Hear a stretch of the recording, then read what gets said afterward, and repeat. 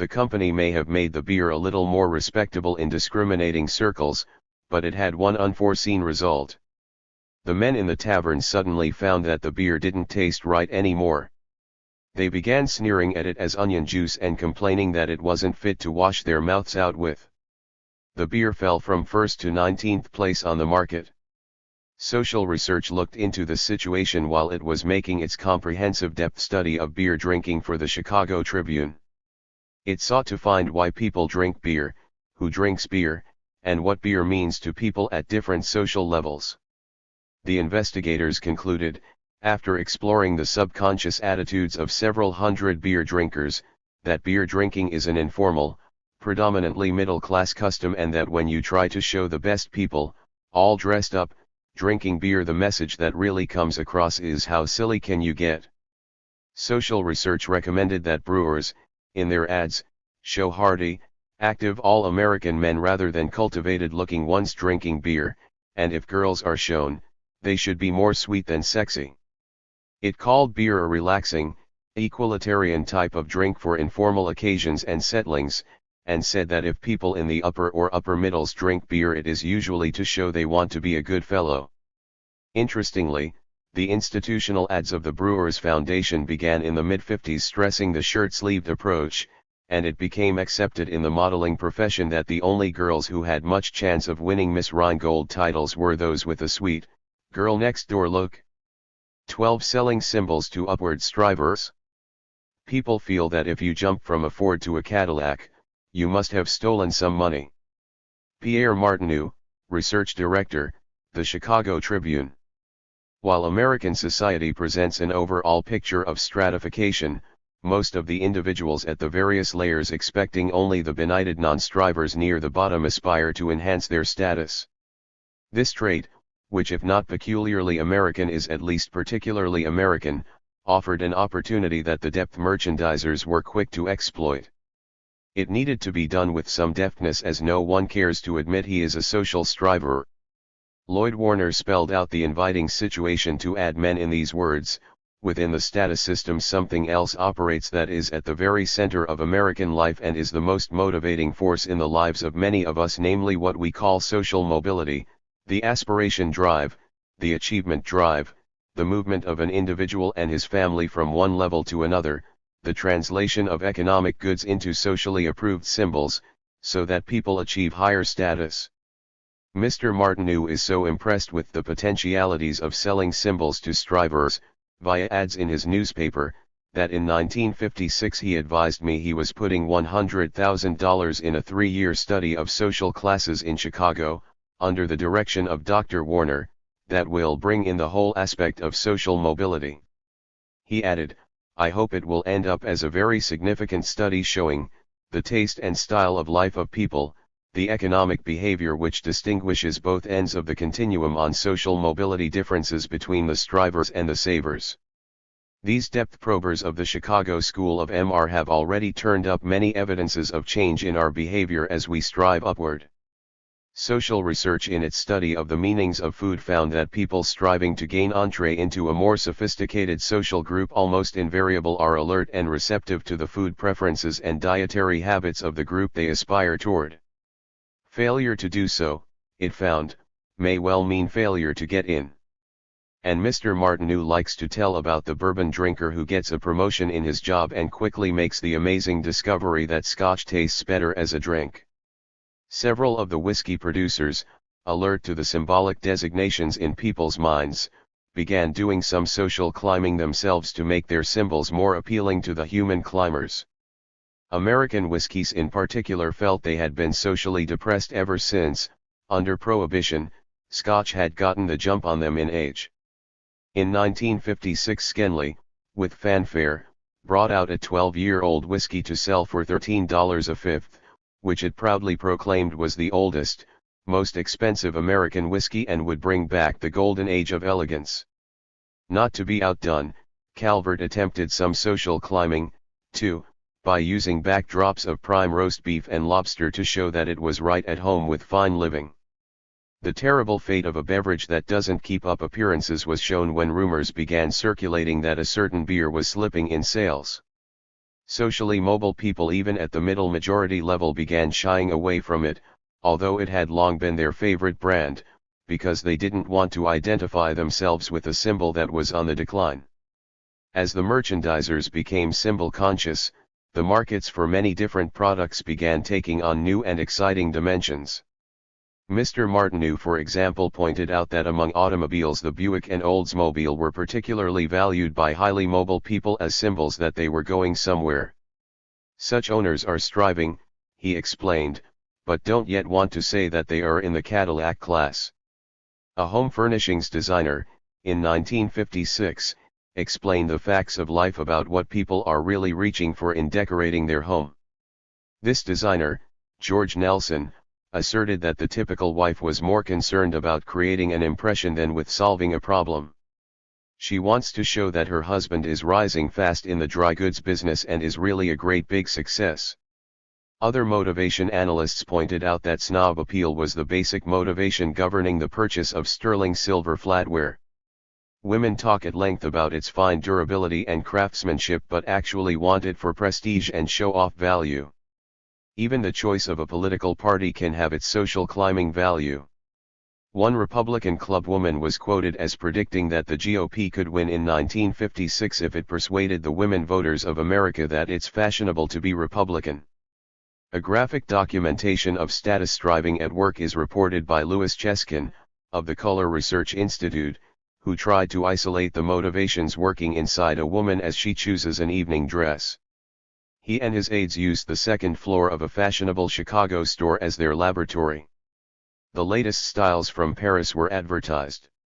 Cheskin clocked women as they came in, pondered, made their decisions, which took on an average 90 minutes. The main attraction was a new Dior style from Paris. The problem was this: the store had the dress in several colors. Mr. Cheskin found that the choice of colors usually boiled down to one of three dresses that appealed to one of the three main motivations impelling women to buy such a dress. The functional need for a dress doesn't really count in such situations. The women's comments and questions indicated which motive was foremost in the back of their mind. One of the bases of appeal, he concluded, was that the woman just loved the dress. It enhanced her libidinous drive. This was her natural preference. Usually this natural, I just love it preference was for the turquoise dress. The second ground for being drawn to a dress was ego involvement. Women who were complexion conscious seemed to give a great deal of though to what the dress would do to their complexion. Many of these were drawn to the fuchsia because they had evidently been told many times that fuchsia looked good on them. Finally, the third ground for preference was style. Vogue magazine had had a large presentation a few months earlier stating that chartreuse was the big prestige color of the moment, the color the best dressed women were wearing. Caught between these three powerful opposing psychological drives, it's little wonder the women took 90 minutes to make up their mind. After watching these women, Mr. Cheskin concluded that in such situations only about 20% of the women will end up buying the dress they just love. Of the remaining 80%, half will buy the dress that is best for their complexion and half the dress that is in style. Mr. Cheskin recalls that one girl, when she first saw the stylish chartreuse dress, commented that the color makes me want to vomit. Yet when she was reminded that it was the latest style in color, she finally ended up buying it. The depth probers studying the most effective ways to sell status symbols to American strivers concluded that most of us are vulnerable to one of three merchandising strategies. One is to offer bigness. Millions of Americans were believed to equate, subconsciously, biggest with best, best at least at making a big impression. A kitchen range maker found himself in trouble because he accepted as fact the explanation many people gave for preferring a large kitchen range rather than a smaller one of equal efficiency. The customers had explained, almost unanimously, that they had bought the bigger stove in order to have more workspace. With this in mind, the company put engineers to work, and they brought out a moderate-sized stove with all working elements engineered more compactly to permit an unusually large workspace. The stove was a dud. Salesmen couldn't move it off the floor. The firm called in a Connecticut market research firm with staff psychologists who examined the problem and concluded, People are willing to pay a great deal more for a little space they don't really use because what they are interested in is not so much the space itself as the expensive appearance of a large range. The yearning to make an impression through bigness has been most vigorously exploited in the automotive field. In the early 50s, when the highways were becoming crowded and some people were complaining about the big fat cars that aggravated the congestion, some of the automakers were besieged with suggestions that they bring out a small, efficient, low-cost car. Even the Wall Street Journal, hardly a journal of malcontents, carried a lengthy letter from a writer who complained that a big heavy car is a chore to drive and to handle, with or without power steering. The writer added, also, riding characteristics improve far less than is popularly pictured. As a car gets large, the choppiness disappears, but pitch and roll become worse. Some of the major car makers explored very carefully the possibility of bringing out a small, compact car. One that did some depth probing to find if a substantial market really did exist in America for a small, compact car found people giving all sorts of interesting explanations for why they wouldn't be interested in a small car. A great many people expressed the feeling that a small car somehow wouldn't be safe. They kept saying they might be run over by trucks.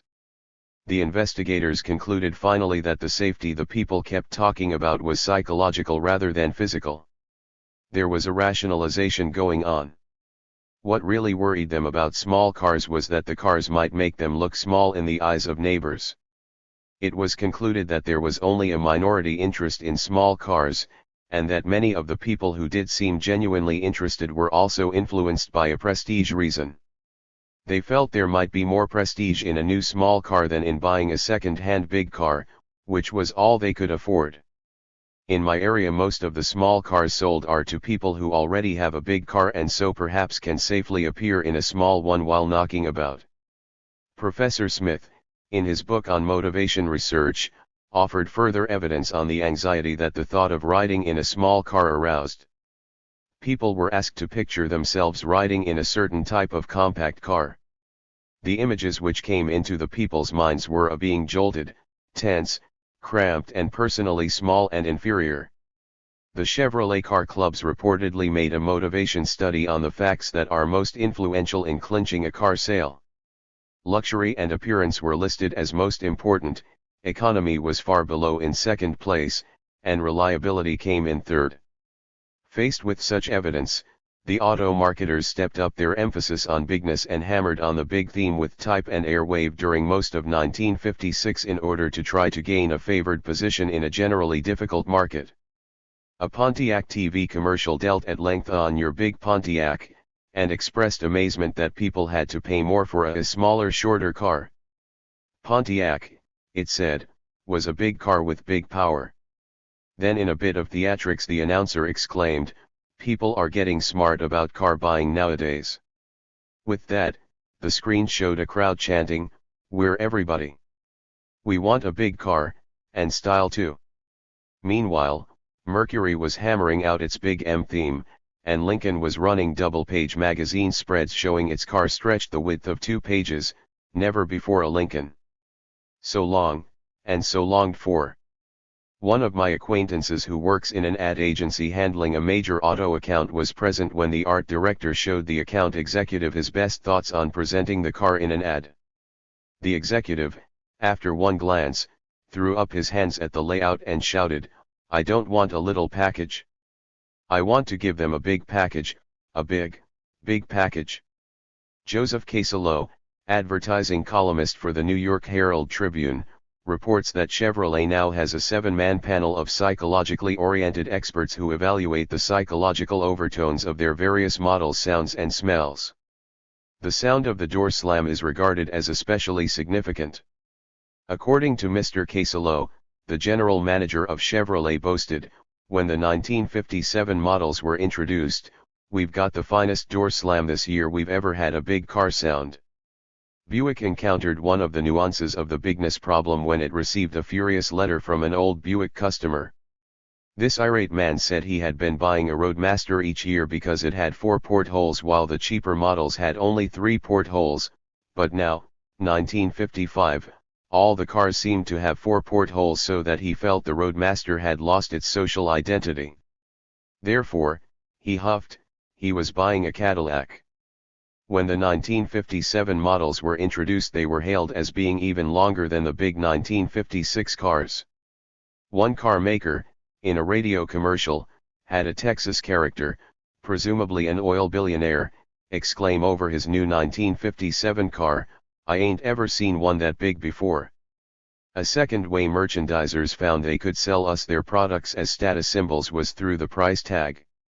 By seemingly inverse logic, many discovered they could increase their sales by raising their price tag, in the topsy-turvy merchandising battle of the mid-50s. This battle for the biggest price tag was waged with particular vehemence in the car field where, Tide magazine observed, the almost insane drive by the consumer for a social prestige car has kept automakers racing to produce the most luxurious vehicle. As Ford Motor Company prepared to unveil its Continental with an up to $10,000 price tag, insiders explained that the real goal was, for prestige purposes, to get a higher-priced car in the Ford line than General Motors had in the Cadillac. It would serve as a rolling institution and its prestige would rub off on the lowlier Ford makes. Tide summed this up by saying that at $10,000 the Mark II Continental is Ford's challenge to G.M's Caddy, top U.S. prestige car. The problem was not to outsell the Caddy but to top it in elegant overtones. There were rumors that applicants for the car would have to submit applications and be screened for financial status and social standing. The Ford people never confirmed this, but they did suggest that the Lincoln dealers would be selective in determining who would get the car in each community and who wouldn't. After the car went on sale, reports from dealers stated that 90% of the people buying paid spot cash. Cadillac responded to the challenge in 1957 by bringing out a $12,500 car. In the face of such potent appeals to upward striver, Chevrolet, caught with a moderate price tag, fought back by taking a tack of psychologically spiked condescension. It started with elaborate casualness in the New Yorker magazine, itself known for sophistication. One of our people has a psychologist friend and the friend says that the auto is bought as a status symbol in many cases, as a reflection of the owner's position, importance, and take-home pay. Well, now maybe that's the reason a lot of people buy higher-priced cars instead of Chevrolets. Because it couldn't really be a matter of more room, say, or power, or ride and road ability. So if this psychologist is right, these people are buying higher-priced cars just to prove that they can afford them. That might well be. As you know, people are strange and wonderful and contrary. But we love them. Particularly those who don't buy the most expensive car they possibly can. Meanwhile, Chevrolet did not hesitate to try to sell itself as a status symbol on another basis in Life magazine, where it was shown in ads in a very plush steeplechase setting calculated to impress symbol-conscious people. Many products besides cars started to be sold to upward strivers largely on the merits of being the most expensive. Jean Patou Incorporated proudly advertised that its Joy perfume was the costliest perfume in the world, $45 an ounce. The director of the National Association of Tobacco Dealers reminded colleagues that the man who offers you a 35-cent package of cigarettes is doing a little advertising of his own. He is letting you know that he has arrived. Everything that the marketer says or does with his product must reinforce this belief. Papermate introduced a $50 ballpoint pen reportedly just to lift the prestige of its name a little, and Kiwuti brought out a $50 pipe for the same reported reason. The third strategy that merchandisers found was effective in selling products as status symbols was to persuade personages of indisputably high status to invite the rest of us to join them in enjoying the product. The testimonial can be a mighty effective selling device, Printers Inc. pointed out, cynics to the contrary. This is particularly true where the celebrity has some plausible ground for being interested in the product. Testimonials by celebrities were not a new discovery, but in the early 50s they were placed on a systematic basis. The man who did it was Jules Alberti, a dapper man who set up Endorsements Incorporated, after World War II on a $500 investment.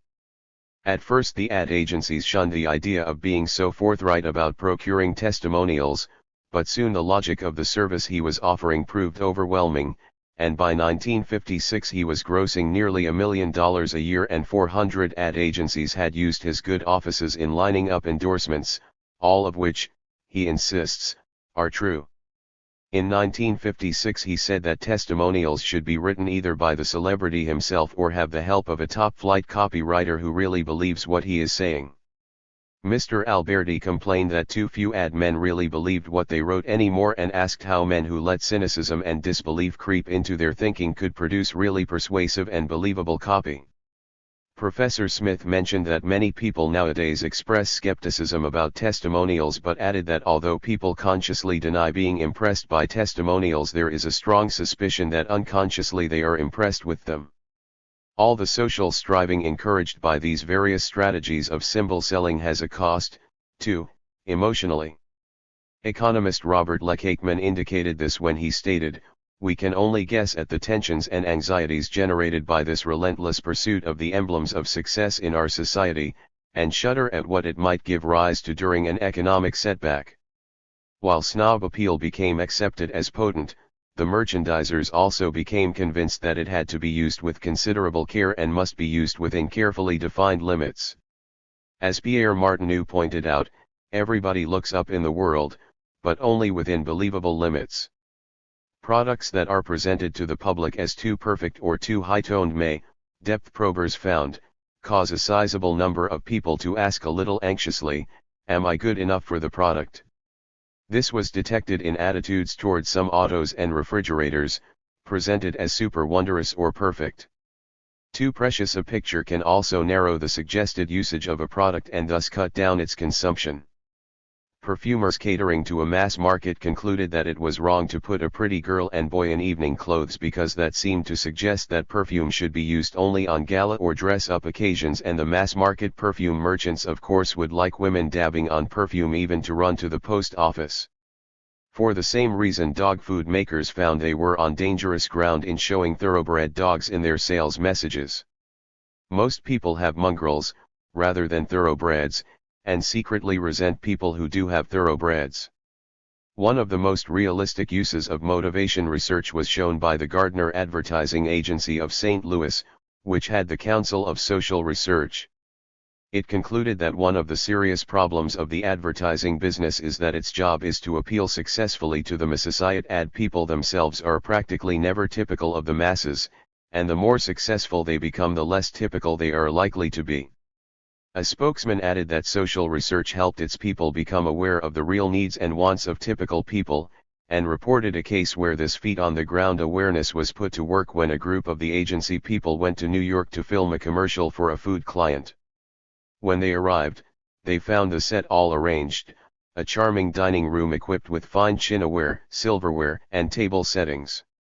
They had actors ready, too. The mother for the ad was a chic, aristocratic lady dressed in a woolen creation which obviously didn't come from a Sears, Roebuck catalog.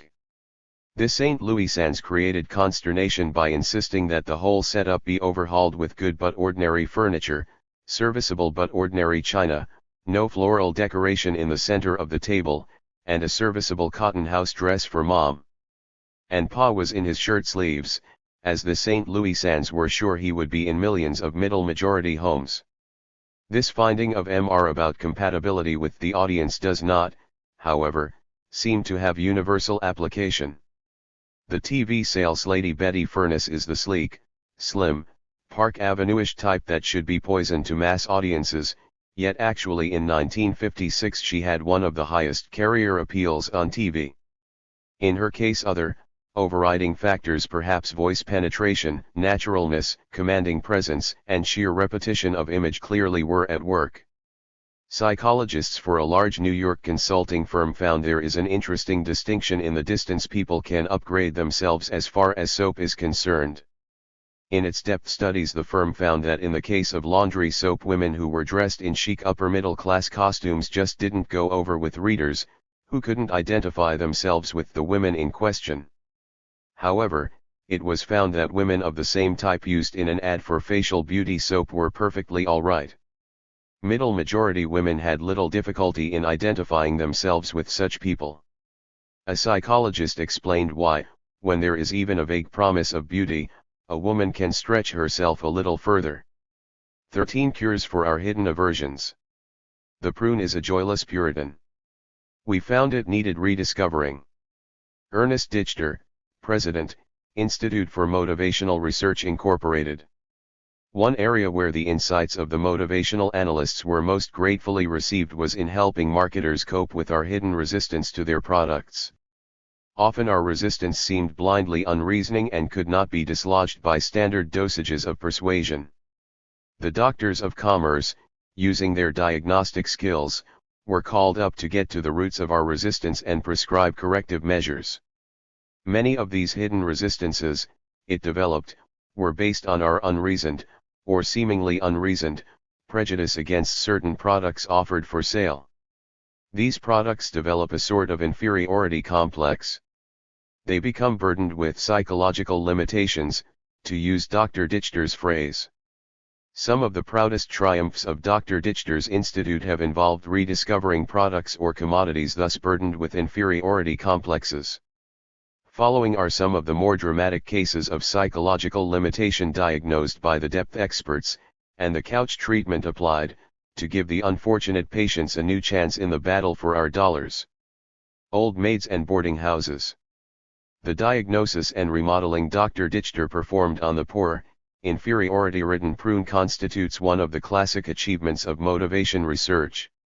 The merchandisers of prunes had become exceedingly discouraged in their efforts to persuade Americans to eat prunes, even in the quantities consumed in former years. With something akin to desperation, the California Prune Advisory Board turned to the Institute for Motivational Research for counsel. Dr. Dichter, perhaps naturally, suspected that subconscious resistances were working against the prune. A non-subconscious factor might be the problem of coping with pits while eating prunes. The variety of hidden meanings the prune held to Americans, however, astonished even with his case workers. The prune's image was ridden with meanings, all unfortunate. When word association tests were tried on people, the first thoughts that came to the surface of their minds in reference to prunes were such thoughts as old maid, dried up. In his studies of the place the word prune had in the English language, he came upon such phrases as old prune face and dried up old prune. When his investigators conducted their depth interviews, they found that prunes were thought of as a symbol of decrepitude and devitalization. Others thought of prunes in terms of parental authority. They remembered that as children they were often directed to eat prunes because they ought to, or because prunes are good for you. Prunes were associated with boarding houses where they were served by parsimonious landladies, with stingy, ungiving people, with joyless Puritans.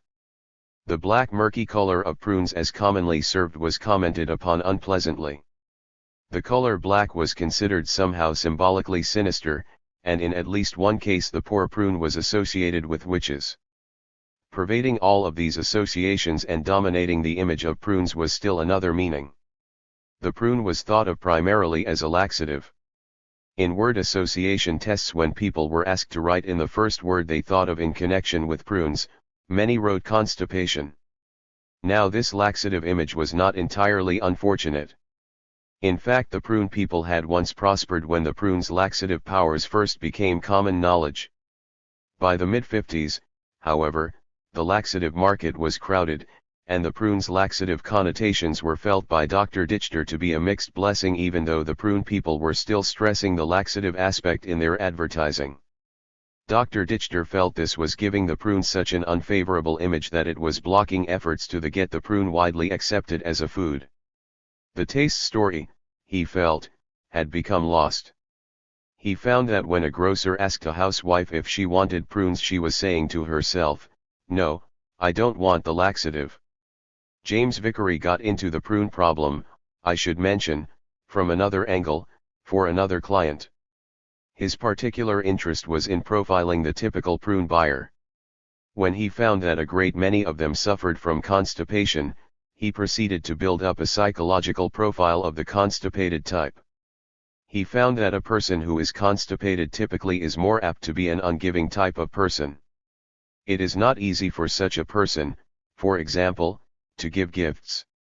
All this should indicate the dreadful state the poor prune had gotten itself into. What should be done? The various depth probers couldn't agree among themselves on how to handle the laxative angle.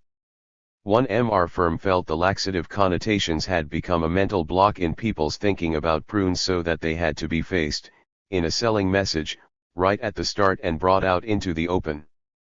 It found in tests that when the laxative aspect was stated at the outset, anxiety of the respondents was measurably reduced and favorable attitudes toward prunes were increased.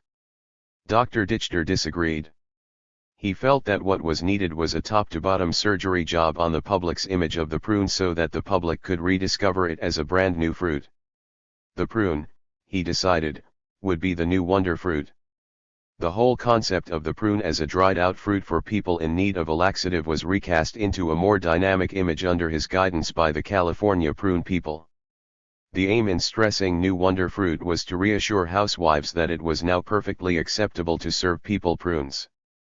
Overnight the prune became a delightful, sweet fruit, almost a candy, if you were to believe the ads.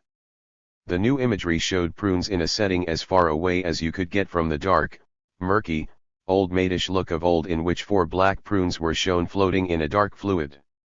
In the new ads, gay, bright colors were used and childish figures were shown playing. Later the image figures of youth gradually changed from children to pretty girls figure skating or playing tennis. And where prunes were shown, they were in bright, gay-colored dishes or shown against white cottage cheese, with the pictures were jingles saying, "Put wings on your feet and get that top of the world feeling." One ad said, "Prunes help bring color to your blood and a glow to your face." In its public image the prune became a true-life Cinderella. As for the laxative angle, it was now mentioned in passing near the bottom of the message. One ad showing the cute figure skater concluded with these words, "And, a gentle aid to regularity. When you feel good, good things happen to you. So start eating prunes today till you have energy to spare." The rediscovered prune soon was enjoying a spurt in sales. By 1955, a few years after Dr. Dichter began his couch treatment, the prune was being hailed in the press as the exception in the farm dilemma. While price and consumption of most food crops were dropping, both the consumption and price to the grower of prunes were rising. Industry spokesmen attributed this phenomenon to the new very real interest in prunes among consumers. That man. When the so-called lung cancer scare started making millions of cigarette smokers thoughtfully reassess their smoking practices, the more enterprising of the cigarette holder makers tried to move in to win new customers in a large-scale way.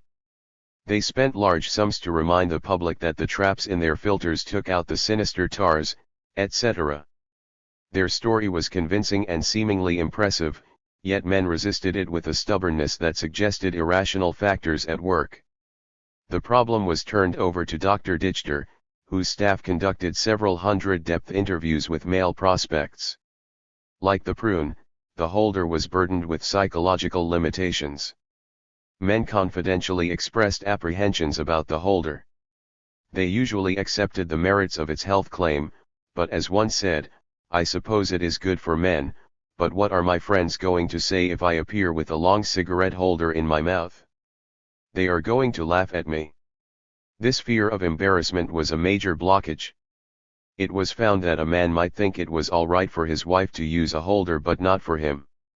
The gender of the holder image was distinctly feminine. Men who used it were thought of as affected or odd.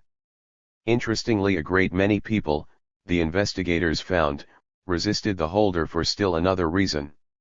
It seems that many people held a grudge against the poor holder because a president of the United States who had died nearly a decade before frequently used one. I'm referring to that man Franklin D. Roosevelt, who was frequently shown in photograph and cartoon with a holdered cigarette clenched jauntily in his teeth.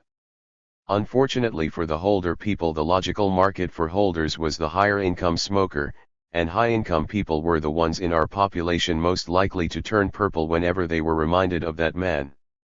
Dr. Dichter recommended, and the holder maker agreed, that a new personality should be created for holders that would take them as far away in imagery from the holders used by FDR and by women as possible. A rugged, stubby holder was created in masculine browns and blacks, reds, blues, and whites, and elongated ones were reserved for women. The ad copy perd, just a little holder. A picture showed one man smoking a plain cigarette and another using the squatty holder. "Can you see the difference?" the ad asked. And to show that everyday men could safely use holders, illustrations showed men at baseball games happily puffing on their holdered cigarettes. The lazy housewife.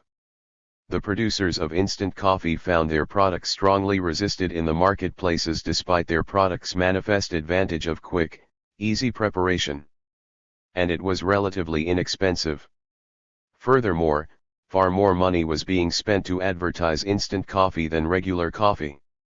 Still, it was resisted and accounted for only a fraction of the dollars spent by families for coffee. Efforts were made to find out why there seemed to be unreasonable resistance to the product. The answer most people gave was that they didn't like the taste. Producers suspected there might be deeper reasons.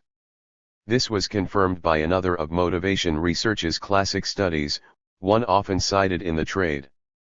Mason Hare, of the University of California, constructed two shopping lists that were identical except for one item. There were 7 items. On both lists were hamburger, carrots, bread, baking powder, canned peaches, potatoes, with brands or amounts specified. The 5th place item on one list, however, read 1 lb. Maxwell House Coffee, and the 5th place item on the other list read Nescafé Instant Coffee. Seemingly, therefore, the two lists were almost identical. One list was given to a group of 50 women, and the other to a different group of 50 women. The women were asked to study the list given to them and then describe, as far as they could, the kind of woman, personality and character, who drew up the shopping list. Nearly half of the women described the housewife who drew up the list including instant coffee as lazy and a poor planner. On the other hand, only one woman mentioned that the woman making the list containing regular coffee was lazy, and only 6 suggested she was a poor planner. 8 mentioned that the woman making the instant coffee list was probably not a good wife. No one drew this conclusion about the woman making the regular coffee list. In short, the words instant coffee seemed loaded with unfortunate connotations. Pierre Martineau found that advertisers of instant coffee had been accentuating this unfortunate image by harping on such words as efficient, quick, time-saving, economical. They were words without emotional overtones. The regular coffee makers, he said, stressed flavor, aroma, rich full body so that you smelled and heard the coffee perking. The result of Instant's ad was that housewives might feed their husbands instant coffee but might hesitate to offer it to guests. Mr. Martineau urged the instant people to take a cue from the regular coffee makers. By the mid-50s, the major producers of instant coffee were energetically building emotional overtones and social status into their product. Nescafé in 1956 was running full-color, full-page ads in ladies' magazines with the entire page filled with rich, brown coffee beans as a backdrop to a steaming cup of coffee, and the words stressed were 100% pure coffee and satisfy your coffee hunger. And other ads for Nescafé were promised showing Emily Post, the final word on what is socially proper in America, serving instant coffee with pride. Evidence that this approach by the instant coffee people was sound was seen in the fact that although instant coffee had been on the market more than a decade, it began achieving mass acceptance only in the mid-50s. Meanwhile, Dr. Dichter was hired by the Pan American Coffee Bureau to see if the image of regular coffee could be improved. He found regular coffee in danger of being accepted as commonplace and old shoe and utilitarian. Also, he found some coffee drinkers feeling a little guilty about drinking too much. The Bureau was so impressed that it keyed a big new campaign to his recommendation to make coffee seem more exciting by such devices as showing how coffee is served in Vienna and other romantic or elegant places. Sickly brew. While coffee had gotten itself into a mildly old shoe image, tea had worked itself into a really bad spot in our mental imagery. Sales were in a long-term decline. By 1946, Americans were drinking only 1/3 as much tea as they were drinking in 1900 per capita, and they were drinking about 1/20 as much tea as coffee. In response to cries for help, Dr. Dichter and his staff depth probed the situation and found that the tea producers not only had fallen into a hole but were busily digging the hole deeper in their sales appeals. They were saying that tea was just the thing if you were feeling miserable or fatigued or irritable, or if you felt a cold coming on. Tea had gotten itself to the point where you were most likely to think of it if you felt you were on the verge of becoming sick in bed. People would look at the tea ads and say to themselves, according to the Institute's findings, well, I'm not irritable. I will drink coffee. Added to this, tea was limited psychologically because the public had come to think of it in terms of Asiatics and sissies and club ladies as its favorite consumers. The tea ads further aggravated all the brew's difficulties, Dr. Dichter found, by their insipid look, washed out blues and yellows mainly. In his explorations, Dr. Dichter concluded that there was still another handicap that should be faced. That was an awkward fact of history: the Boston Tea Party. He purported to find, in tracking down tea's difficulties, that Americans had been subconsciously resistant to tea ever since that night nearly 2 centuries ago, when colonial patriots in a burst of exuberance tossed a cargo of British tea into the Boston harbor. The continued, admiring gloating over this act of rebellion in American schoolrooms, he concluded, has over the centuries imbued young Americans with an anti-tea attitude. Dr. Dichter advised tea people that a part of their corrective campaign ought to start right in American classrooms and with the writers of American histories. Americans should be taught, he said, that the Boston Tea Party was not a protest against tea but rather a dramatic expression of the importance of tea in the life of Americans in revolutionary times. At first thought, this thesis may sound preposterously far-fetched. A study of colonial life in pre-revolutionary days does reveal, however, that American consuming habits were closely tied to tea and that many women in particular felt they couldn't live without it. The problem of straightening Americans out on the real meaning of the Boston Tea Party was admittedly a long-term project, but there were some things tea merchants could do right away, Dr. Dichter felt, to get out of their downward spiral. He urged the Tea Council to put some muscle in the tea mage, make it more of a virile brew and get it out of the current image as a gentle medicinal sauce for ladies and sissies to sip.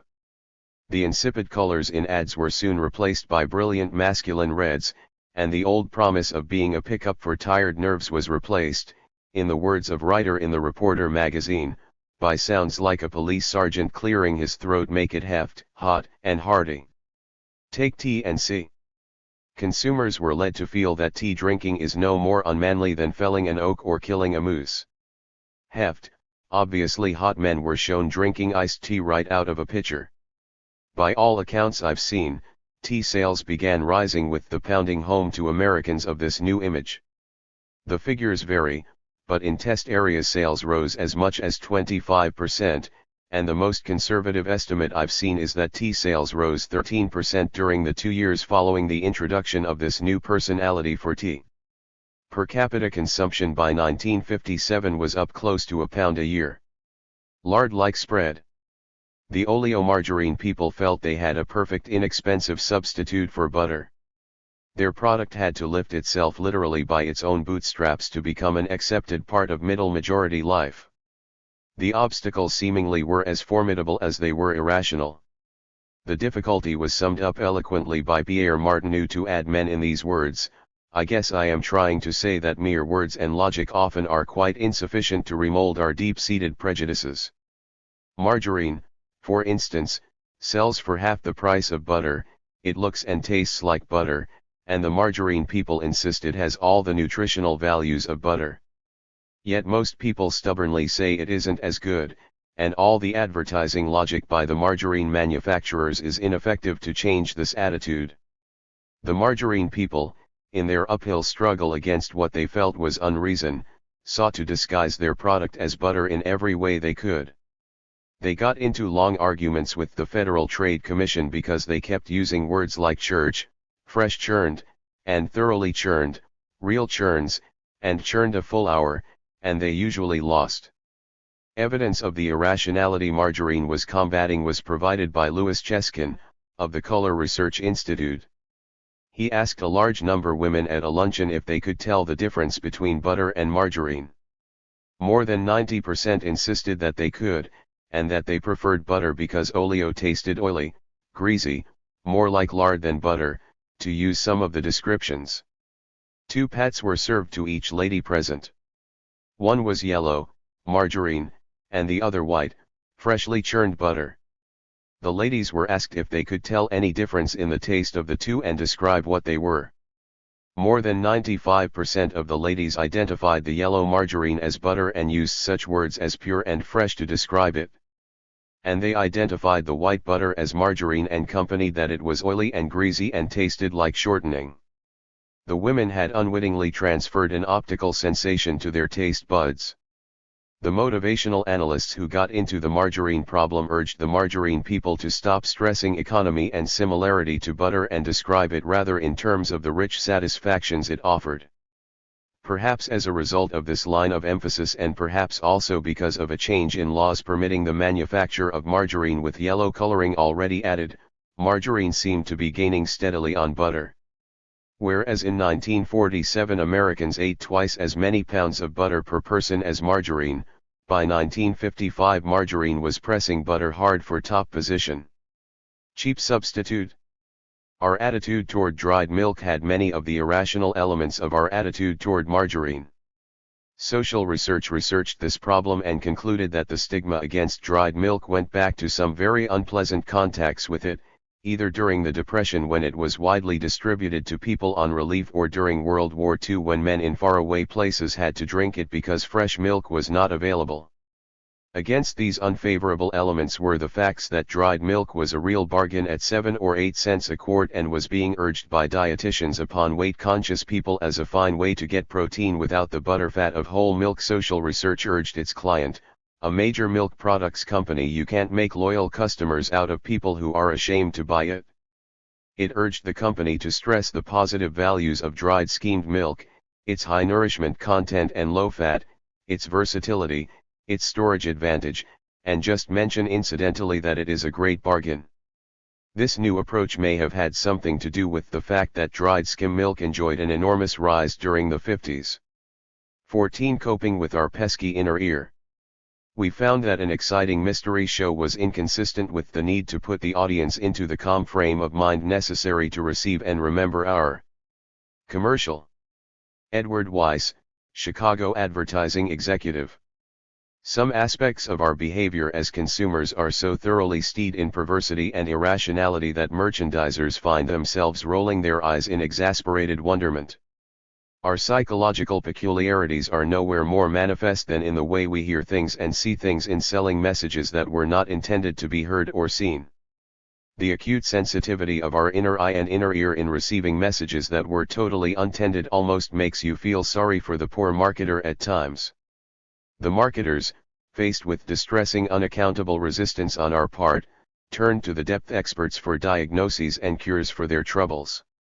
These experts began testing messages not only for their literal content but also for the residual impression they were actually leaving on prospects. A refrigerator maker ran into trouble trying to convince housewives of the wondrous performance of his magic automatic defrosting system. In the ad in print and on TV, the refrigerator was shown with the door wide open, unattended. The Institute for Motivational Research, in talking to housewives who had seen this ad, found what it believed to be the reason for their failing to try to buy the wonderful product. It found that all the messages about the merits of automatic defrosting had gone right past the women, unheeded.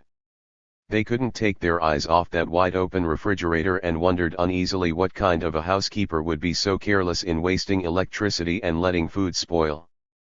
After that, the refrigerator maker was always careful to show a housewife with her hand on the open refrigerator door. A washing machine maker, Bendix, got itself into a distressing state of misunderstanding with prospects by showing its automatic washing and drying the family's clothes while the family snoozed. The ad agency conceiving this theme, your family wash all washed and dried while the family and you are sleeping, had decided the picture would be more an eye-stopper if all 5 members of the family were shown in one bed. That was the graphic sight that greeted viewers of the ad. The viewers, instead of being impressed by the wonders of a washer that would serve a family in such a way, were indignant, and several dozen even went to the trouble of writing the company a hot letter. The gist of their complaint, according to Advertising Age, was that these people had spread themselves so grandly to buy appendix to Umatic when they can't afford to buy enough beds to go around. In another case, this time a medical society, the persuasion misfired when the society tried to admonish the public that it should take its medical business only to legitimate doctors, members of the official society. To make this point, it showed pictures to hundreds of people that illustrated what happened to a girl who went to a quack for x-rays and ended up with a badly burned face. This picture was widely shown about the county, and coincidentally the doctors in the area found people suddenly reluctant to permit themselves to x-rayed by any doctor, quack or legitimate. The maker of a fiberglass luggage found in tests that the luggage was virtually indestructible. Its ad men, in a burst of imagination, persuaded the company to boast that the luggage was so rugged it could survive even a drop from an airplane. When the luggage was dropped, sales dropped too. Motivational analysts who were called in found that people seeing the ad were disconcerted and antagonized. Their minds quickly became flooded with unpleasant thoughts about plane crashes and didn't see much consolation in having a luggage that could survive a crash if they couldn't. Also, the American Petroleum Institute found from motivation studies that many people do not react well at all to pictures of gushing oil wells. While a gusher may be a gladdening sight to any oil man, many others, it was found, may react by being subconsciously resentful and jealous of all the sudden or easy wealth that someone else is getting. Other people, motivational analysts have found, leap to making unfortunate and unintended subconscious associations. A maker of a soup mix got into trouble when it began offering in its soup mix package a coupon entitling the buyer to a free pair of nylon hose. Now that might seems like a pretty good come-on device to promote the sale of soup. It didn't. Psychologists investigating the unexpected resistance found that the people seeing the offer were offended. Subconsciously they associated feet and soup and were alienated because they didn't like the idea of feet being in their soup. One of the major persuasion campaigns undertaken in the mid-50s was that of many of the major brewers who sought to convince us their brews were low-calorie. This was inspired by the sudden calorie consciousness of millions of Americans who, made anxious by the message of a host of low-calorie food producers, were waistline conscious. The beer producers began trying to outdo each other in promising the public a low-calorie drink. There reportedly was a spurt in sales, but psychologists viewed the campaign with foreboding. As Sidney Levy, of Social Research, asked, a low-calorie promise may sell beer, but in the long run what is it saying about the nature of beer? Wasn't it reminding the public that beer might be fattening? And wasn't the company suggesting that its beer, if really low-calorie, was somewhat denatured? Dr. Dichter's Institute confirmed some of these worst fears when, for a West Coast brewer, it discovered through word association tests the thoughts and pictures that spring into people's mind when they saw the words low-calorie. The words that welled up from the people's subconscious were such things as diet, Weight Watcher, fat lady, punishing self, and so on. Throughout were strong overtones of self-deprivation, unhappiness, and discomfort. The Institute concluded that a low-calorie appeal for beer was psychologically contradictory. Calorie consciousness is really a form of psychological penance. People go on diets really, it concluded, to punish themselves for self-indulgence. Low-calorie diets are not supposed to be pleasant, or else they will not fulfill their psychological purpose.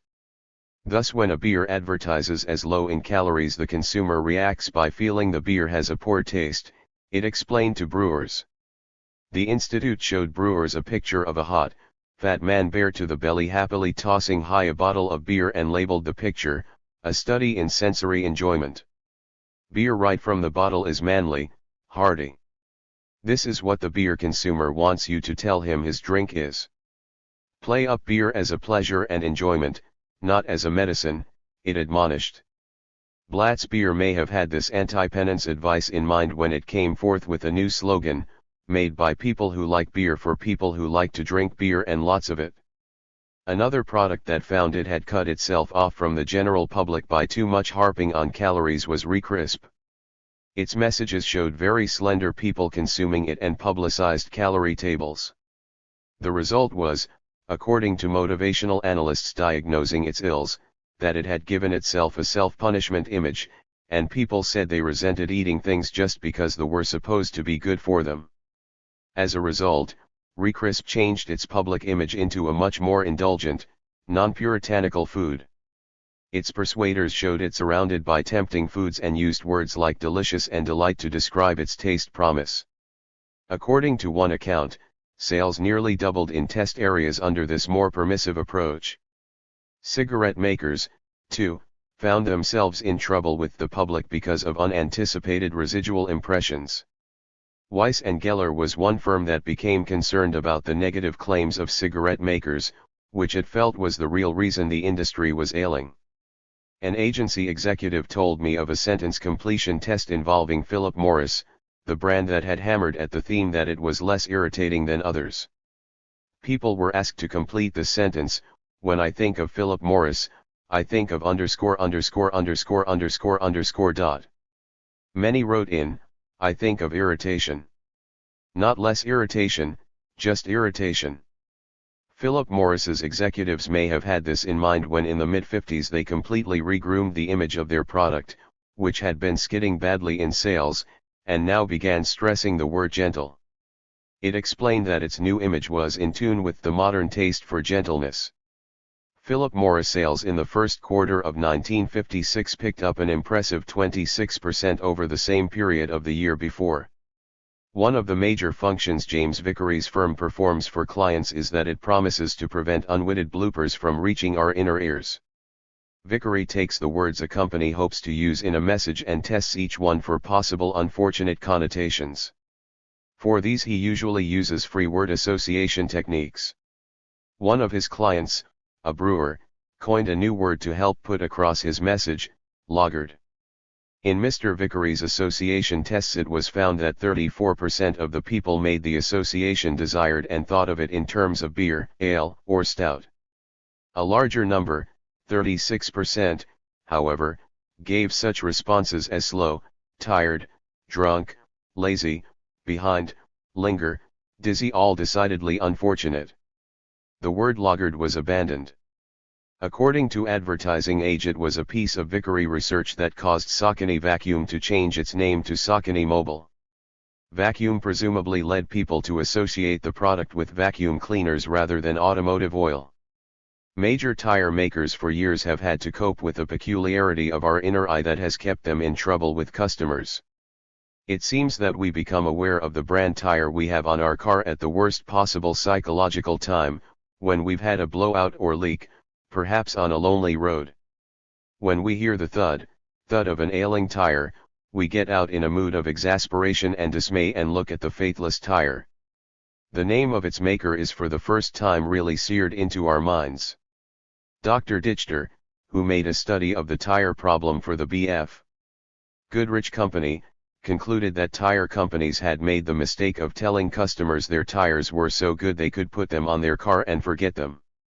That was what the customers did, forget them until they were brought back into an intense state of tire awareness by a tire failure. The problem, he advised, was to keep telling people to look at their tires and be thankful they had again performed Trojan service for the owner in a strenuous test. Within that formula, people should be reassured about their tires, and they should be constantly reassured, he said, because tires contribute more to a driver's insecurity when they fail than any other kind of failure. Firestone apparently had this in mind when it began hammering in 1956 that it was really selling built-in peace of mind. The phrase was italicized and repeated 4 times in a single ad. Dr. Dichter makes the further point about cars that many male car owners really regard their cars as a part of themselves and appreciate plenty of evidence that the garageman is servicing it with loving care. They deeply resent signs that their car is getting rough or unappreciative treatment and will intensely resent the trade-in man who, perhaps deliberately, looks at the car as if it were a worn-out old horse. The television people frequently found themselves frustrated by the peculiarities of our hidden ears and eyes in trying to put across sales messages. They found, for example, that a show can be too exciting for their own good. Weiss and Geller found itself somewhat embarrassed because the TV show it had packaged to sell Mogen David wine was not producing desired results. It was, admittedly, delighting the audience with its chilling, exciting whodunit mysteries. The show enjoyed a high rating but wasn't selling wine. Motivational analysts were put to work on the problem. They found in probing people watching the show that the excitement of the show induced a kind of emotional frenzy in the audience. While this was temporarily exciting, it tended to freeze the audience. To supplement their probings, the investigators dug into studies that had been made of people filled with suspense, the kind a really good mystery drama is supposed to provide. A Columbia University psychologist, Dr. J.A.M. Mirlug, found, for example, that when panic hits, people involved remain peculiarly impassive in their behavior, they make no plans, they are frozen in space, they don't think. Many people who came out of panic do not remember anything that happened during their affliction. When people are in panic, they cannot take any action of any kind, mental or physical. The agency decided that even the small degree of panic induced by its mystery show, exhilarating as the state might be to the audience, was causing the viewers marked memory loss so that they were not retaining the announcer's instruction to go right out and buy Mogen David wine. Quite possibly some weren't even hearing the commercial. The probers found that the excitation of the mystery acted as a shock and blotted out the folksy feeling the announcer was trying to build up in connection with the wine. A calmer, more gentle type of show was substituted, an easygoing panel show. In test area, sales of the wine shot up more than 1,000%. Another TV advertiser found sales went up 66% when he substituted a non-crime show. A show can be not only too suspenseful but too funny for its own good. That at least was the sad conclusion of the Philip Morris people, who poured millions of dollars into their top-rated comedy show I Love Lucy. While Lucy became the most popular show on television, Philip Morris sales lagged behind and in fact dropped 17%. As I've indicated, other factors involving the brand's image may have been at work, too, but as Tide magazine reported, there are those at Philip Morris who subscribe to the idea that an extremely good show might never sell products. Reason: you tend to talk about the program during the commercials. This raises questions. Is an advertiser better off with a less than top-rated show in order to get commercials across? That observation was made in early 1955. By 1957, some viewers of United States television might raise questions themselves. Were some of the resolutely mediocre shows on television that way by design, to increase the impact of the commercials? Meanwhile, ad men in San Francisco were admonished by an agency president to offer listeners something besides a straight, hard-hitting sales pitch that might antagonize listeners. He pointed out that in the days of radio, people could simply turn off their inner ear when a familiar and unwelcome commercial began. He added, "This is not so easy to do with television. It takes physical effort to move your eyes away from the TV screen and at the same time turn off your ears. The opportunity for making an unfavorable impression on television is very great, and in our opinion many manufacturers have seized upon it. A TV commercial should give the viewer something in addition to a sales pitch. He should be rewarded in terms of some sort of emotional satisfaction for viewing the commercial. In short, put more deep-down appeal into the pitch." 15. The psycho-seduction of children. Today, the future occupation of all moppets is to be skilled consumers. David Reisman, The Lonely Crowd.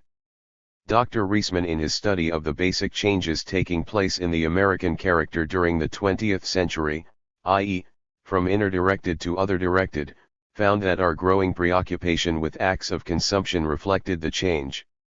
This preoccupation, he noted, was particularly intense, and intensively encouraged by product makers, at the moppet level.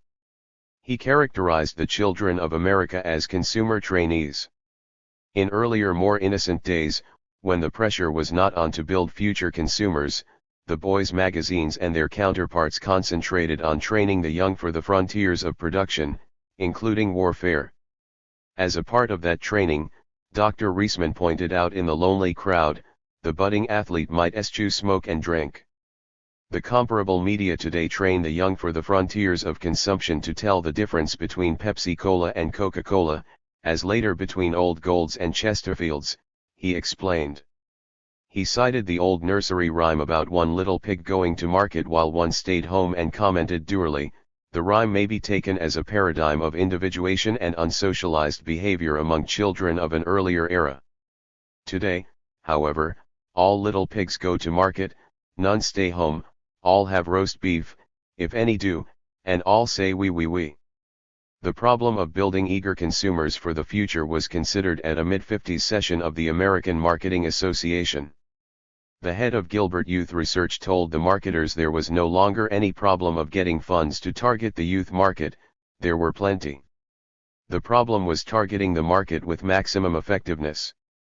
Charles Sievert, advertising columnist for the New York World Telegram and Sun, explained what this targeting was all about by saying, of course the dividend from investment in the youth market is to develop product and brand loyalty and thus have an upcoming devoted adult market. A more blunt statement of the opportunity Moppets present appeared in an ad in Printers Inc. several years ago. A firm specializing in supplying education material to school teachers in the form of wall charts, board cutouts, and teachers' manuals made this appeal to merchants and advertisers, eager minds can be molded to want your products. In the grade schools throughout America are nearly 23 million young girls and boys. These children eat food, wear out clothes, use soap. They are consumers today and will be the buyers of tomorrow. Here is a vast market for your products. Sell these children on your brand name and they will insist that their parents buy no other.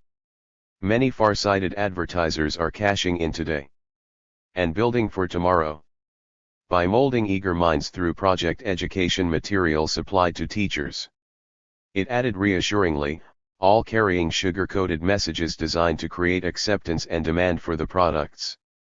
In commenting on this appeal, Clyde Miller, in his The Process of Persuasion, explained the problem of conditioning the reflexes of children by saying, it takes time, yes, but if you expect to be in business for any length of time, think of what it can mean to your firm in profits if you can condition 1 million or 10 million children who will grow up into adults trained to buy your product as soldiers are trained to advance when they hear the trigger words forward march.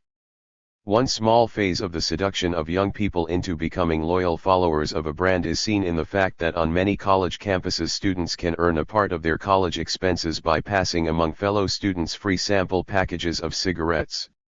The potency of television in conditioning youngsters to be loyal enthusiasts of a product, whether they are old enough to consume it or not, became indisputable early in the 50s. A young New York ad man taking a marketing class at a local university made the casual statement that, thanks to TV, most children were learning to sing beer and other commercials before learning to sing the Star-Spangled Banner.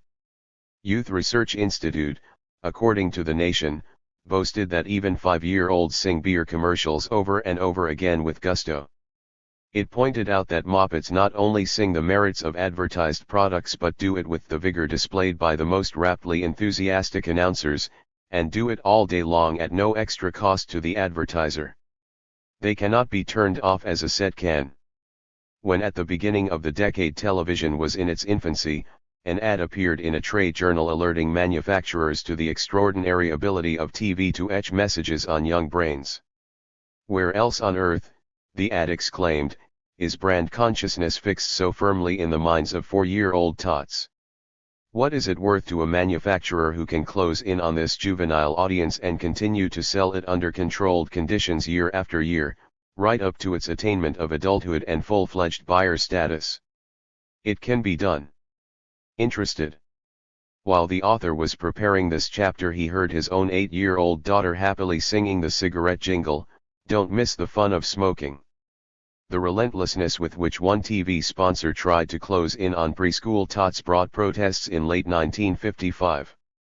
Jack Gould, TV columnist of the New York Times, expressed dismay at a commercial for vitamin pills that Dr. Francis Horwich, principal of TV's Ding Dong School for Preschool Children, delivered. It seems she used the same studied tempo she used in chatting to children about toys and helping mother while she demonstrated how pretty the red pills were and how easy to swallow they were. She said she hoped they were taking the pills every morning like I do, and urged them to make sure the next time they visited a drugstore that their mother picked out the right bottle. Gould commented. To put it as mildly as possible, Dr. Horwich has gone a step too far in letting a commercial consideration jeopardize her responsibility to the young children whose faith and trust she solicits. First, he pointed out, was the simple factor of safety. Small children should be kept away from pills of all kinds and certainly not be encouraged to treat them as playthings. A lot of different pills, including mama's sleeping pills, can be pretty and red and easy to swallow, and after all pre-kindergarten children can't read labels. Gould doubted whether TV had any business deciding whether tots do or do not need vitamin pills. He felt that a vitamin deficiency is better determined by a parent after consultation with a physician rather than a TV network. Finally, he observed, using a child's credibility to club a parent into buying something is reprehensible under the best of circumstances. But in the case of a product bearing on a child's health it is inexcusable. Doctors wrote in commending Gould for his stand, and a mother wrote that she found herself appalled at the amount of commercialism our children are being subjected to. Mr. Gould's complaints notwithstanding, the merchandisers sought to groom children not only as future consumers but as shills who would lead or club their parents into the sales room. Dr. Dichter advised a major car maker to train dealer salesmen to regard children as allies rather than nuisances while demonstrating a car. The salesman, instead of shoving them away, should be especially attentive to the kiddies and discuss all the mechanisms that draw the child's attention. This, he said, is an excellent strategy for drawing the understanding permissive father into the discussion. In late 1955 a writer for The Nation offered the opinion that the shrewd use of premiums as bait for kiddies could mangle the parents' usual marketing consideration of need, price, quality, and budget. He cited as one example General Electric's offer of a 60-piece circus, a magic ray gun, and a space helmet to children who brought their parents into dealers' stores to witness new GE refrigerators being demonstrated. Sylvania reportedly offered a complete Space Ranger kit with not only helmet but disintegrator, flying saucer, and space telephone to children who managed to deliver parents into sales rooms. And Nash Cars offered a toy service station. This writer, Joseph Selden, concluded, manipulation of children's minds in the fields of religion or politics would touch off a parental storm of protest and a rash of congressional investigations. But in the world of commerce children are fair game and legitimate prey. Herb Sheldon, TV star with a large following of children, offered this comment in 1956, "I don't say that children should be forced to harass their parents into buying products they've seen advertised on television, but at the same time I cannot close my eyes to the fact that it's being done every day."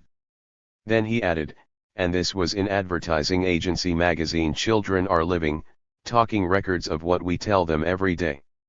Motivational analysts were called in to provide insights on the most effective ways to achieve an assured strong impact with children. Social research got into this problem with a television study entitled Now, for the Kiddies. It found that two basic factors to be considered in children's TV programs are filling the moppet's inner needs and making sure the program has acceptability, i.e., appease mom, for one thing, so that she won't forbid the child to listen to it, which is an ever-present hazard. Social research offered some psychological guideposts. A show can appeal to a child, it found, without necessarily offering the child amusement or pleasure. It appeals if it helps express his inner tensions and fantasies in a manageable way. It appeals if it gets him a little scared or mad or befuddled and then offers him a way to get rid of his fear, anger, or befuddlement. Gauging the scariness of a show is a difficult business because a show may be just right in scariness for an 8-year-old but too scary for a 6-year-old and not scary enough for a 10-year-old. Social research diagnosed the appeal of the highly successful Howdy Doody and found some elements present that offered the children listening far more than childish amusement. Clarabelle, the naughty clown, was found consistently to exhibit traits of rebellious children. Clarable, it noted, represents children's resistance to adult authority and goes generally unpunished. The report stated, in general the show utilizes repressed hostilities to make fun of adults or depict adults in an unattractive light. The bad characters, Chief Thunder Thud, Mr. Bluster, Mr. X, are all adults. They are depicted either as frighteningly powerful or silly. When the adult characters are shown in ridiculous situations, such as being all tangled up in their coats or outwitted by the puppets, the child characters in the show are shown as definitely superior.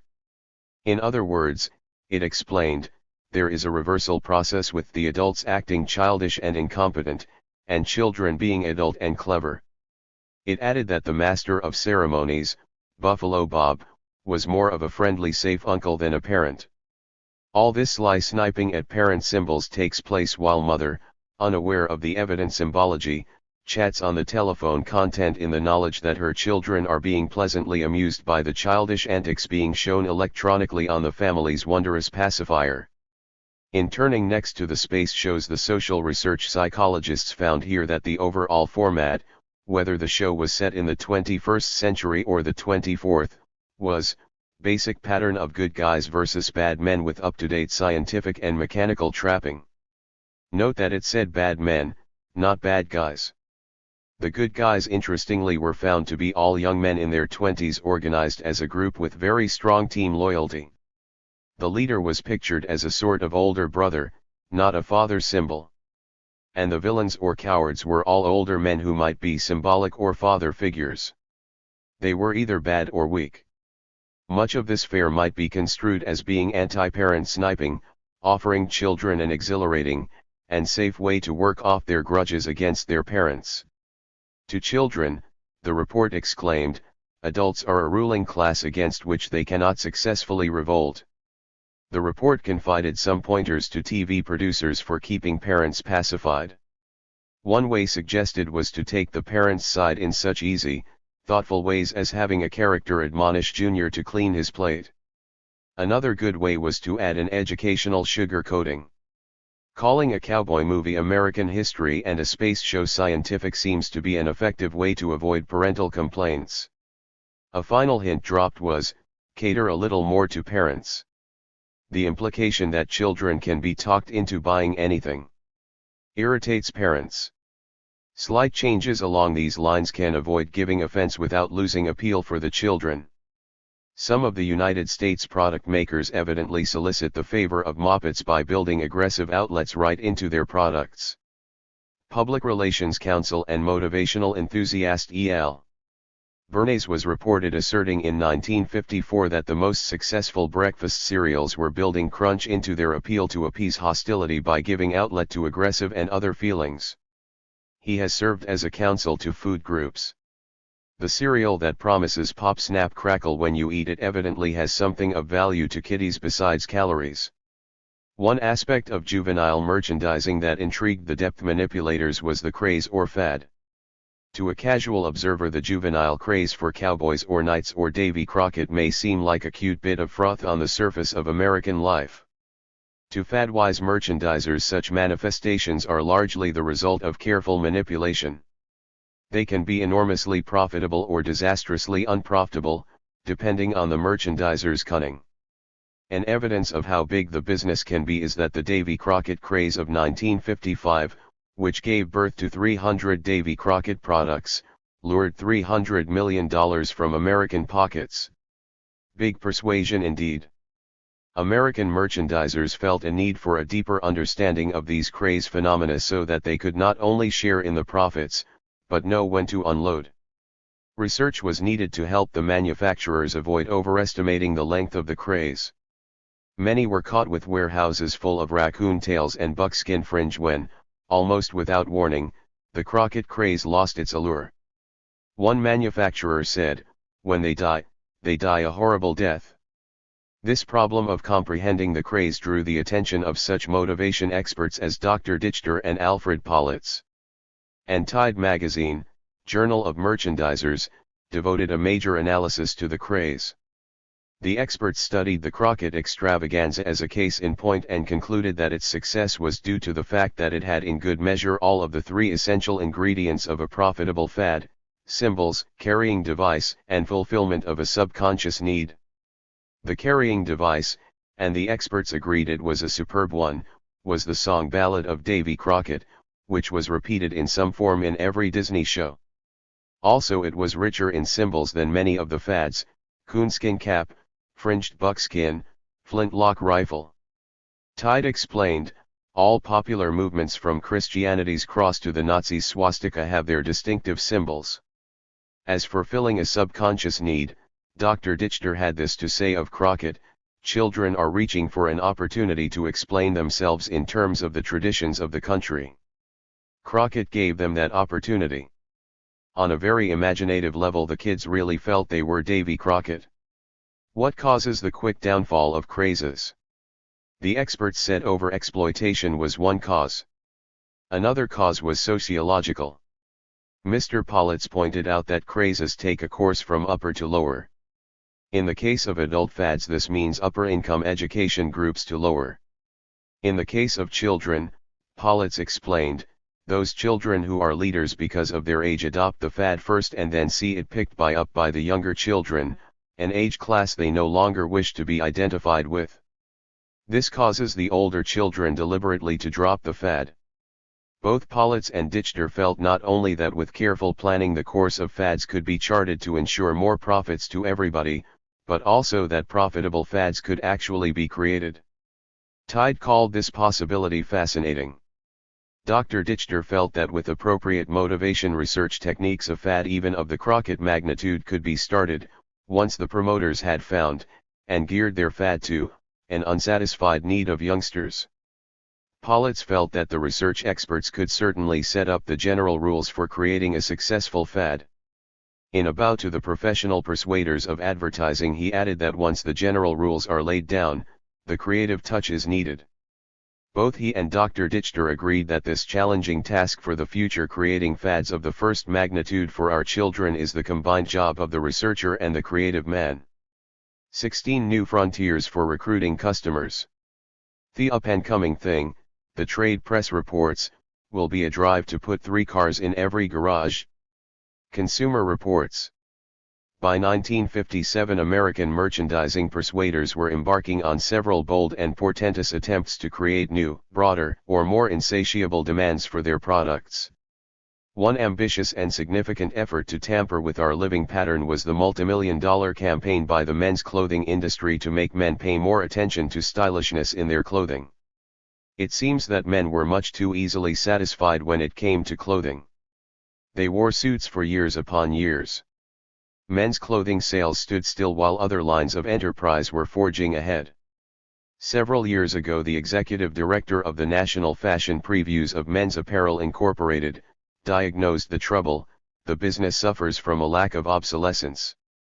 And the president of the American Institute for Men's and Boys' Wear as late as 1955 pinpointed the cause of the trouble: the consumer had a lackadaisical, if not downright negative, attitude about his wardrobe. Why, some exclaimed, should the woman of the family spend 60% more for clothes than the breadwinner, who should be trying to make a good appearance in the world? Even when it came to footwear, American males were old shoe.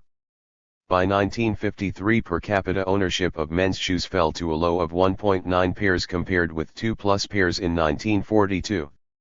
A part of the decline was blamed on the fact that many men began wearing army surplus shoes for leisure.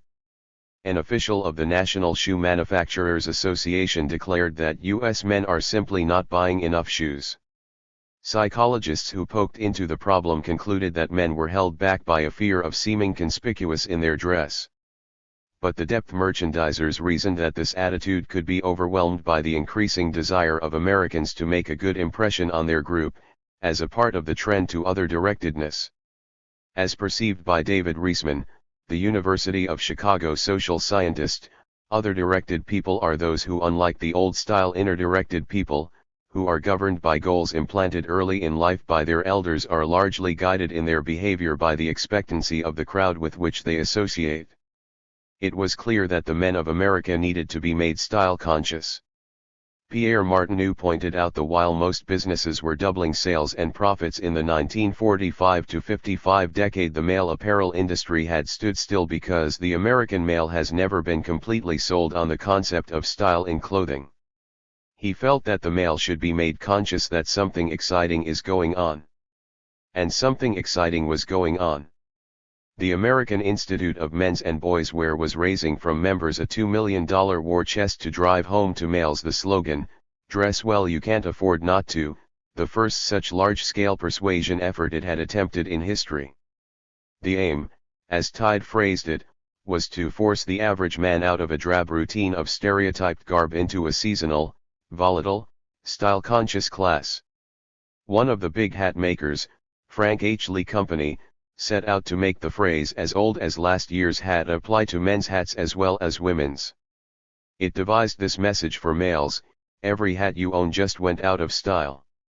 Cooperative media began heralding the change. The fashion editors of newspapers began in 1956 announcing that gabardine, knickers, and loud sports shirts were enjoying a revival and that men were mad about India Madras. Meanwhile, depth merchandisers were making the discovery that the male has an other self or inner self that cries out for expression through loud attire. The president of one sportswear firm rejoiced that the United States male is no longer a frustrated animal, afraid of color and of looking different.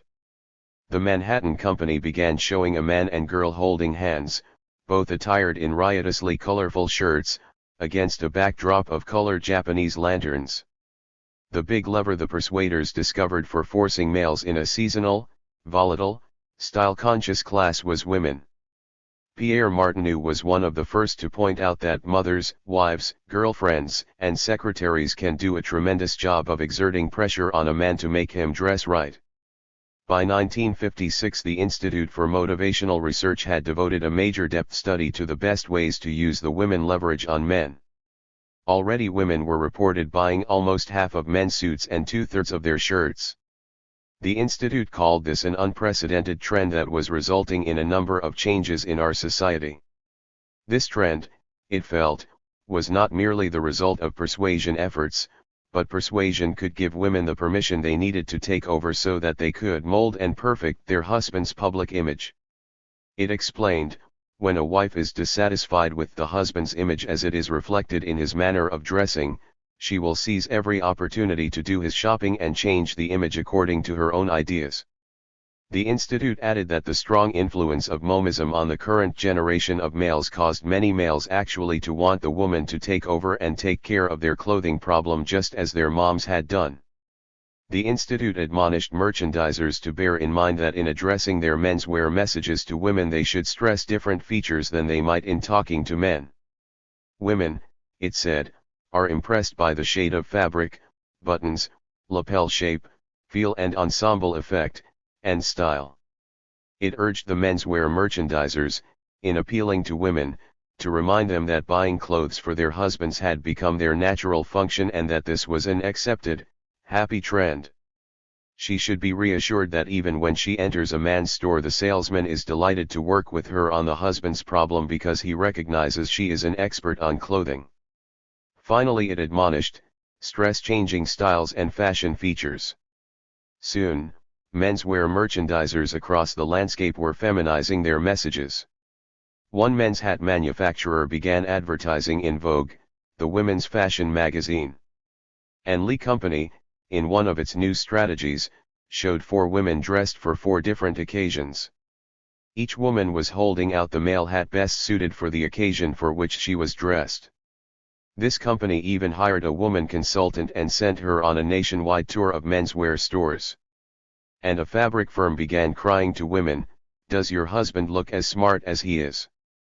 Dr. Dichter reported that even the workmen in the factories were starting to become more conscious of their garb and becoming far fussier about how they looked now that women were coming into plants. How it was all ending, for the male, was vividly indicated by the syndicated financial columnist Sylvia Porter, who reported excitedly, "Style of men's clothing already have become much more spectacular than in many years and they'll become more so. Ruffles and tucks are coming back for men. The Civil War dandy is in for a modern-day revival." As a woman, I admit I'm fascinated by the picture of a more colorful male. Just to see them in their flounces and their ruffles, their peaches and their pinks may be worth the sacrifice of a few pennies of each clothing dollar. Tide likewise reported happily on the boom in men's fashions and related that the typical man's closet once containing a blue serge, a black alpaca, a pair or two of shoes, one felt and straw hat, and a few odds and ends today is bursting at the joints with dacron, orlon, nylon, blends, sports jackets, slacks and colorful shorts, collections of hats for every occasion, and other varied paraphernalia. It added that what the average man of 1960 will look like is anybody's guess. Another old-fashioned curmudgeon who came into the persuaders' sights for reform was the farmer, who, as Dr. Dichter conceded, was long the counterpart of the Puritan. Dr. Dichter found from depth studies that the new mood was infecting even these holdouts of austerity and that, for example, farmers responded favorably to colored splashes on farm machinery, if the color could be rationalized as useful in identifying parts, and the farmers could be persuaded without too much trouble to buy tape-recorded music for the henhouse. Automakers became alert to the growing mellowness of the farmer and began dressing up, styling, and of course pricing up, the farmer's pickup truck, which originally began as a lowly mechanized workhorse. By 1956 farmers in large numbers were being sold pickup trucks with white wall tires, quilted plastic upholstery, half-foot foam rubber cushioning, heavy chrome trim, and such non-Puritan colors as flame red, goldenrod yellow, and meadow mist green, with some two-toning. The drive to create psychological obsolescence by the double-barreled strategy of 1, making the public style conscious, and then, 2, switching styles, began extending in 1956 to all sorts of home appliances. The marketers were driven to it by an ugly economic fact: the overwhelming majority of American families already had refrigerators, ranges, and washers. In order to be persuaded to buy replacements, rather than to wait for the old ones to collapse in exhaustion, some powerful influences would be brought to bear on the consumer. The marketers found answers by looking to the advanced thinkers of the auto industry. In 1956, one of the largest makers of refrigerators was shaping a favorable trade-in formula so that housewives would be encouraged to seek the last word in refrigerators. An executive said the company was committed to a program of planned product obsolescence, presumably by creating new styles and features each year that would make appliance owners dissatisfied with the models they had.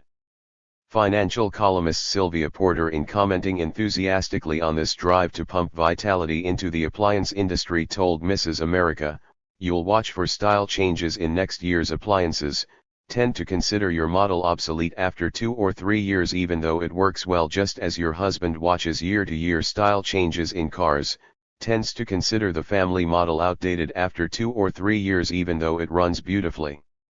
A color stylist, in talking with Gas Range People, showed them not only the current bestsellers but also the colors being groomed for future leadership. The persuaders of merchandising found that while there are various ways to create a new styled product that will outmode existing models, use of color is one of the cheapest ways it can be done. Automakers went berserk with color in 1955, then stressed muted colors in 1956. Typewriters and telephones came out in a wide range of colors in 1956, presumable to make owners dissatisfied with their plain old black models. The phone people were using color as room brighteners to get people to order more extensions and thus have properly telephoned homes. A merchandiser of the New York Telephone Company explained the explosion of colors by saying the colored phones eliminate the tensions and the ceaseless subconscious searching for a telephone. Then he was reported adding, "In modern merchandising, having several telephones is called impulse phoning.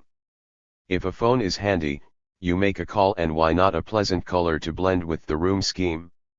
Make your life brighter." Motorboat makers, too, were turning to color in a way that left some old hands dismayed. The head of a marine paint company attributed the rampage of color in boats to the feminine influence. Once the women got on the boats, they started brightening up. Even the ship-to-shore phones had to be designed to harmonize with the furnishings. In seeking new ways to broaden sales, Depth merchandisers even began changing the seasons around. Depth prober James Vickery made a psycho-seasonal study and found that marketers could safely start selling spring finery to women in the middle of January, because that, he said, was when psychological spring begins. Psychological spring, he found, runs from January 13th to June 6, almost 5 months. Psychological winter, on the other hand, begins November 17th, a month before calendar winter begins, and lasts less than 2 months. The sunglass marketers too found they could push the seasons around. Traditionally, the sunglass makers, in building up a $30 million business, confined themselves to the hot sunshine months from Decoration Day to Labor Day. This narrow season became intolerable to Foster Grant, the biggest sunglass firm, and so it conducted a pilot study in Boston, Detroit, and Youngstown, Ohio, and was pleasantly surprised to learn that with proper persuasion techniques it could sell sunglasses in the dead of winter. This same firm sold 1 million Davy Crockett glasses in about a week, even thought it was most unlikely that the real Davy Crockett ever wore or saw sunglasses. The persuaders, by 1957, were also learning to improve their skill in conditioning the public to go on unrestrained buying splurges when such images as mother and father were held up. Mother was still the better image in relation to sales. Mother's Day was grossing $100 million in sales, while Father's Day was grossing only $68 million. A great deal of thought, however, was going into Father's Day exploitation to correct this poorer showing. The National Father's Day Committee proclaimed that Father's Day in 1956 would be non-commercial. The 1956 Father's Day, it said, would have a patriotic motif. Liberty stems from the home. When columnist Inez Robb received an announcement of this act of patriotism, she commented, "Who was it opined that patriotism is the last refuge of the scoundrel?"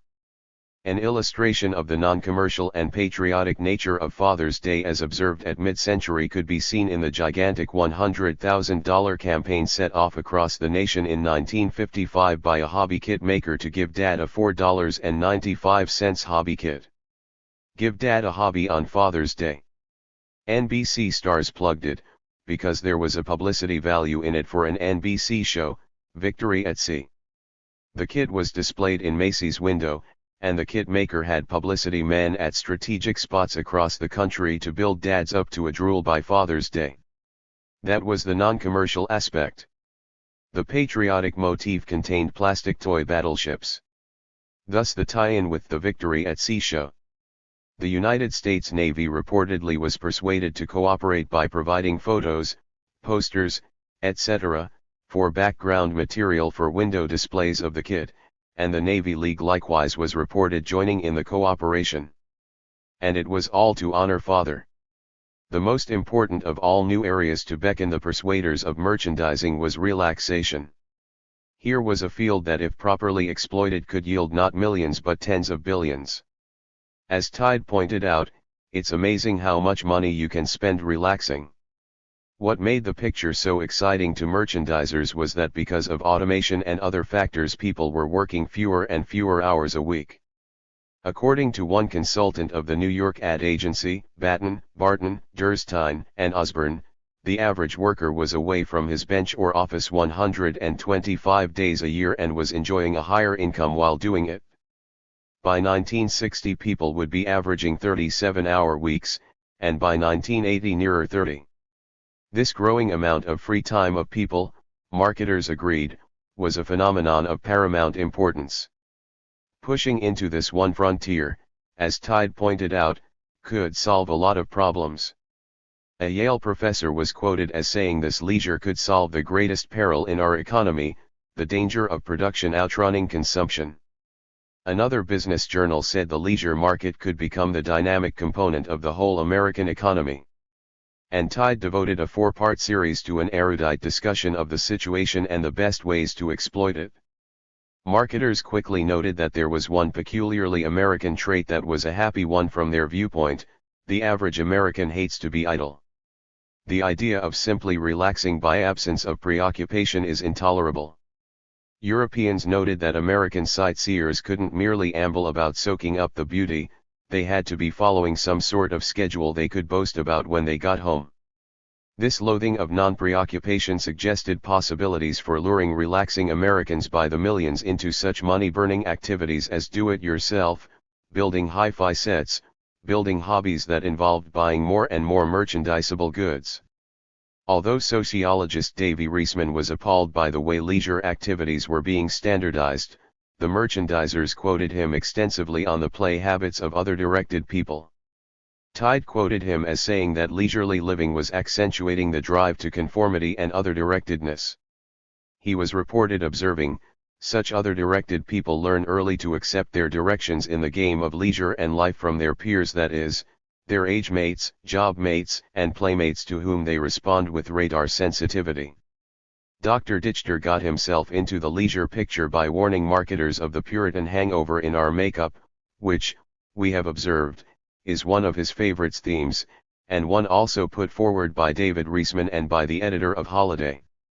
Dr. Dichter warned, "A product can never be sold purely for pleasure. You must convey the idea that the consumer will get a sense of fulfillment if he purchases your product." Marketers began hammering many of their joys of relaxing messages to teenagers and college students. One reason for this, as Tide explained, was to show them early that leisure time should be enjoyed, a belief not yet universal, thanks to a Puritan past. Pierre Martineau noted with satisfaction that Midwesterners were finally starting to shed their Sunday best clothes after Sunday dinner and getting into play togs for golf or boating. The merchandiser persuaders shrewdly encouraged the trend away from spectator sports to participation sports, such as badminton or skin diving, since the market potential was greater in participation sports and also offered more fulfillment. They also encouraged the trend to get the whole family in on leisure activities, such as fishing, which father had once considered his private refuge from the world. It is better to sell 5 fish poles per household than 1. Dr. Dichter did a study on fishing and found some changes would have to be made in the product. Women want pretty fishing rods, rods that look nice.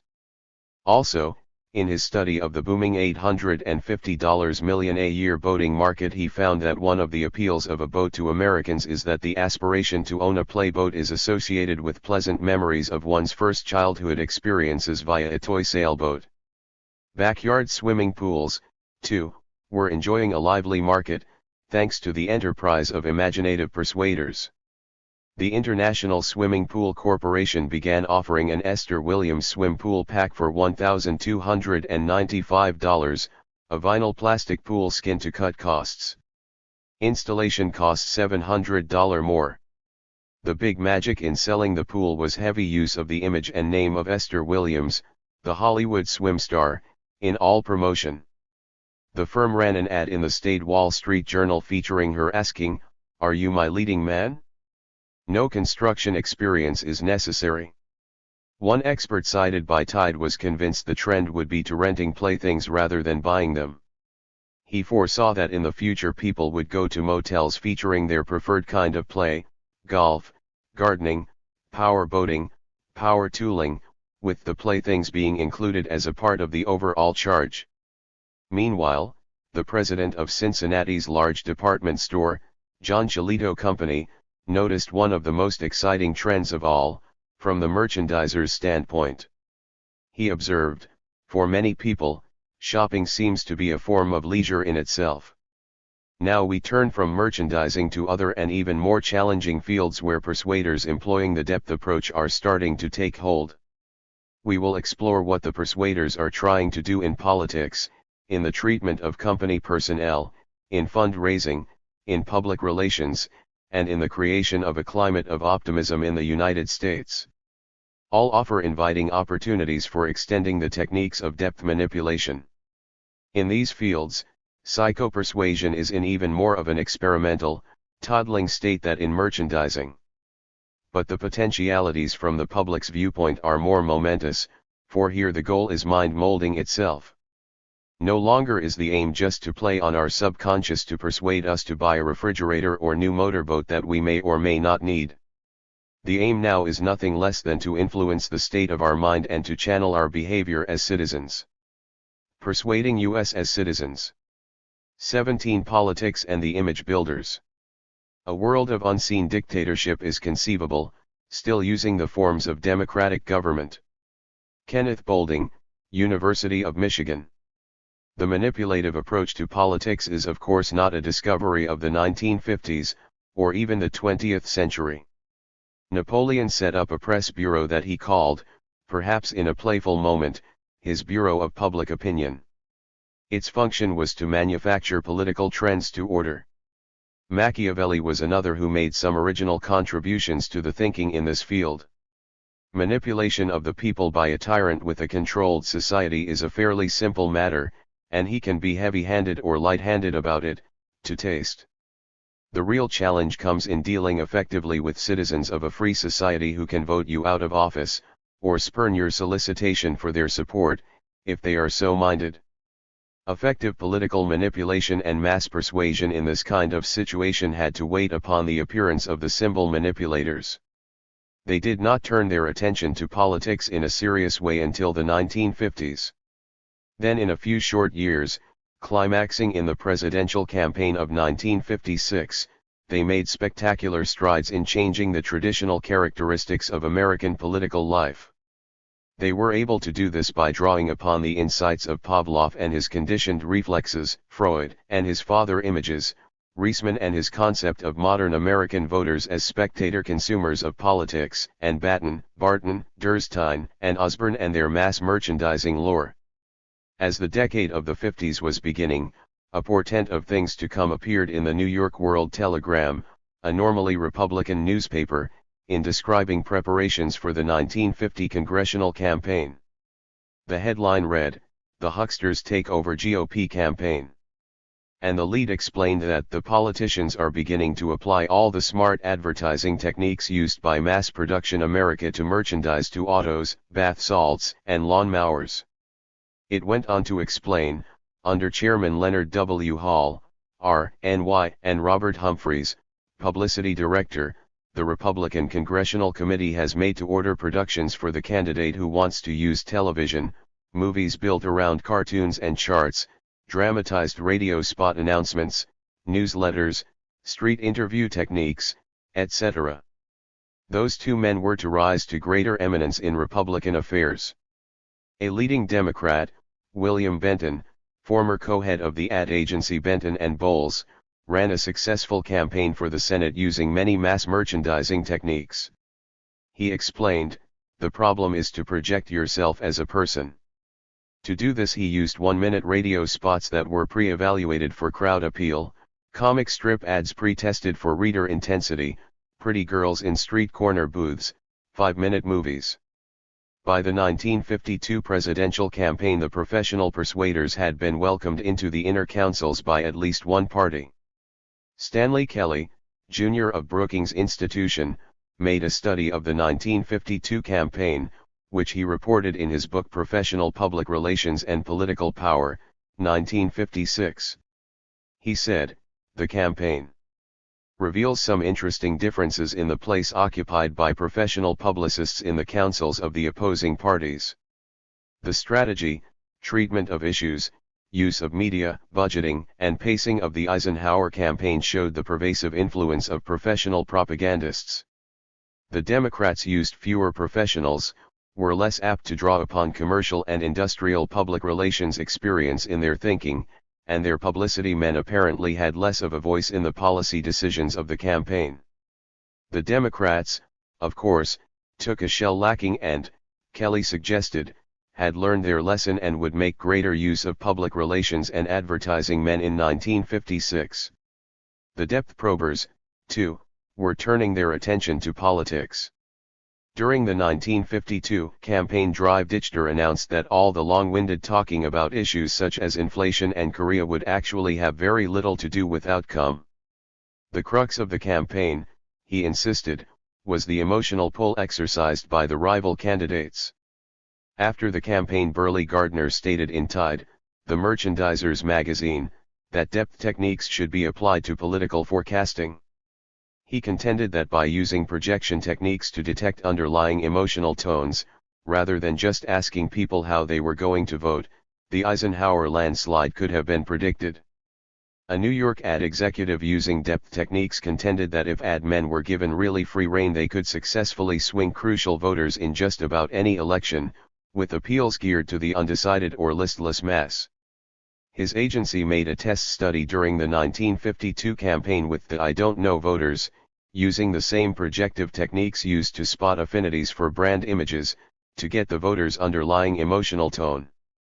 After the election it called up the people who had been probed, all of them professedly undecided, and found it had been 97% right in predicting how each one would vote.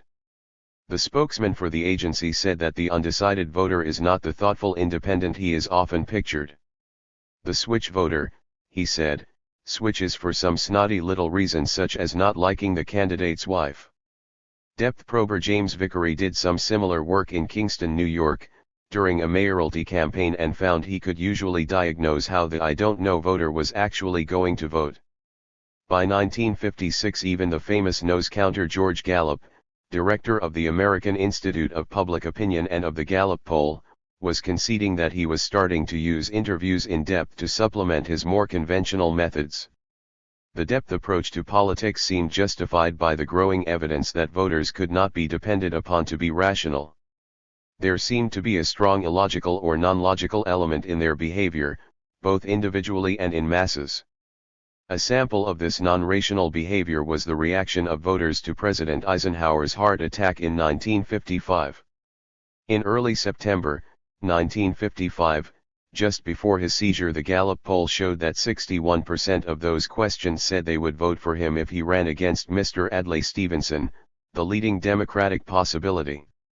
Then he was stricken, and during the months that followed, when it seemed touch and go whether he would ever regain his health enough to run again, his rating on the poll rose steadily until in March it stood at 66% in the hypothetical contest with Stevenson. In commenting on this rise, James Reston, of the New York Times, remarked, "The explanation of this escapes me for the moment, but when I find it I'll send it along." The Journal of Abnormal and Social Psychology got into the seeming non-rational element in voters' thinking when it reported an experiment with people known to be either strongly pro or anti-democratic. All heard a 10-minute speech on national affairs. Half the material was carefully slanted to be pro-democratic, and half slanted to be anti-democratic. The people were told they were being tested on their memory. 21 days later they were tested on the material. It was found that people's memories were significantly better in recalling material that harmonized with their own political viewpoint or frame of reference. There was a clear tendency for them to forget the material that didn't harmonize with their own preconceived notions. Several political commentators, Reston, Dorothy Thompson, Doris Fleeson are examples, took special note in 1956 of what they felt was the growing role of personality in American politics. Dorothy Thompson called it the cult of personality. Sociologist David Reisman, in noting the same phenomenon, considered it a part of the trend to other-directedness in American life. Americans, in their growing absorption with consumption, have even become consumers of politics. This has brought an increased emphasis on giving the nod to the best performer, and in evaluating performance the sincerity of the presentation has taken on increased importance. He pointed out, in the lonely crowd, just as glamour in packaging and advertising of products substitutes for price competition, so glamour in politics, whether as charisma packaging of the leader or as the hopped-up treatment of events by mass media, substitutes for the type of self-interest that governed the inner-directed. Not only do the American people, the depth probers concluded, want political leaders with personality, but in the presidency they want a very definite kind of personality. Eugene Burdick, teacher of political theory at the University of California, made a study of the qualities of the perfect president while serving as a fellow at the Center for Advanced Study in the Behavioral Sciences at Stanford. This is the same Eugene Burdick who in 1956 brought out a best-selling novel, The Ninth Wave on the Irrational Trends in Politics.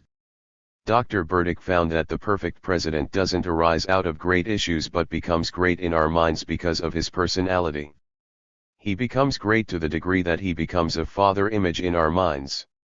Burdick relates, Recent polls and psychological studies reveal the extent to which the president has now become what psychologists call a father image in the average American home.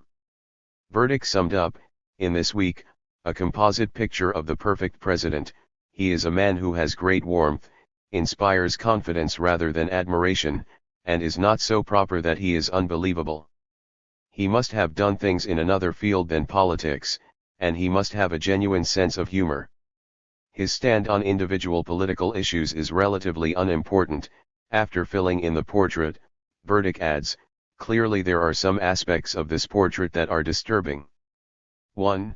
Is it, for example, ominous, that issues are less important than personality? 2. Is it healthy in a democracy that citizens desire a leader who will protect them? 3. Are Americans in their dislike for politicians looking for a heroic leader of the totalitarian type? By the mid-50s, most enterprising politicians were checking themselves in the mirrors to see if their images were on straight. Printers Inc., the merchandiser's trade journal, quoted a ranking Democrat as saying in 1955, "Any candidate is aware, of course, that, the sooner he begins to build a favorable image of himself in relation to the issues of the day, the more likely he is to come through." Even Adlai Stevenson, the genial, rapier-tongued egghead of the ill-fated 1952 campaign, was criticized in 1956, by his opponents, as lacking the presidential image. He reportedly began trying to correct this alleged shortcoming by presenting an image of himself to America as being a little less of a wit and a little more a man of determination and decisiveness. Meanwhile, the image of President Eisenhower in 1956 was reported undergoing a change. Lewis Harris, the noted pollster and political analyst, conducted 1,200 qualitative interviews after President Eisenhower's illnesses, to find the deep reasons and motives that lie behind the people's feelings about the president. In his report in Collier's magazine, July 20, 1956, he mentioned that many people who had supported General Eisenhower in 1952 had seen him as a vigorous man of integrity who could clean up things and get the country out of trouble. This led some to say that American voters, especially women, had a father image of him, Mr. Harris said, and added, "Today this has changed to a real extent. Eisenhower is no longer looked on as being vigorous. Courageous he still is, people will tell you when discussing the farm or natural gas bill vetoes. But the image has mellowed. He is now looked on as being more kindly, wiser, and as one voter put it, kind of a grandfather of the Republic." By the mid-50s, both major United States parties had become deeply involved in the use of professional persuaders to help in their image-building problems. In early 1956, Nation's Business, which is published by the Chamber of Commerce of the United States, happily heralded the new, businessman's approach to politics. It proclaimed, both parties will merchandise their candidates and issues by the same methods that business has developed to sell goods. These include scientific selection of appeals, planned repetition. No flag-waving faithfuls will parade the streets. Instead, corps of volunteers will ring doorbells and telephones. Radio spot announcements and ads will repeat phrases with a planned intensity. Billboards will push slogans of proven power. Candidates need, in addition to rich voice and good diction, to be able to look sincerely at the TV camera. Let's look briefly at some of the more vivid examples of the new style of political persuaders at work. First, the Republicans. The extent to which the merchandising approach had taken over at the Republican National Headquarters by 1956 was shown by a statement issued by Leonard Hall, National Party Chairman, explaining why the Republican Party was going to regain control of Congress. He said, among other things, that it has a great product to sell. You sell your candidates and your programs the way a business sells its products. The committee's public relations director, young Crewcut L. Richard Galley, who had helped pioneer the merchandising approach to politics by handling the image building for a number of senators, explained that the new scientific methods take the guesswork out of politics and save a lot of wasted time and effort. Len Hall is a great supporter of modern techniques. In the White House itself, the Republicans, a persuader of proven talents in Governor Howard Pyle, deputy assistant to the president just under Sherman Adams. A former ad man from Phoenix, Arizona, he explained that the Republican Party would put its trust, in 1956 as in 1952, in the big New York ad agency, Batten, Barton, Durstine, and Osborne. He explained in late 1955, the Republican Party has long been identified with BBD. And they represent us at campaign time and all the time in between on a retainer. We're a regular account, and when you get to kicking around the appropriations, it's a valuable account. We have underlying obligations to B.B.D and Mr. Pyle in one of his rare public appearances made a foot-in-mouth statement in unemployment-plagued Detroit that the right to suffer is one of the joys of a free economy. The B.B.D and executive who is in charge of the GOP account, Carol Newton, proclaims that he is an advertising man, not a politician. Another big account he has supervised is U.S. Steel. He reportedly had 40 people on his GOP account. Perhaps the most influential persuader of all in GOP ranks, in 1956, was James Hagerty, press secretary. President Eisenhower's two illnesses brought him to the fore as the man between the president and the world. Newsweek noted this growing power of Mr. Hagerty. It called him one of the most influential officials in the administration, a man who not only announced decisions but helped, behind the scenes, to make the decisions. The magazines revealed that he regularly attended cabinet meetings and frequently referred to himself and the president interchangeably by saying, "We also signed today." Before each press conference, it reported, Mr. Hagerty carefully coached the president on questions to expect and suggested possible answers by saying, "Mr. President, why don't you say?" The magazine further reported the president's personal secretary, Mrs. Ann Whitman, as revealing, "Usually, the answer the president gives is what Jim has been saying." Some of the more picturesque persuaders associated with prominent individual Republicans as image builders come from California. This may spring from the fact that the political climate there is ideal for the new type of persuader. The state has no real party machines in the traditional sense, the voters have little party loyalty, can cross lines easily, and many are relative newcomers. This has proved an ideal setup for the husband-wife team of political press agents Clem Whitaker and Leonie Baxter. He is a lanky, genial, white-haired man, she is an attractive redhead. Between them they have managed 75 political campaigns and won 70 of them. Time credits them with creating many of the many recent political eminences in California. It reported, they taught Earl Warren how to smile in public and were the first to recognize the publicity value of his handsome family. They brought he ebullient goody night before the public with a grueling speech-making campaign and have tried to keep a check on him ever since. When San Francisco Mayor Roger Lapham was threatened by a petition for his recall, Whitaker and Baxter saved his job. A reporter once asked them if they would have had their records of 70 successful campaigns if they had worked for the other side. Baxter said, "I think we could have won almost every one of them." When they were guiding Goodwin J. Knight into the governor's chair in California, they kept him tied up before cameras for most of a day in order to make 4 one-minute spots for TV.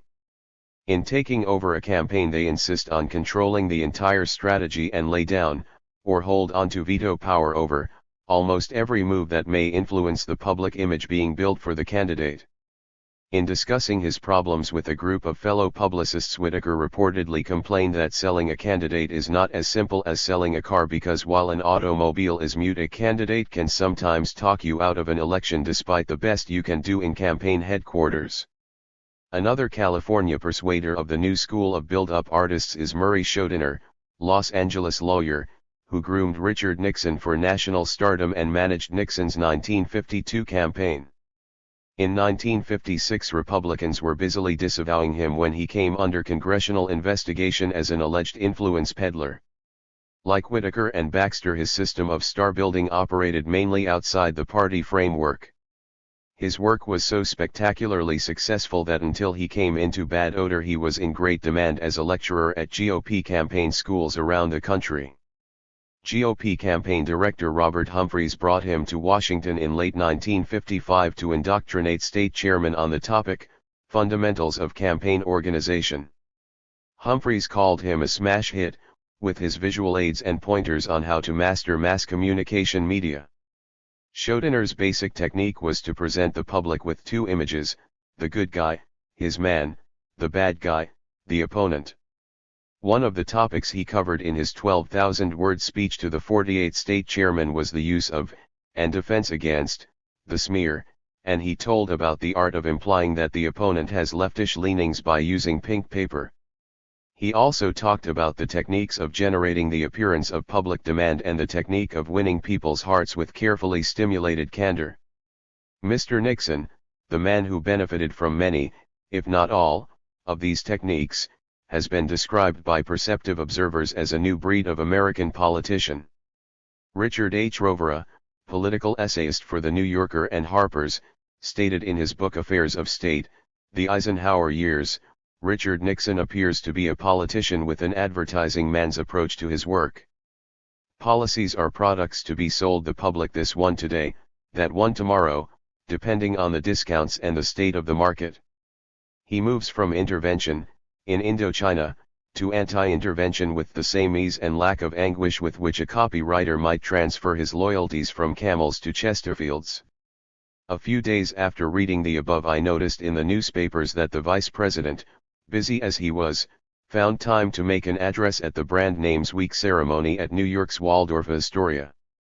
As the 1956 campaign got underway, party spokesmen made it clear that the days of whistle stops and torchlight parades were dead. The president himself stated he was going to rely on mass communication, and his press secretary mentioned that everybody had a lot of ideas on how to gear the 1956 campaign to the new age we are in, the electronics age. Primarily this meant television, which had brought a new kind of persuader consultant into the party councils, the TV advisor and makeup consultant. When in the spring the nation was intensely curious to know whether President Eisenhower would or would not run again in view of his illness, the tip-off came when reporters saw Robert Montgomery, the president's TV advisor, walking into the White House the day before an announcement was expected. This could only mean the president was going on the air, which probably meant he was going to run. The hunch was correct. After that appearance, incidentally, Mr. Montgomery received a scolding from TV columnist Harriet Van Horn, of the Republican newspaper The New York World Telegram and Sun. She mentioned that Mr. Montgomery, whose NBC show is also a B.B.D&O enterprise, was on hand to advise the president on lighting, makeup, and delivery. Then she stated, "Now I am going to be presumptuous and make a few suggestions to Mr. Montgomery. First, Mr. M, those pale-rimmed spectacles must go. They enhance the natural pallor that comes to every man after 40 winters have besieged the brow. Also, pale rims tend to wash out when worn by anybody of fair coloring. Second, both lighting and makeup, if, indeed, the president permitted the pancake touch-up he submitted to so reluctantly at the Chicago convention, seemed to be aimed at making Gen. Eisenhower look pale. A man just back from a southern vacation should look tanned, Mr. Montgomery, and the lighting should play up this healthy glow." The president had been in Georgia to recuperate. As the Republicans made plans for a national saturation of TV and radio persuasion in 1956, they carefully checked to see how much of a candidate's image was diluted by electronic relaying. Their early conclusion was not much. A careful check was made after President Eisenhower in January spoke over closed-circuit TV to 53 dinners attended by 63,000 persons. Chairman Hall reported, "We made a survey afterward of the effect. We found the full impact was there, the same emotion, the same tears, just as if the president had been there in person." The wonderful advantage of electronics over whistle-stopping and street parading was summed up by former GOP chairman Hugh Scott in the New York Times Magazine. "Look, many of us can remember the peddler who went from door to door selling pots and pans. One single TV commercial saying Kelly's kettles cook quicker will sell more kettles than all the peddlers since the beginning of time. The Republicans planned for the 1956 wind-up an even-heaver saturation barrage by TV and radio than in 52 when more than $1 million a week was spent largely in commercial spots of less than a half-minute each. The aim was to make them inescapable, hammering in on the average person several times a day. This ceaseless barrage was conceived by ad executive Rosser Reeves, who later was reported summing up his strategy in these words. I think of a man in a voting booth who hesitates between two levers as if he were pausing between competing tubes of toothpaste in a drugstore. The brand that has made the highest penetration on his brain will win his choice. A full year before the 1956 elections, the GOP was blocking out $2 million worth of prime TV time. This was being done by B.B.D&O. Shrewdly, the GOP reserved segments before and after such top-rated shows as This Is Your Life and the $64,000 Question. The Republicans decided that in trying to compete with such shows at prime times as Phil Silver's and Jackie Gleason's, they couldn't get many people to listen to a half-hour political speech, no matter how carefully it was laced with visual aids and film clips. Public Relations Director Gilley declared that the half-hour speech was dead. He surmised that even Lincoln with his second inaugural couldn't hold a modern TV audience at a prime listening time. He decided the GOP would go in extensively for 5-minute quickies. And he added, "You can really say a lot in 5 minutes." The GOP strategists, in studying the best possible place to buy those 5-minute spots, adopted an idea that they felt was extraordinarily brilliant: they would buy up the last 5 minutes of the big entertainment shows. That would give them essentially a captive audience because most people would feel it was too late to switch to another program. John Steinbeck commented on the receptivity of such audiences, in the Saturday Review. "The audience," he said, "has been amused and half hypnotized by a fat comedian.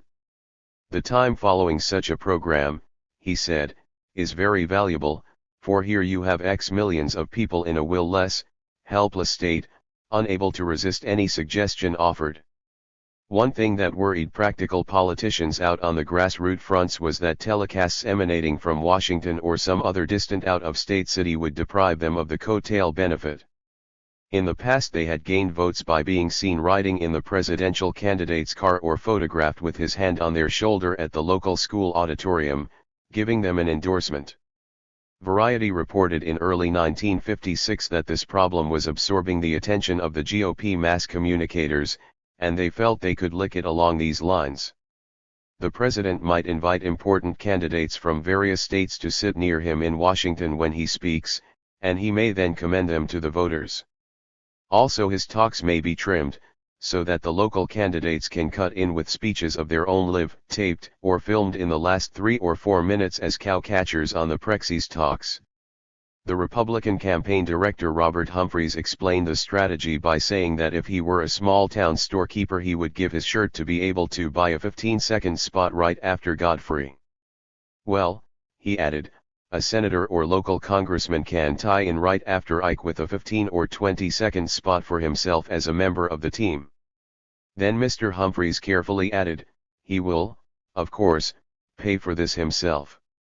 The GOP's 1956 convention in San Francisco provided a showcase for the new approach to nominating a president, historically a democratic and often rowdy procedure. Even the ministers in their opening and closing intonations, over TV, worked in key GOP slogans.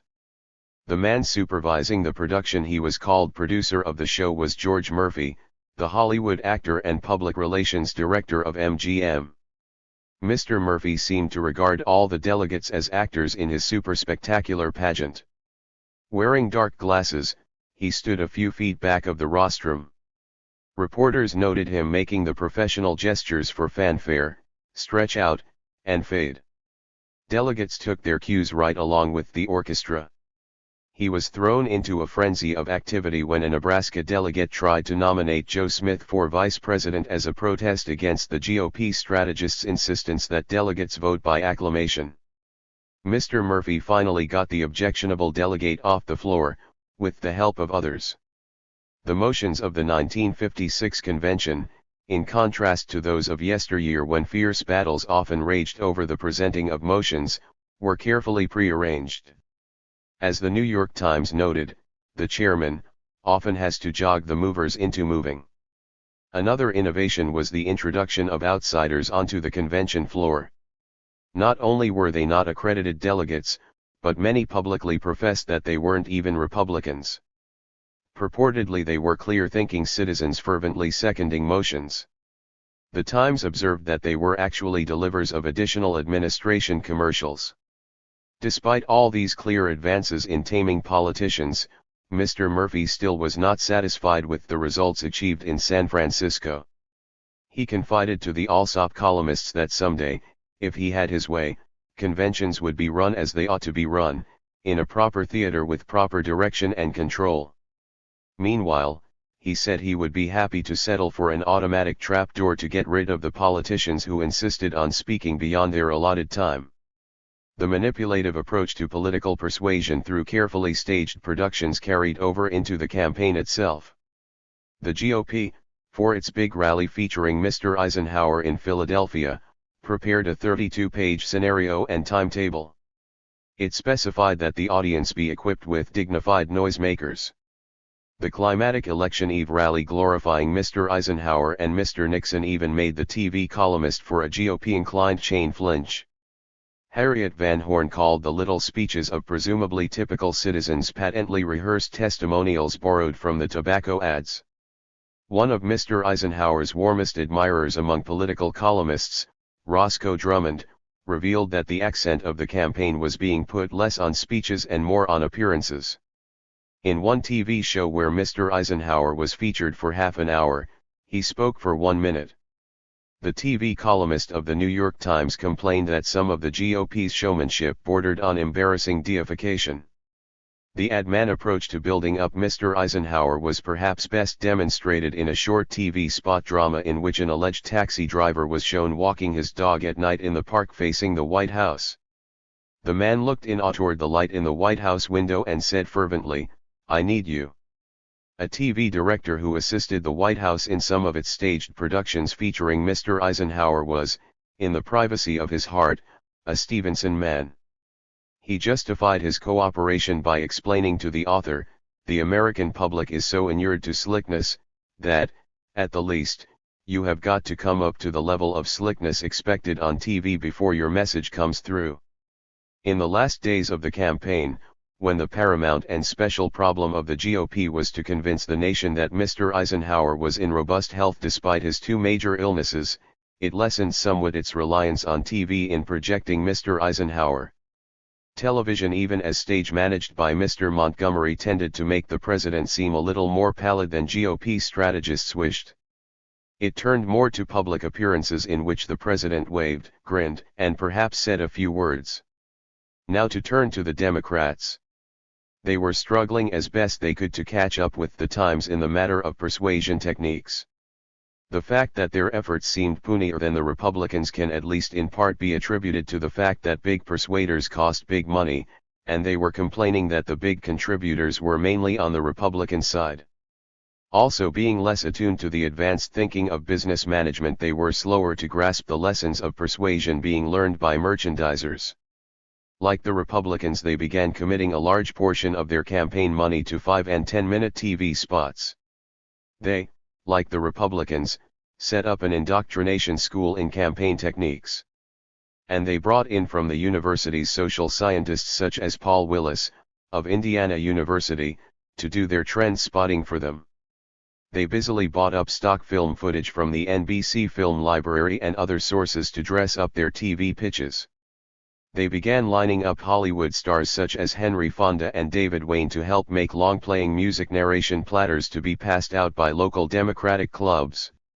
Hollywood made such a vivid film of Democratic voices of the past that some planners feared it would take the edge off of live speakers. The Democrats' difficulties were aggravated by the fact that even though they planned to spend $8 million, at least, in mass media persuasion, they couldn't find a major ad agency willing to handle their account. The big persuaders mostly looked the other way. This became something of a scandal in advertising circles in late 1955 and early 1956 as the months passed, and still the Democrats evidently could not interest a major agency in their multimillion-dollar account. The merchandising magazine Printer's Inc. acknowledged that the Democrats were having difficulty lining up a suitable agency, allegedly because big agency men don't want to alienate the Republican businessmen who had many client companies. Some agency executives call this idea ridiculous. Advertising Age also thought such a notion was pretty ridiculous, but admitted that there was probably just enough truth in the assertion that the Republicans had a much wider potential choice to be slightly embarrassing. It went on to say it was pleased that advertising men and methods were being more and more widely used in politics. This is all to the good.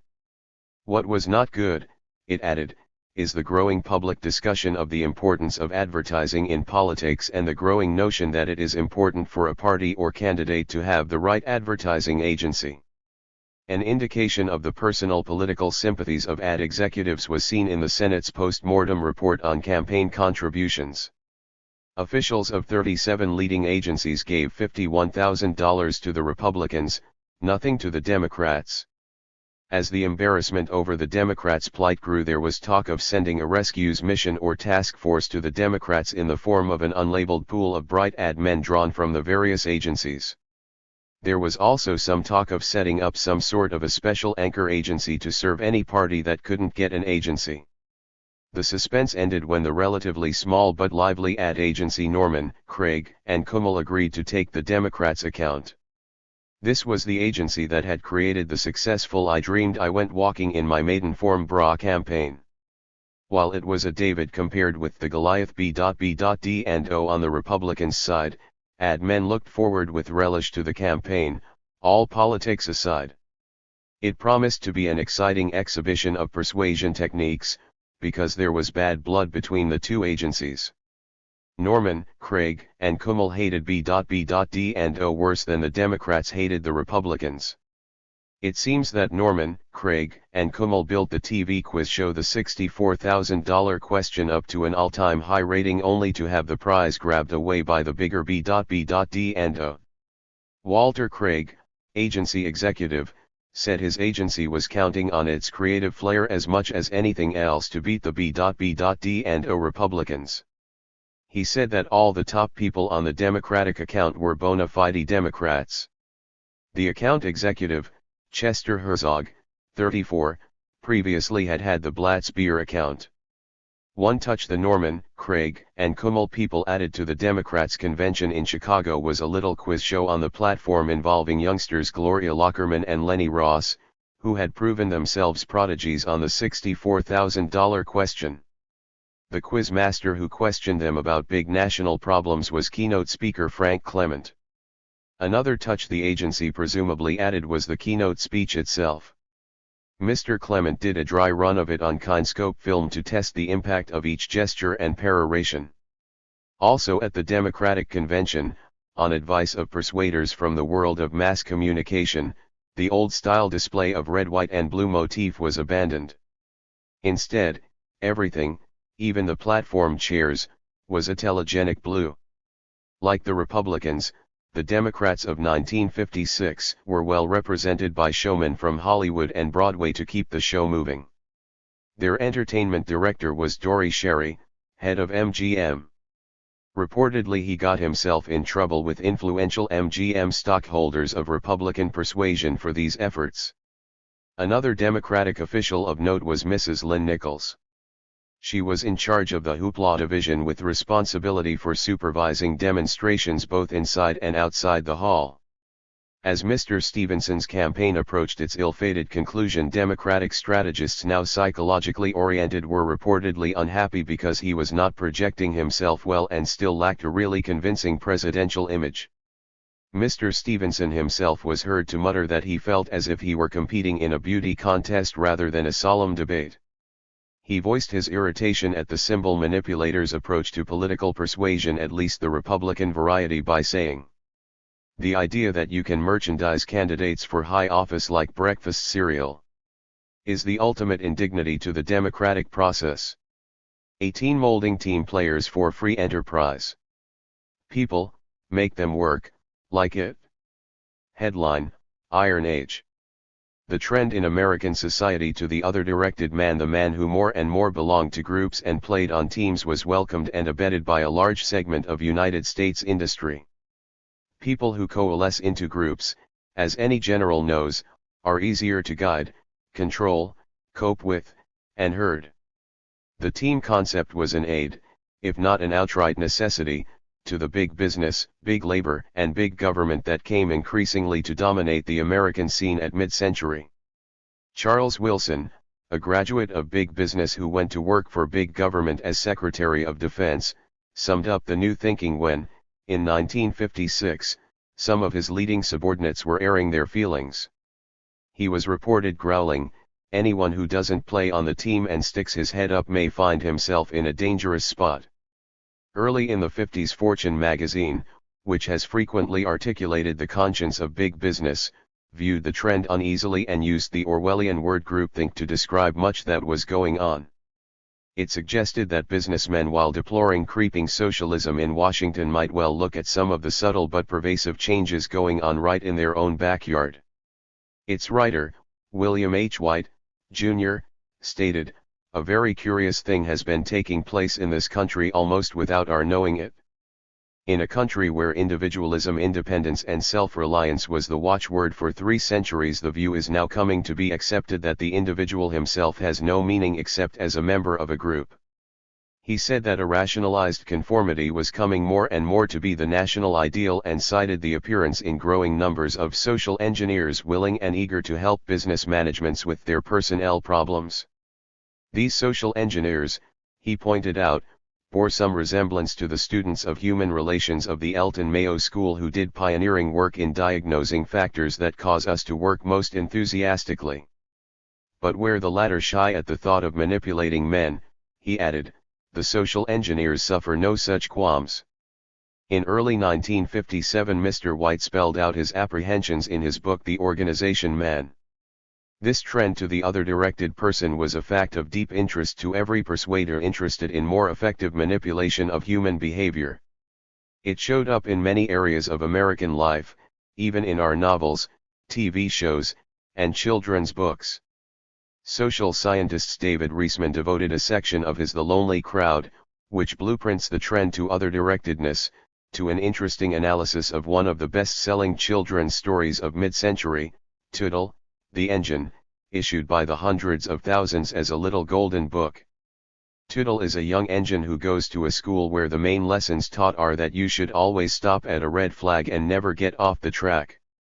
By being diligent in those 2 respects, he was taught, he might grow up to be a mainstream liner. Toodle in his early tryouts conformed to the rules for a while, but then he discovered the fun of taking side trips off the track to pick flowers. These violations are discovered, because of telltale signs of meandering in the cowcatcher. Toodle's waywardness presents the town of Engineville with a crisis, and citizens assemble to scheme ways to force Toodle to stay on the track. Still he keeps going his own way. Finally they develop a strategy to keep him on the track. The next time he leaves the track he runs smack into a red flag. Conditioned to halt at red flags, he halts, turns in another direction only to be confronted by another red flag. Red flags are planted all over the landscape. He turns and squirms but can find no place to romp. Finally he looks back toward the track. There the green and white flag is beckoning go. He happily returns to the track and promises he will stay on it and be a good engine forever after, amid the cheers of the citizenry. Dr. Reisman concludes, the story would seem to be an appropriate one for bringing up children in an other-directed mode of conformity. They learn it is bad to go off the tracks and play with flowers, and that, in the long run, there is not only success and approval but even freedom to be found in following the green lights.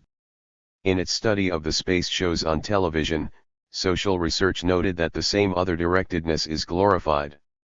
The team is all important and the show's appeal is based, it concluded, on the child's lack of confidence in his own ability to cope with situations that can be overcome by his gang or team.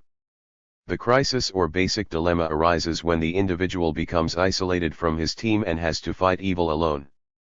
A professional persuader who devotes much of his effort to persuading people to support worthy causes observed that mid-century man is more easily persuaded to follow as one of a crowd under a leader than to work alone for the same end. John Price Jones in The Engineering of Consent. And an MR enthusiast at one ad agency pointed out that the public service ad company urging people to take somebody to church next Sunday owed much of its potency in increasing church-going to its other-directed appeal. A picturesque manifestation of this trend to other-directedness can be seen, I suspect, in the small matter of laughter on television. It has been discovered, or purportedly discovered, that people are more apt to laugh and enjoy themselves if they hear other people laughing. Since live audiences are often bothersome or difficult to manage, because of all the cameras, etc., the trend in TV has been to the canned laugh, a laugh reproduced by recording from some previous happy crowd, or synthetically manufactured. The president of one network defended the canned laugh by stating, "No one likes to laugh alone. An honestly made laugh track," he said, "can project you right into the audience to enjoy the fun." As a result of this need for canned laughter, companies have sprung up selling laughs by the platter, with such labels as applause, applause with whistles, applause large spirited audience, and large audience in continuous hilarity. TV comedy writer Goodman Ace explained how this works when he wrote in the Saturday Review, March 6, 1954, "The producer orders a gross of assorted yaks and boffs, and sprinkles the whole soundtrack with a lacing of simpering snorts." On another occasion he said that the canned laugh is woven in wherever the director imagines the joke or situation warrants a laugh. It comes in all sizes, and the director has to be a pretty big man who can resist splicing in a roar of glee when only a chuckle would suffice. Among the major shows that have been mentioned as regular users, at one time or another, of the canned, or semi-canned laugh, are The George Burns Show and The Ozzie and Harriet Show. With the growing need for synthetic hilarity in precise dosages, more refined techniques for producing it were developed. One network engineer invented an organ-like machine with 6 keys that can turn on and off 6 sizes of laughter, from small chuckles to rolling in the aisle guffaws. By using chords, the operator can improve dozens of variations on the 6 basic quantitative laughs. Also, according to Newsweek, the producer of the I Love Lucy show developed a machine that can produce 100 kinds of laughs. In industry, which is our main concern here, the stress on team playing coincided with the appearance of psychologists and other social engineers at the plants and offices. They brought to bear on sticky personnel problems the insights of group dynamics, sociodrama, group psychotherapy, social physics. As Fortune put it, a bewildering array of techniques and disciples are being borrowed from the social sciences for one great cumulative assault on the perversity of man. The magazine protested that group conference techniques had taken such a hold that in some companies executives literally do not have a moment to themselves. If an employee becomes disaffected by company policy or environment, the social engineers feel it their duty to help him get rid of his mental unhealth. Fortune quoted one social engineer as stating, "Clinical psychologists have had great success in manipulating the maladjusted individual. It seems to me that there is no reason we shouldn't have as much success applying the same techniques to executives." The growing insistence that management people be team players started producing business officials with quite definite personality configurations. This was revealingly indicated by Lyle Spencer, president of Science Research Associates in Chicago, when he made a study of the Young Presidents Organization. These are men who become presidents of their companies before they are 40. Necessarily, or at least consequently, most of the young presidents are heads of relatively small companies rather than big ones. In commenting on the personalities of these young presidents, Mr. Spencer said, "They are teamless players. One thing prevents them from being president of General Motors. They haven't learned to be patient conformists. They have lived too long freewheeling."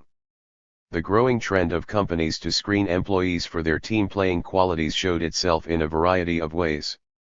Dunn's Review and Modern Industry in February, 1954, stated, in reference to an applicant for a job or a prospect for promotion, "Is he the kind of man who will make a good team member, make good The way the individual fits into the teamwork of industry is so important to management as well as to the individual that what the psychiatrist can tell about the individual becomes important to the group. Iron Age, in an article entitled "Psychology Sifts Out Misfits," told of Armco Steel Corporation's new enthusiasm for psychology, which the journal described as a fancy word for a technique that lifts the iron curtain that humans often hide behind. Increasingly, industrial employees were finding, to use a popular phrase, that they had no place to hide. The payoff for Armco, the journal said, was that the company had been able to cut from 5 to 1% the number of new employees who turned out to have undesirable or borderline personality faults. One of the things employees were tested for at Armco, it said, was sociability. The report stated that 20,000 employees had been audited on their personality traits to determine who would get promotions and assignments to more important jobs. On the West Coast, an electrical association was lectured by a psychologist on how to handle stubborn people. Among the unfortunate traits that characterized these stubborn, unruly people, he said, was that they were sensitive and touchy. He added that it is unfortunate, time-consuming, and perhaps infantile, but it is often necessary to come up on the blind side of such people to soothe them. A personnel executive of Sears, Roebuck, in writing a booklet for the guidance of hundreds of thousands of American school youngsters, stressed the thought that, when you take a job, you become a member of a working team. Don't expect the rest of the group to adjust to you. They got along fine before you came. It's up to you to become one of them. As David Reisman observed in another connection, some companies, such as Sears, Roebuck, seem to be run by glad handlers. An indication of the ways the depth approach to employee relations was put to use is seen in these developments. Science Research Associates, Chicago, which has a dozen Ph.D.s on its staff, began offering businesses the services of trained, experienced psychologists and sociologists for these functions, among others, evaluating candidates for executive positions, finding out what employees think about their jobs and company, evaluating the performances of employees more effectively. Several companies were reported employing a psychiatrist on a full-time basis. And increasingly, employees began being psycho-tested in various ways while on the job. At a Boston department store, girl clerks had to wait on customers with the knowledge that a psychologist was somewhere in the background watching them and recording their every action on an instrument called an interaction chronograph, which recorded data on a tape recorder. The notations made of each girl's talk, smile, nods, gestures while coping with a customer provided a picture of her sociability and resourcefulness. Industrial psychologists were bringing the depth approach to labor relations. One of the most successful practitioners, Robert McMurray, reportedly received $125 an hour for giving management people fresh insights in the causes of their difficulties with labor.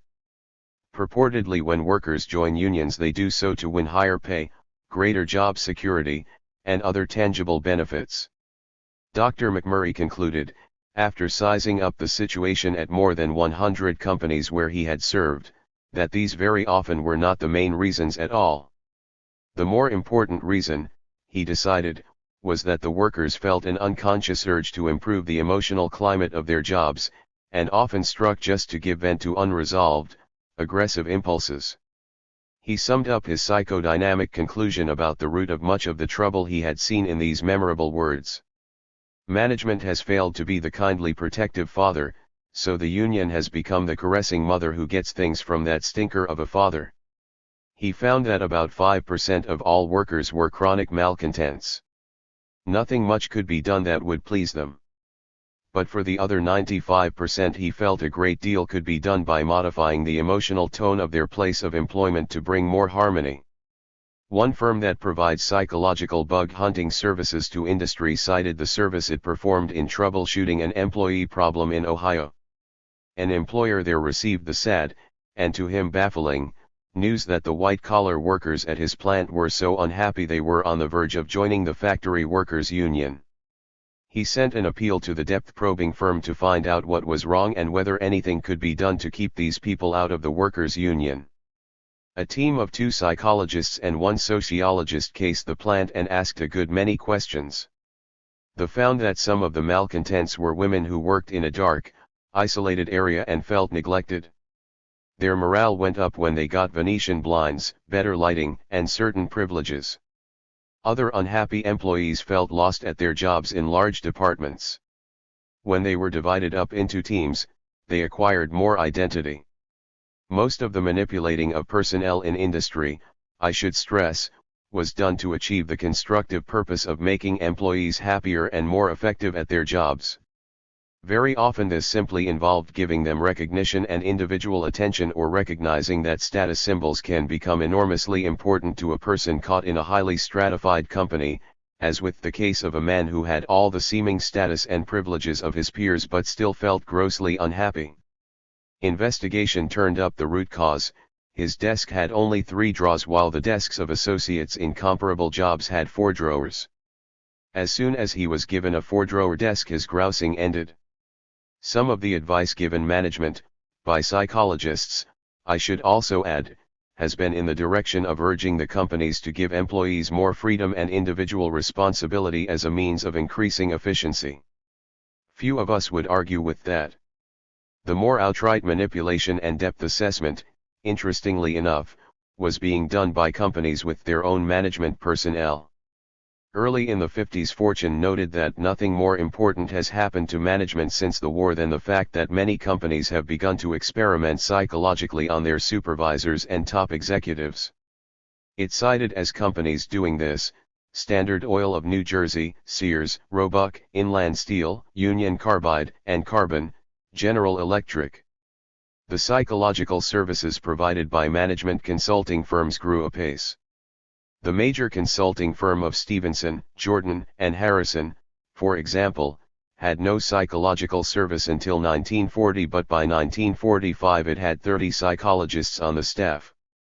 One of those, Perry Rohrer, then departed, reportedly with 18 staff members, and set up his own firm, which by the early 50s had diagnosed the key personnel of 175 firms. In these early days, one of the significant developments was the construction of a depth test, by Burley Gardner, Lloyd Warner, and William Henry, for spotting the officials of a company who were the real comers. One crucial trait they must have, they found, was a respectful concept of authority. He accepts it without resentment. He looks to his superiors as persons of greater training, who issue guiding directives to him that he accepts without prejudice. And the report added, this is a most necessary attitude for successful executives, since it controls their reaction to superiors. The authors proceeded to cite case histories of men who seemed magnificently fitted for leadership but upon psychological analysis were found unfit because they had poor concepts of authority. One saw his associates as competitive persons whom he must outwit. He had no clear-cut image of superiors as guiding or directing figures. Another man, alas, had a concept of authority by which he placed himself at the top of the heap. Unconsciously he felt himself to be better than most of his superiors. That discovery evidently finished him. Some companies began giving all candidates for executive jobs psychiatric tests such as the Rorschach, ink blot, analysis of their emotional makeup to spot neurotics and potential psychotics. A pencil company which did this reported that it frequently paid off and cited the instance of discovering that one man had a conspicuous tendency to narcissism. He was not dropped by, rather given special handling, all the praise that his self-centered nature seemed to need. To show its management readers the benefits of a complete psychological analysis of all key officials, Fortune in July 1950, showed a chart prepared on one company by staff psychologists of Stevenson, Jordan, and Harrison. The chart showed graphically with dots, blocks, and arrows the findings on 46 top supervisors and executives of the company. Each rating was based on long interviews and testing. Those dots, blocks, and arrows stood for such things as effectiveness in job, emotional adjustment, etc. Their color was what was significant. Colors ranged from blue, outstanding, down through black and yellow to red, just about hopeless. Not surprisingly, the rating for the president of the firm, to whom the report presumably was submitted, was outstanding in his effectiveness in present position. Several others had blue dots, too. A reader might start feeling sorry for the controller of the company who had a yellow block, black dot, and yellow arrow, which when translated meant, below average. Working at his potential level. Below average adjustment, requires major development aid. Worst off in the upper level was the Director of Industrial Relations. We should hope he doesn't have ambitions, because on the chart he had a red block, arrow, and dot, meaning, unsatisfactory in position. Dot potential worth doubtful. Severe maladjustment, unprofitable to attempt correction. Once the diagnosis is completed, the report added, the development or therapy begins. Said one psychologist of another firm, to leave a man unaided after he has bared his problems is to invite frustration and confusion. Mr. White, in his book The Organization Man, tells executives how they can outwit the psychological tests by cheating. Some of the efforts to assess and remold management men are being done under concealed conditions. Psychologists often get at the subject to be appraised or molded at a golf game or over a drink. One of the larger psychological testing services in the United States provides businesses with a special psychological test form specially designed to permit an appraisal of intelligence without the subject's awareness. He thinks it is just a routine form. The head of one psychological testing firm advises me that he is often called upon, where an important promotion is at stake, to assess the prospect without his awareness. He says that one of his standard approaches is to talk with the man after he has had a couple of martinis so that he can appraise the man's personality while his basic emotionality is closer to the surface. One psychological technique that came into wide industrial use to modify the behavior and attitudes of key personnel was role-playing of two or more officials before an audience of colleagues. Literature of the personnel world contains many references to role-playing. The journal Advanced Management carried an enthusiastic description of the benefits of role-playing in a 1954 issue. An executive of a large insurance company related, "We need a motivating device, something with a kick." Role-playing looked like the answer. It helps people get their feet wet and at the same time teaches at the emotional level. Before an audience of associates, one official would play the role of boss, counselor, and another the role of subordinate, counselee, while they discussed the subordinate's behavior or problem. What the boss didn't know was that the play subordinate had gotten a hidden briefing on how he was supposed to perform in the interview. As the official enthusiastically explained, "Here we slipped in a kicker, a motivation not known to the counselor." The official cautioned management men that such hidden briefing is not to be advised if the counselor is uninitiated or sensitive. It can be rough on him. But he was enthusiastic about this trial by fire technique of indoctrination and exulted that it is the sort of stuff you can't get from books. Even a man's home life at many companies began being scrutinized to see if it conformed to the best interests of the team or company. A business writer for the New York Herald Tribune reported in the early 50s on the great manhunt for qualified executives that was being carried on by professional recruiting firms which had come into existence for this specialized purpose. He related some of the qualities they were looking for in the modern executive and said, "Another point of equal importance is the wife. That is being emphasized more and more. Professional manhunters place family adjustment high in job qualifications." The same story is being told by all firms in this field, including Ward Howell, Handy Associates Incorporated, Ashton Dunn Associates Incorporated, Boyden Associates Incorporated, or Sorzano, Antle and Wright. Important men may not be recommended for higher-priced jobs because the wives may be too flirtatious, or she may not drink her cocktails too well, or she may be an incorrigible gossip. Investigations in the respect are quite thorough. Psychological consultant James Bender advises me that a major producer of cellucotton products asked him to help set up a manpower program built around wives. He said that before the company hires an executive or salesman, the man's wife is interviewed, as the last step before the hiring decision is made. It is a mutual sizing up, he explained. The wife is apprised of what the job may mean in terms of demands on the family life and inconveniences such as moving, husbands being away a good deal, etc. He said that in a few cases wives after the interview have persuaded the husband not to take the job. And in a few other cases we have decided after sizing up the wife not to hire the husband. Some of the companies tend to look at the wife as a possible rival to them for the man's devotion. Fortune, in a remarkable article in October, 1951, detailed the growing role of the wife in company thinking.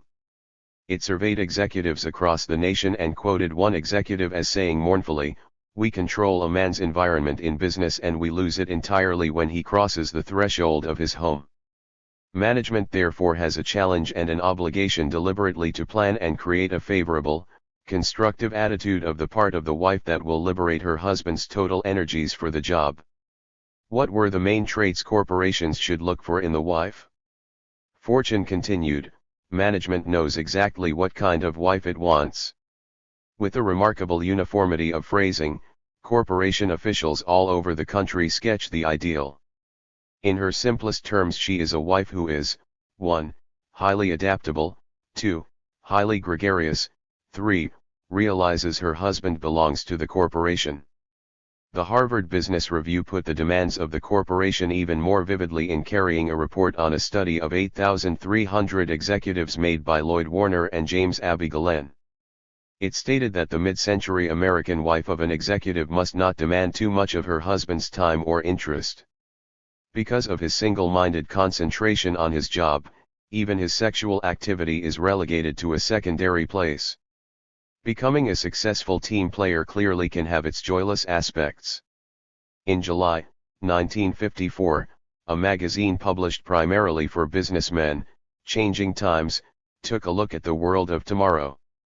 By tomorrow it meant a decade hence, 1964. It explained that big business, big government, and big unions would tend to level people down to a common denominator where it will be harder for a man to be independent, individualistic, his own boss.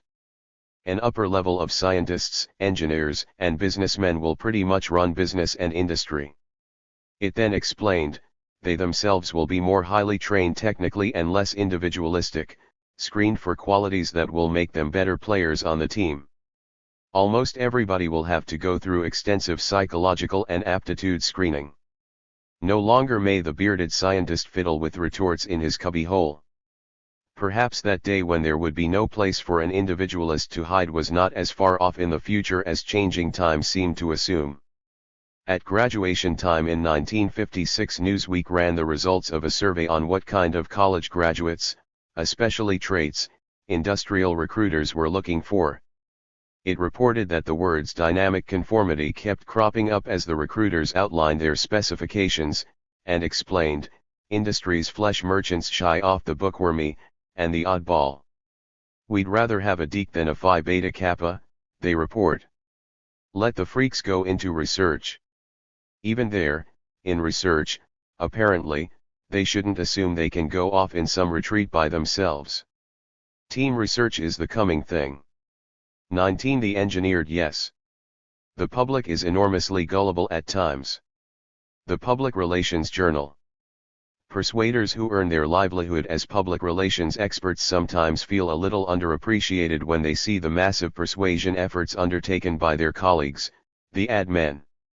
As one complained in The Engineering of Consent, a manual of public relations techniques edited by Edward L. Bernays, many more millions are spent in engineering consent for products than in creating favorable attitudes toward the companies which make them.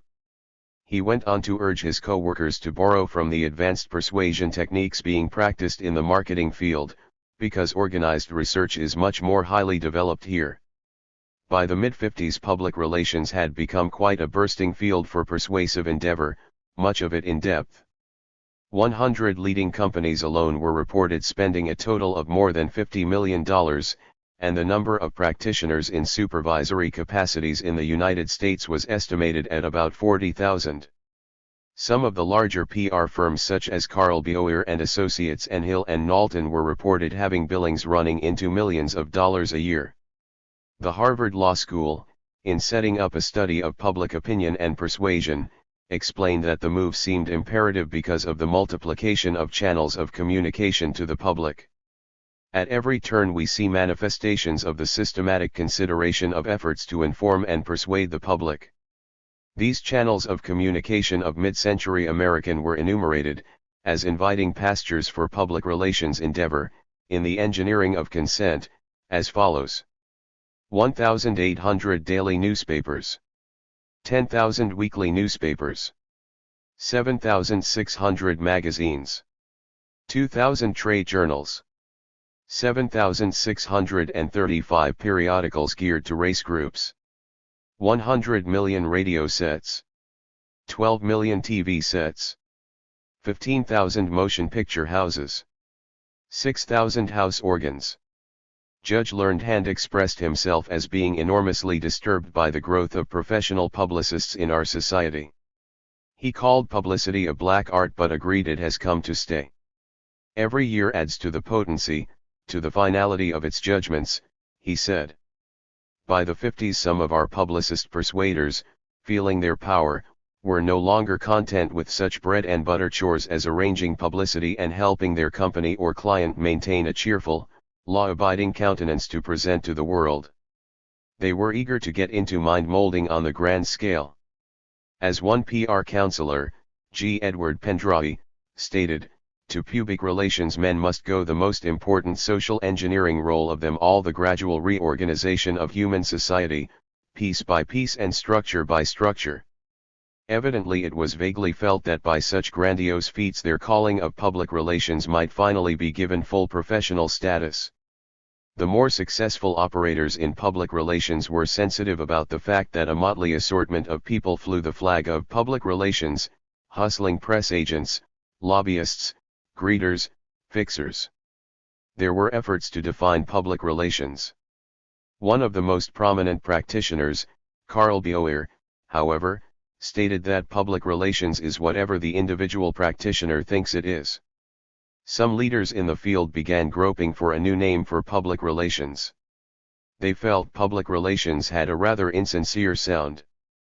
The outgoing president of the Public Relations Society of America in 1954 pointed out that some companies were dropping the public relations identification of their executives in charge of PR to prevent the illusion that their program is contrived and not a part of the company's basic philosophy. As basic relations grew and grew, it found itself in some seemingly strange fields.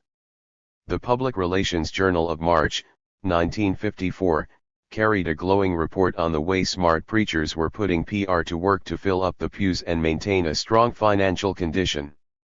It conceded that one obstacle to a really hard-hitting use of PR in sacred activities was that a dignified approach is demanded. Another obstacle is the problem of showing the practical worth of some religious values.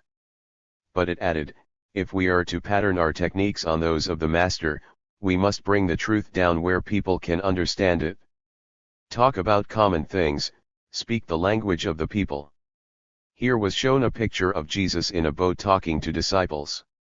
The report detailed how the smart preacher can use TV and other mass media, and how to cope with Mr. Backslider. He is wooed back by psychological influences. The final tip to preachers was to check results carefully to find just what clicked. In striving to increase their penetrating powers, and perhaps their own sense of importance, publicist persuaders turned to the depth approach in great numbers during the 50s. Rapidly they soaked up the lore of the social scientists. The book The Engineering of Consent by Mr. Bernays, the famed publicist, University of Oklahoma Press, 1955, is studied with references to the findings of psychologists, sociologists, anthropologists, and social psychologists. The studies of these scientists, he notes, are a gold mine of theme symbol source material for public relations councils. Bernays explains the need to take the depth approach with people in order to give them the right attitudes in these words. It would be ideal if all of us could make up our minds independently by evaluating all pertinent facts objectively. That, however, is not possible. In a later chapter a publicist amplifies this by discussing Vilfredo Pareto's theory on the non-logical elements in human activities and then quotes Richard Worthington's comments on Pareto's general sociology, in these words. There are in this book certain ideas and discoveries which may Be of considerable value to those who wish to modify society. Many men have tried to change the conduct of people by reasonings, or by passing certain laws. Their endeavors have often been peculiarly barren of results. Pareto shows how their failure is associated with the importance of the non-logical. People must be controlled by manipulating their instincts and emotions rather than by changing their reasonings. This is a fact of which politicians have always made use when they have persuaded their constituents by appealing to their sentiments, rather than by employing reasoning, which would never be listed to or at least never prove effective for moving the crowds. Mr. Bernays has gotten his views published in the Annals of the American Academy of Political and Social Science, where he pointed out that newsworthy events involving people usually do not happen by accident. They are planned deliberately to accomplish a purpose, to influence ideas and actions. The files of the Public Relations Journal contain what to an outsider may seem like a startling number of accounts of American men of science cooperating intimately and confidentially with the mind molders, and would-be molders, of public relations. To cite a few examples, in June 1953, the journal described, under the title Orientation in the Social Sciences, a series of seminars held at Columbia University Teachers College for New York members of the Public Relations Society of America. 6 doctors in the social sciences, headed by Lyman Bryson, social anthropologist, did the orienting. All were Columbia men. Dr. Bryson told the publicists, "If you are engineering consent, then I think the social sciences would like to warn you that you should begin with a basic analysis of 3 levels upon which consent moves in a society like ours. The first level," he said, "is human nature." He added that little could really be done here to manipulate people. The second level was cultural change, which is where you must operate, he said, if you want to influence people's ideas. The third level is the region of choice. Here is where an impulse is running in a particular direction, and some sort of choice will be made regardless, as when a choice between similar products is made. At this level, he said, it is relatively easy to manipulate people. On the other hand, if you are trying to change their ideas, you work on the second level, where different psychological pressures, techniques, and devices from those successful on the third level must be used. Earlier in the year 2 different issues covered at length the social science session, which explored the close interrelation of public relations practice and the social sciences. The journal introduced the report with this blurb: "Social science holds the answer if we can but get hold of it to many of the problems with which we are so ineffectually struggling these days."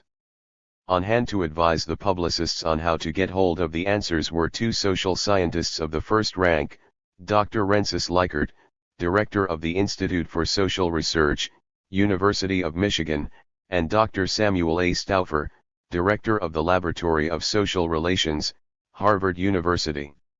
Dr. Stauffer said it was a great privilege to come before the gathering of practitioners of human relations, and he proceeded to tell his listeners it was a good working rule that people's attitudes are more easily reached through their emotions than through their intellects. He added that at the Harvard Laboratory we are doing some intensive research on the subject of fear in connection with learning theory. He held out promise that in years to come public relations practitioners might be able to find in the material practical guides for action. Dr. Likert talked at length on what motivates people and how their behavior can be changed by changing the motivational forces working upon them. Those were just 2 of several accounts of scientists orienting the publicists. A bystander reading the accounts might feel an impulse to tug the doctor's sleeves and warn them to give thought to the uses to which their insights might be put by unsqueamish or rough-playing listeners who might possibly be in the audience. There was some evidence that the American public was becoming accustomed to having its attitudes manipulated by public relations experts. David Reisman noted in The Lonely Crowd that residents of a great suburban development outside Chicago took an odd way of showing their annoyance against the management for all the irritating aspects of the arrangements there. He said complaints were frequently put in terms of the bad public relations shown by the management. In effect, people were complaining not about their direct grievances but because they felt they had not been so manipulated as to make them like it, he reported. The engineering of consent has taken hold to a startling extent in a field that might at first seem unlikely, fundraising. Americans are reputed to be the most generous people in the world. By mid-century, philanthropy ranked as the nation's fourth largest industry in terms of dollars. Spontaneous giving, however, was just a memory as far as large-scale philanthropy was concerned. To assure his big giving, big persuaders came into existence. By 1956 there were more than 400 professional fundraising firms dotted across the land, most of them schooled in manipulative techniques. Businessweek counseled its executive readers not to be scornful of the professional fundraisers who might approach them for help. These people, it said, are not necessarily impractical visionaries. As a matter of fact, it added reassuringly, you'll find that many have a surprising grasp of sound business principles. The professional fundraisers claim they can collect for a cause many times as much money as they cost. And they are probably right. America's most noted fundraiser, John Price Jones, contended in The Engineering of Consent, he wrote a chapter, that fundraising is one of the most highly developed forms of public relations. It takes better public relations to get a man to give $1 than it does to convince him to spend $1, he explained. Jones contends that with solicitors even enthusiasm is not enough unless it is brought into an organized machine. The professionals themselves usually stay in the background, because local residents are apt to resent them, and confine themselves to masterminding the drive. If you are an important prospect, the professional fundraiser probably knows more about you than do your best friends. As Jerome Beatty explained it in describing Mr. Jones's operations in the American magazine. The expert fundraiser will tip off solicitors as to your weaknesses and how to touch the tender spot in your heart, just as a baseball pitcher knows whether the batter goes for a curve or for a fast ball. John Price Jones has a file of more than 66,000 names of persons all over the U.S. who have given substantial sums to worthy causes and who are likely to give more if properly approached. This file is kept up to date by 6 women and 1 man who read and clip newspapers, magazines, trade journals, collect corporate reports, financial ratings. For each person there is a file almost as complete as the FBI keeps on suspected communists. These professional fundraisers soon got into the depth approach to their calling when they sought to discover the real reasons people are willing to give away large parcels of their money, and the real reasons citizens are willing to volunteer to punch doorbells as solicitors. The real deep-down reasons people can be stimulated most easily to give to charitable causes or to serve as volunteer solicitors for those causes appear to be several in the view of leading fundraisers. Most of the explanations boil down to masked forms of self-aggrandizement or ego gratification. First is self-interest. Mr. Jones feels that when this motive is properly promoted, for example, it can always bring recruits into service as solicitors. He accepts the fact as basic that self-interest is a primary motivation in all of life and is basic to successful organization. This self-interest angle was stressed in the Public Relations Journal in a discussion for public relations men on the way they should guide their companies in the matter of local causes and philanthropies. The writer, a public relations director, stated, "Contributions should always serve the best interests of the corporation. They should return direct benefits, as through improved community hospitals where employees reside, or there should be a long-range return, as through schools." A second reason people may be impelled to give is public interest, according to the professional persuader's viewpoint. Mr. Jones, however, says this is far less forceful than self-interest and actually may often involve some self-interest, too, as in the case of those who have private interests which can benefit from the reflection of their service in the interest of the public. The third force Mr. Jones mentions is the social or business benefit that accrues from associating with the best people in town.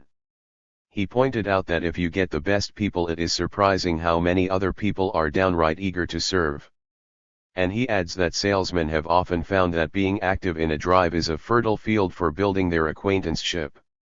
Researchers have found more than 30 reasons why people give, according to Mr. Beatty, who mentions as potent stimulants the possibility of the amount of their contribution appearing in the local paper, or their picture, or fear of what people will say if the contribution is small. If you are sensitive to the status angle, he added, the professionals will let you buy all the publicity and social prestige you will pay for. In small communities, a generous contribution is often solicited on the golf course. If the president of the bank casually mentions to you on the street, by the way, we need a fourth on Sunday. How about it? Mr. Beatty warns that you may be the next prospect on his list. Beatty added, you probably beat him at golf, but at the 19th hole he will probably sign you up for a big contribution. 20. Care and feeding of positive thinkers. Winning the public's collective mind over to confidence is a monumental task, yet industry leaders seem to be succeeding. TIDE. Back in the 20s, Americans across the land were chanting, 10 times a day, every day in every way I am getting better and better. They were applying to their problems the formula for self-mastery through conscious autosuggestion devised by the French druggist psychologist Émile Coué. Gradually this formula became pretty well discredited as a way of coping with our basic problems. By 1956 Couéism seemed to be enjoying a hearty revival, particularly in the highest circles of business and government. In almost every day's newspaper some tycoon was announcing vast expansion plans or unlimited faith in the future. Economists in the employment of industry were making reassuring pronouncements that our economy was rock solid despite the mountainous growth of unpaid consumer debts. Business Week in March, 1956, was exulting over the fact that confidence is high. A new wave of confidence is sweeping the business community. A week later, another journal widely read by businessmen was exclaiming happily over the fact that all of the important indices were going up, up, up. Its subheads were Enter Optimism and Exit Fear. While such happy exclamations were filling the air in late 1955 and early 1956, Tide explained to any merchandisers who might still be in the dark what was behind it all. Much of this exuberant chest beating, it said, was carefully calculated psychology devised by professional persuaders. The journal even coined the phrase psychological marketing to describe this new marketing technique, which it said was geared to meet the special needs of the psychoanalytical age in which we live. You see examples of it every day, it continued. Just recently there were the announcements of huge jet plane orders, indicating confidence in the travel market in the next decade. There are other ones, like Harlow Curtis's billion-dollar bet. Other leaders in business, industry, and finance speak out, week after week, expressing their faith in the economy. Auto men talk of the 10 million car year just around the corner. Steel makers talk expansion and more expansion. There are other less dramatic examples, the releases on expansion plans, the speeches to local groups, even the talk across luncheon tables. Then it explained what all the talking is about, in these blunt words. These men aren't talking just to hear their voices, nor do they enjoy venturing out on an economic limb. Their main aim is to beef up the confidence level of the nation by counteracting pessimism that sometimes get voiced, so that dealers will keep on ordering goods and consumers will keep on buying goods, at a higher and higher rate, and if necessary go into debt to do it. To maintain a pace of increasing consumption, it asserted, a high level of credit buying must be maintained as well. There must be a continued willingness to expand. Such a willingness to expand, industrial thinkers had concluded, rested on confidence. Confidence and spending are handmaidens of an expanding economy, Tide stated. From a persuasion standpoint, this matter of confidence transcended everything else. The minute a glow of confidence left the landscape, all sorts of disagreeable things that might happen. One thing that would surely happen would be that people might start watching their dollars and become more cerebral in their buying. That would make things difficult all over for depth merchandisers trying to tempt people into impulsive buying, status symbol buying, leisure buying, and many other kinds of self-indulgent buying. Dr. Dichter was most emphatic on the hazard involved if confidence was not kept at a high level. Our prosperity is based on psychological foundations, he warned, and added that economists and business leaders who predict any dip in business are playing with fire and doing a disservice to the country. What was the evidence that confidence was crucial? Merchandisers were strongly influenced by the findings of the Survey Research Center psychologists at the University of Michigan, who kept a running chart on the buying mood of the United States public for the Federal Reserve Board. These probers found there is such a thing as a national buying mood and were reported as being convinced that a generally cheerful atmosphere, more than any rational calculation, seems to make people feel like spending their money. Not only consumers but smaller businessmen were believed to feel the contagion of confidence or lack of it of big business and to peg their action to the way the big businessmen seemed to be feeling. The small businessman or the retailer, perhaps hesitating whether to plunge his bankroll, or a large part of it, on a large and perhaps chancy order, is presumed to be reassured by faith in the future talk by the leaders and disconcerted by any talk of soft spots in the economy. Still another character in the picture who apparently needs regular dose of reassurance is the small investor. The president of the New York Stock Exchange journeyed to West Virginia in 1956 to ask admin of the American Association of Advertising Agencies for help in persuading more people to invest in United States firms. Additional millions of people have to be carefully introduced to the investment process and encouraged to risk some of their money in business. Putting this story across calls for considerable skill, imagination, and ingenuity, such as the creative ad men have, he said. Still, there were some old-fashioned people left in America in 1956–57 who persisted in publicly expressing uneasiness over what they felt were soft spots in the economy, such as the mounting indebtedness of installment buyers. As Dr. Dichter lamented, there were some people who were forever worrying the consumer with doubts and black predictions, or are, as Tide admitted, incapable of any degree of optimism. One such comment that got into print was an observation made in early 1957 by the chairman of the Department of Commerce's National Distribution Council. He commented to a financial writer, "In traveling around the country, I've come across a surprising number of corporations which already are privately lowering their forecasts of sales and profits in 1957. It was to counteract the pessimists that psychological marketing was discovered and perfected as a marketing technique. Although the leaders of industry were voicing most of the optimism being heard, it was the behind-the-scenes public relations experts, Tide pointed out, who were carrying the main burden of strategy. More than likely, a good deal of the credit should go to the high-level public relations men involved. They are, after all, psychologists first and publicists second," it said. "They are the people who disseminate this confidence to the public, they frequently are the people who give the proper interpretation to industry announcements, and they very often are the people who write the speeches." Tide surveyed the nation's top persuader publicists and found them fully in agreement that psychological marketing had become another tool in the public relations man's kit. As Tide said, it is the PR man, guiding top management in the proper manner, timing, and approach in expansion announcements and expressions of confidence, who are winning the public's collective mind over to confidence. It explained that the crucial part of the psychology was not in the announcement of an expansion but the reason for it, to fill the needs of a nation whose future is bright, and as an expression of absolute faith in economic growth. The result of this new type of psychological marketing, it added, would be more sales, greater demand, higher gross national product. Tide conceded that some marketers were not sure of the soundness of psychological marketing. It quoted the marketing director of the A.O. Smith Corporation as raising the thought that such an approach to marketing somehow smacked of deviousness.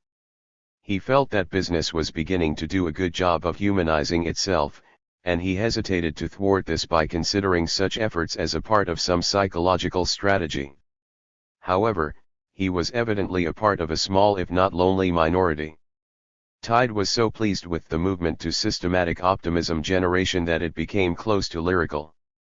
When they write the textbook of the economic history for the 20th century, it said, one chapter should deal with psychological marketing. The marketing leaders of today are laying down the basic lessons for the marketers of tomorrow to follow. When in 1956 a top executive of one of that's top ad agencies passed the hat among his underlings for contributions to the Republican campaign, he put it squarely on the basis of preserving optimism. In his letter he said contributions to re-elect President Eisenhower would serve to preserve this climate of business confidence. Whether by instinct or by intent, President Eisenhower was their kind of man to have in Washington, optimistic to the core. As Dorothy Thompson, the columnist, put it, he is optimistic, come hell or high water. The New York Times's political analyst, James Reston, devoted more than 1,000 words to detailing the resolute optimism of the Eisenhower administration.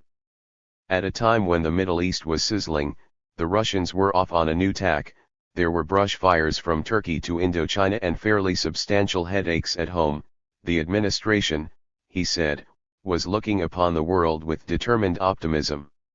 He said, Secretary of State Dulles took correspondents on a tour of the world yesterday and found an optimistic side to every question. President Eisenhower, who is a living symbol of confidence, carried on the cheery offensive in his news conference today. Reston mentioned that the president talked a lot about the morale of Western peoples and concluded that the administration was striving to keep up morale by persistently looking on the bright side of things. He added, some observers here believe this determination to look on the bright side of things is precisely why the president is so effective and popular a leader. Others think it is a Pollyanna attitude, a form of wishful thinking that wins votes but encourages popular illusions about the true state of world affairs. When 500 Republican leaders gathered at the Eisenhower farm in 1956 to launch the active campaigning, Chairman Hall cried, "Is everybody happy?" They all chorused that they were. The essence of Mr. Eisenhower's counsel was this thought for the campaign: don't underestimate the value of a grin. Later a New York Times reporter following the grinning Mr. Eisenhower in his campaign travels commented, the symbol of this campaign has been the smile on the face of the crowd in the president's wake. It is a peaceful, dreamy, faraway smile of pure contentment. This was written just a few days before the election, and just a few days before war broke out in the Middle East. The faraway smiles were replaced by looks of startled consternation. 21 The packaged soul? Truly here is the custom-made man of today ready to help build a new and greater era in the annals of diesel engineering. Diesel power. The disturbing Orwellian configurations of the world toward which the persuaders seem to be nudging us, even if unwittingly, can be seen most clearly in some of their bolder, more imaginative efforts. These ventures, which we will now examine, seem to the author to represent plausible projections into the future of some of the more insidious or ambitious persuasion techniques we've been exploring in this book.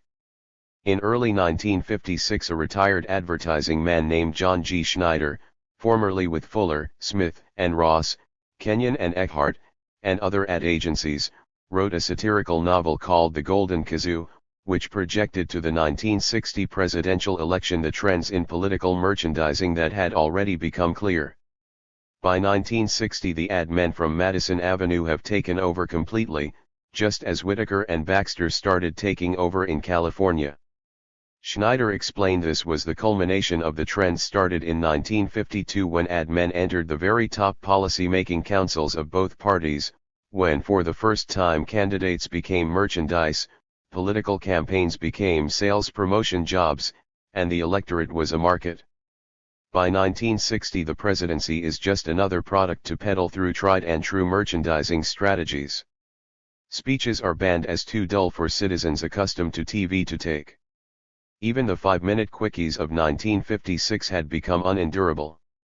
Instead the candidate is given a walk-on or centerpiece type of treatment in spectaculars carefully designed to drive home a big point. Remember the Election Eve pageant of 1956 where little people reported to President Eisenhower on why they liked him. The 1960 contest, as projected by Schneider, boiled down to a gigantic struggle between two giant ad agencies, one called Reed and Bratton for the Republicans and one simply called B.S&J for the Democrats. When one of the two candidates, Henry Clay Adams, timidly suggests he ought to make a foreign policy speech on the crisis in the atomic age, his account executive Blade Reed gives him a real lecture. "Look," he said, "if you want to impress the longhairs, intellectuals, and Columbia students, do it on your own time, not on my TV time. Consider your market, man. Your market is 40, 50 million slobs sitting at home catching your stuff on TV and radio. Are those slobs worried about the atomic age?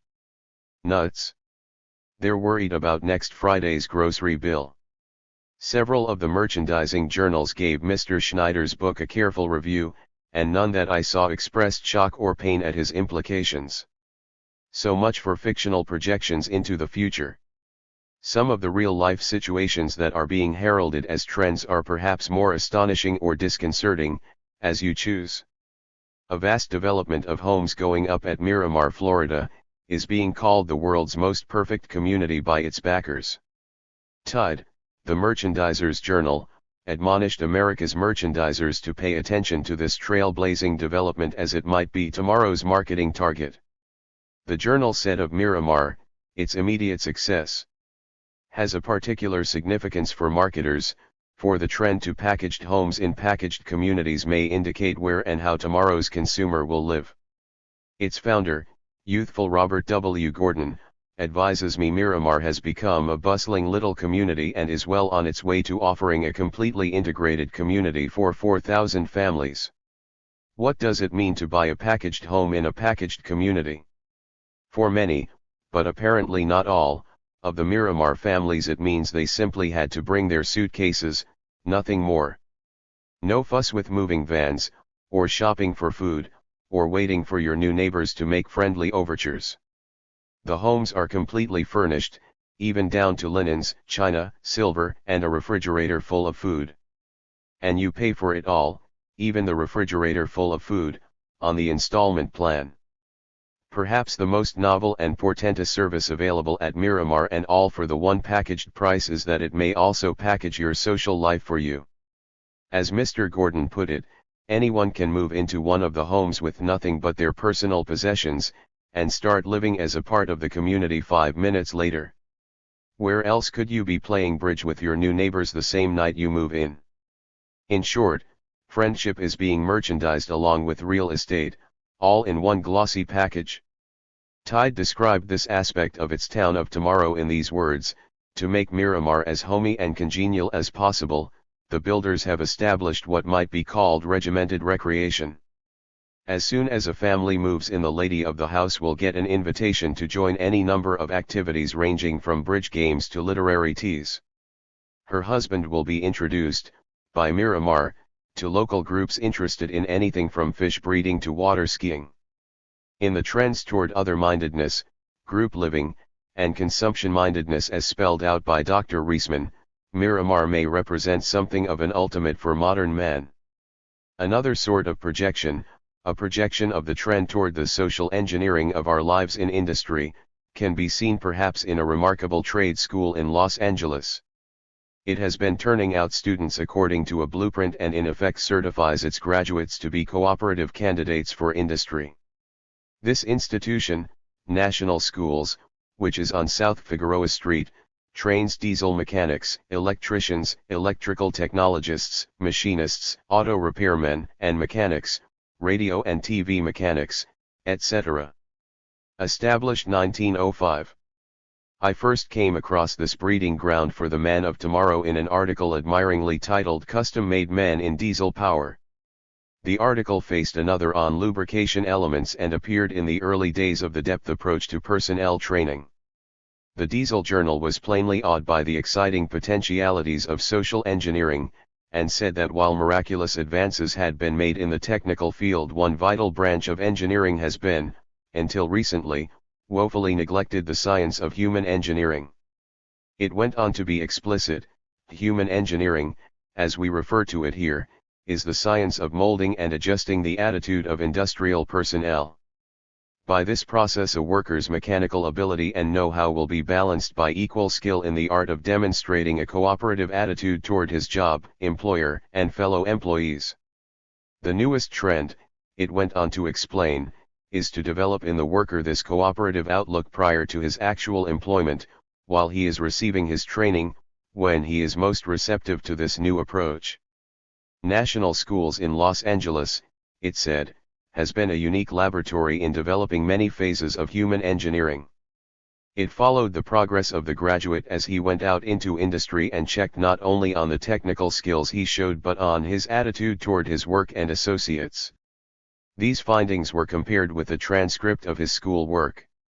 By such analysis plus surveying employers on the traits they desire in employees, national schools, it said, has been able to develop the ideal blueprint for determining the type of personnel industry needs. National students, it stated, were taught basic concepts of human behavior, and special emphasis is placed on the clear-cut discussion and study of every subject that will tend to give the student a better understanding of capital-labor cooperation. To this end, representative authorities in the diesel industry have been made associate faculty members at national schools where they lecture. Truly, it exulted, here was the custom-made man ready to help build a greater tomorrow for diesel engineering. The kind of tomorrow we may be tending toward in the merchandising of products may be exemplified by the use of depth probing on little girls to discover their vulnerability to advertising messages.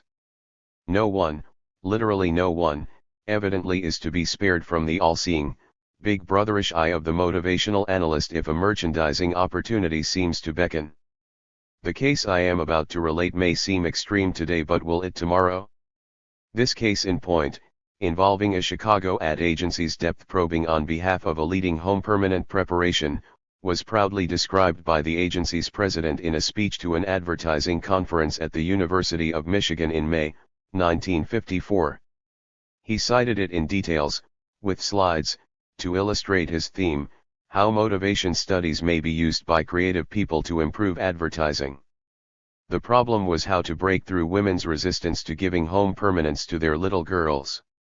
Many felt the home permanents ought to wait until high school age, along with lipstick and dating.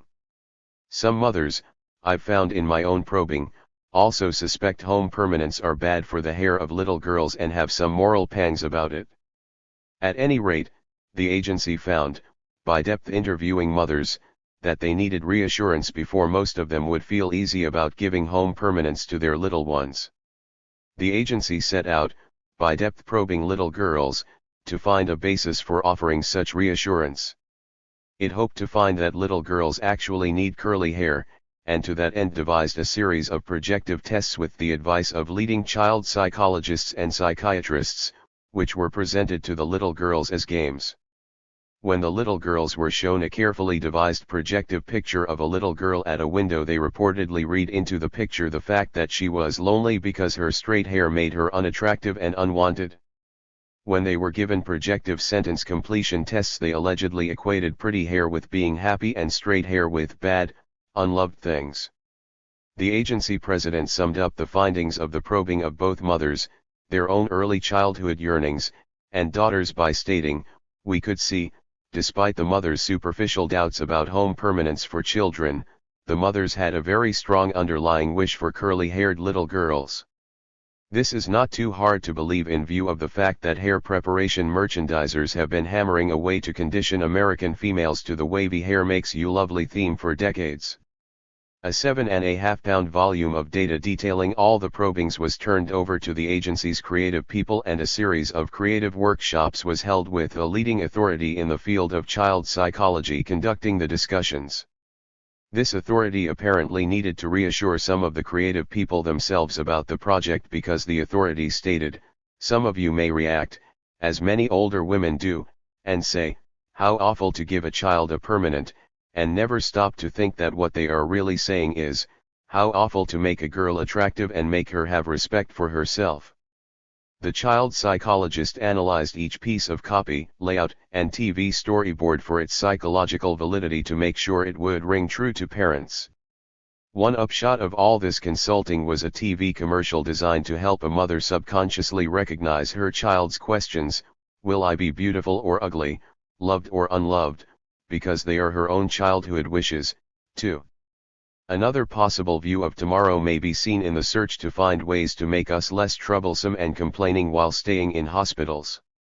Dr. Dichter undertook this exploration, and his findings were reported in detail in a series of articles in the Modern Hospital. The study was undertaken because of the constant complaints of patients about food, bills, routine, boredom, nurses. They were generally irritable, and hospitals that tried to remove the complaints by changing routines, diets, etc., seemed to get nowhere. So the depth probing of patients began. One 50-year-old woman recalled her shame at being chided by a hospital aide for calling out for her mother several times during the night. Probers found that patients in hospitals were often filled with infantile insecurities. They weren't just scared of dying but scared because they were helpless like a child. And they began acting like children. Dr. Dichter reported that his most significant finding deals with the regression of the patient to a child's irrationality. Over and over in each of the interviews, in one form or another, there echoed the basic cry, "I'm frightened." He said the grown-up's regression to a child's helplessness and dependence and his search for symbolic assurance were clear. In searching for this symbolic assurance, the patient begins seeing the doctor as father and the nurse as mother. What should the hospitals do with all these adult children? The answer was obvious. Treat them like children, apply to grown-ups the same techniques they had been applying in the children's wards to make the children feel loved and secure. For one thing, there mustn't be any signs of dissension between doctor and nurse because it would remind the patients of their childhood fears when mother and father quarreled. Eventually, say AD 2000, perhaps all this depth manipulation of the psychological variety will seem amusingly old-fashioned by then. Perhaps the biophysicists will take over with biocontrol, which is depth persuasion carried to its ultimate. Biocontrol is the new science of controlling mental processes, emotional reactions, and sense perceptions by bioelectrical signals. The National Electronics Conference meeting in Chicago in 1956 heard electrical engineer Curtis R. Schaefer, of the Norton Kette Corporation, explore the startling possibilities of biocontrol. As he envisioned it, electronics could take over the control of unruly humans. This could save the indoctrinators and thought controllers a lot of fuss and bother. He made it sound relatively simple. Planes, missiles, and machine tools already are guided by electronics, and the human brain, being essentially a digital computer, can be, too. Already, through biocontrol, scientists have changed people's sense of balance. And they have made animals with full bellies feel hunger, and made them feel fearful when they have nothing to fear. Time magazine quoted him as explaining, "The ultimate achievement of biocontrol may be the control of man himself. The controlled subjects would never be permitted to think as individuals. A few months after birth, a surgeon would equip each child with a socket mounted under the scalp and electrodes reaching selected areas of brain tissue. The child's sensory perceptions and muscular activity could be either modified or completely controlled by bioelectric signals radiating from state-controlled transmitters." He added the reassuring thought that the electrodes cause no discomfort. "I am sure that the psycho-persuaders of today would be appalled at the prospect of such indignity being committed on man. They are mostly decent, likable people, products of our relentlessly progressive era. Most of them want to control us just a little bit, in order to sell us some product we may find useful or disseminate with us a viewpoint that may be entirely worthy. But when you are manipulating, where do you stop? Who is to fix the point at which manipulative attempts become socially undesirable?" In retrospect. 22. The question of validity. A good profession will not represent itself as able to render services outside its demonstrable competence. American Psychological Association. Much of the material in this book, especially that relating to the probing and manipulating of consumers, is based on the findings and insights of motivational analysts, with their mass psychoanalytical techniques. Some of the conclusions they reach about our behavior are so startling that readers are often justified in wondering just how valid their probing methods are anyhow. In merchandising circles there has been over-acceptance and over-rejection of these methods. Some of the blasts at M.R. particularly from those with rival persuasion techniques have been withering. Certain marketers still felt that offering a premium was far more effective in promoting sales than all this hocus-pocus about depth. The director of marketing for the Pabst Brewing Company told the Premium Industry Club sadly that the psychologists have become the oracles of the business. Double-domed professors and crystal gazers are probing the minds of buyers.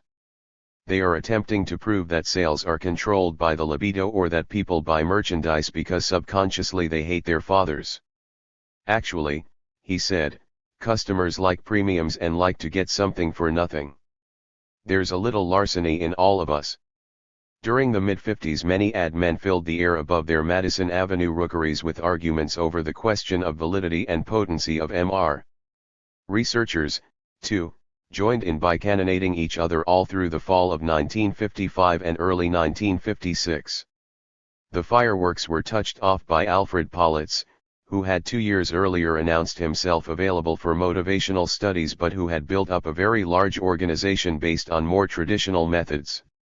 He began by expressing great faith in the value of psychological probing in depth, but added that because of the need for interpreting findings and the fact that MR was still in its infancy, a great deal of pure unadulterated balderdash has been passed off on gullible marketers as scientific gospel. He charged that the motivation analysts were taking the Madison Avenue folks for a ride with their pseudoscience and were being well received because they offered simple answers, and Madison Avenue doesn't like anything heavy or complicated. Later he charged that some of the MR outfits were using as interviewers unemployed actors, not trained scientific workers. And one of his bristling aides contended that you can't judge from a psychiatrist's couch how a consumer will behave in a dime store. The better, more sensible way to judge, he explained, is to recreate as closely as you can the buying situation. His firm does this by maintaining a Politz store.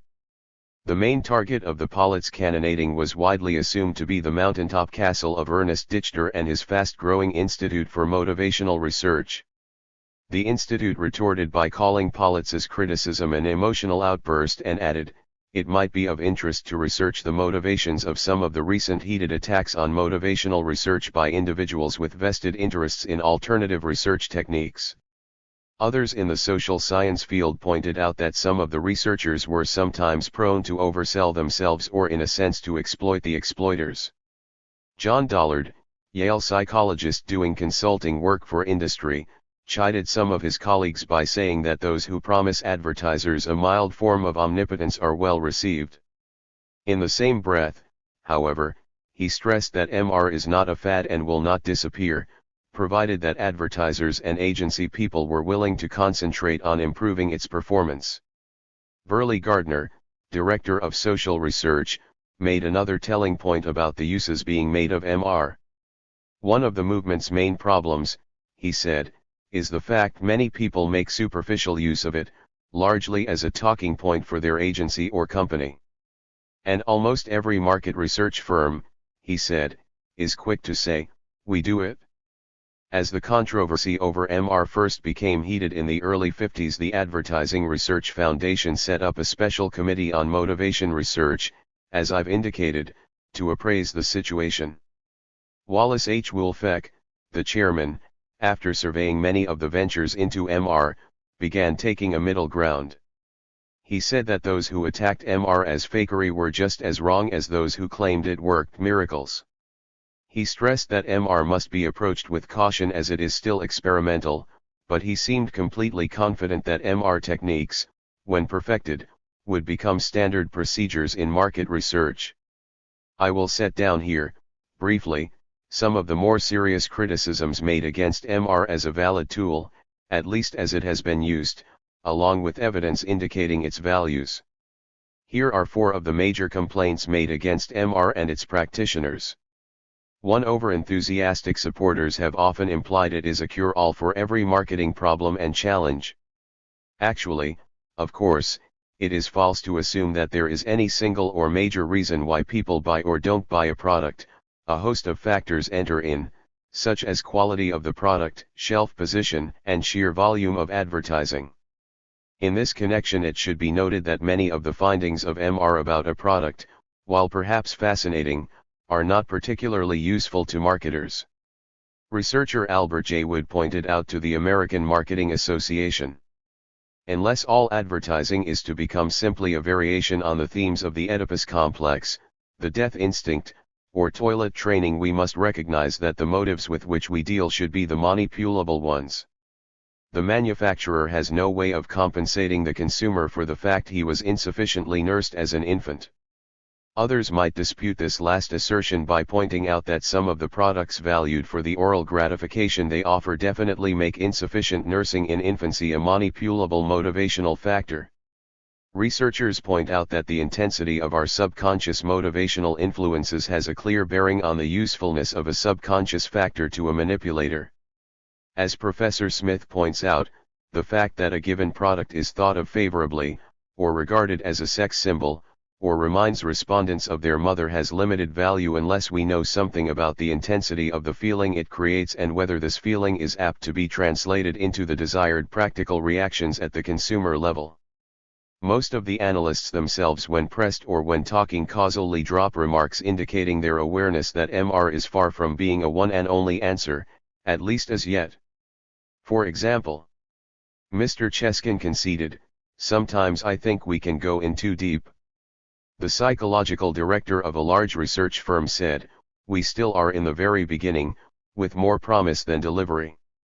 The chief psychologist of another research firm cautioned, "You've got to be able to take this thing with a little grain of salt." The research director of an ad agency deeply involved in MR, "It has made nearly 100 motivational studies," said, "Motivational research is not the whole answer. In 20 to 30% of our investigations we don't find anything useful at all." Even Dr. Dichter and his aides occasionally drop cautionary remarks, as when he said, "MR is still far from an exact science," and an aide pointed out that people make buying decisions on both rational and irrational bases. The market research director of one of the nation's largest psychological firms said, "Even the best techniques are only adding a little bit to our understanding of why people do what they do." Professor Smith in his book Surveying the MR Field summed up by saying that the best way to look at MR is as a plus factor. Another charge made against some of the motivational analysts is that they have lifted diagnostic tools from clinical psychiatry and applied them to mass behavior without make certain such application is valid. This aspect of MR has bothered Dr. Wolfeck, of the Advertising Research Foundation, as much as any other. Some of the clinical techniques such as the Rorschach ink blot test are not infallible even when used on an individual basis with clinical patients. There is always room for error, at least in interpreting the meaning of a given ink blot, or interpreting an answer given in a sentence completion test. When conclusions are drawn about mass behavior on the basis of a small sampling of test results, there clearly is a chance for error. Individuals vary considerably in their motivational makeup. In the minds of most objective observers, the size of the sample used in any given piece of motivational research is crucial. Unfortunately, motivational testing is expensive. A good deal of time must be spent by a skilled practitioner with each subject if there is to be a real exploration in depth. Thus there is a temptation to keep the size of the sampling small. As Dr. Wolfeck pointed out in late 1954, however, the question of the size of sample is of considerable importance. At that time he said that the largest sample he had encountered in the depth approach was 200. And he added, "Is that enough?" Since then Louis Cheskin, of the Color Research Institute, has stated that the smallest sample he uses for a national brand test is 600 persons. A further aspect of motivational research that bothers many people is that results depend too much on the brilliance and intuitiveness of the individual practitioner. Little has been achieved as yet in standardizing or validating testing procedures. Dr. Wolfeck's group has, as one of its aims, the determination of the validity or non-validity of various MR techniques. One such testing, he advises, has been underway at Columbia University recently, with the help of foundation money. The validity of sentence completion tests for MR use is being scrutinized. Alas, that was the only attempt being made in 1956 to validate MR procedures. Dr. Wolfeck pointed out sadly that while merchandisers spend millions of dollars on campaigns based on MR insights, it is hard to get companies to support research that merely validates research techniques. People who have the money to finance this kind of research, he said, are more concerned with the solutions to everyday problems than they are with trying to find ways to improve our methods. Some scientists are disturbed by the fact that projective tests by their very nature typically are not subject to statistical proof. They feel more comfortable if they are dealing with a method that gives its answers in terms that can be counted up statistically. The way a person responds to a depth interview, for example, can't possibly be toted up. The same applies to the ink blot tests. Psychologist William Henry, however, contends that traditional researchers overstress this need for statistical proof. He says, there are comparatively few quantitative studies that demonstrate statistically the value of either the Rorschach or the THIRD-2 projective tests.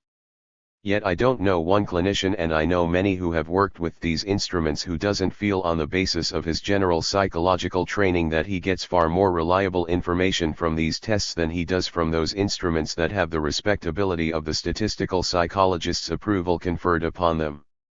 Some of the depth approaches are more subject to science procedures than others.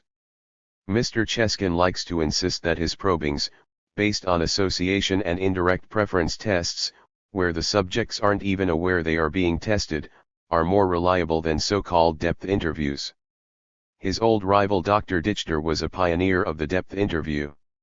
Cheskin says that the kind of MR he uses is as pure a science as physics, chemistry, or biology. Most of Cheskin's work is with package testing. He pointed out that he tests one factor at a time, such as name, color, shape, images, etc., and only after this tests them all together. And before he even tests a package in the field, it is subjected to ocular measurement lab tests that determine eye movement, visibility, readability. As for the depth interview, he says the person being tested, even though in depth, knows he is being interviewed, and so sets up defense mechanisms and rationalizes his answers at least to some extent. Also, he added, the results in depth interviewing depend on the skill of the interviewer. Actually, the skill of the interviewer is not the only area for error. As an executive of the Psychological Corporation pointed out, equally trained research experts can look at the same projective test results and come up with different interpretations.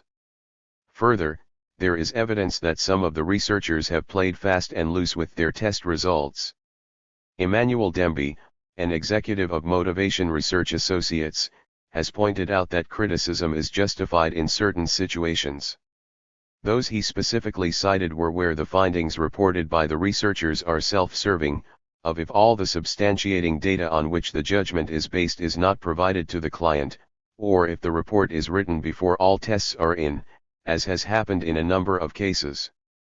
He, too, added, however, that the depth approach to consumer behavior was a fact of modern life. For finally, it is charged that the findings of the depth probers sometimes are not subjected to objective confirmation by conventional testing methods before they are accepted and applied. The big danger, as one critic put it, is to call the initial idea a conclusion. Business Week, in its analysis of MR procedures, concluded that any study of behavior that aims at some degree of scientific certainty is likely to have two steps. First, a pilot study, a fast informal survey of the subject to get the feel of it. Second, a rigorous, careful investigation to find out whether the conclusion really stands up, and under just what conditions it is true. For many advertising problems, a shrewd suspicion of the facts is plenty good enough. So advertisers' motivation studies are likely to stop with the first step.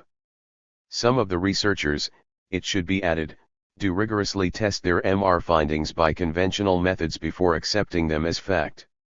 One of the pioneer motivational workers, Herta Herzog, director of creative research at the huge McCann Erickson ad agency, now reaches her conclusions in 4 stages.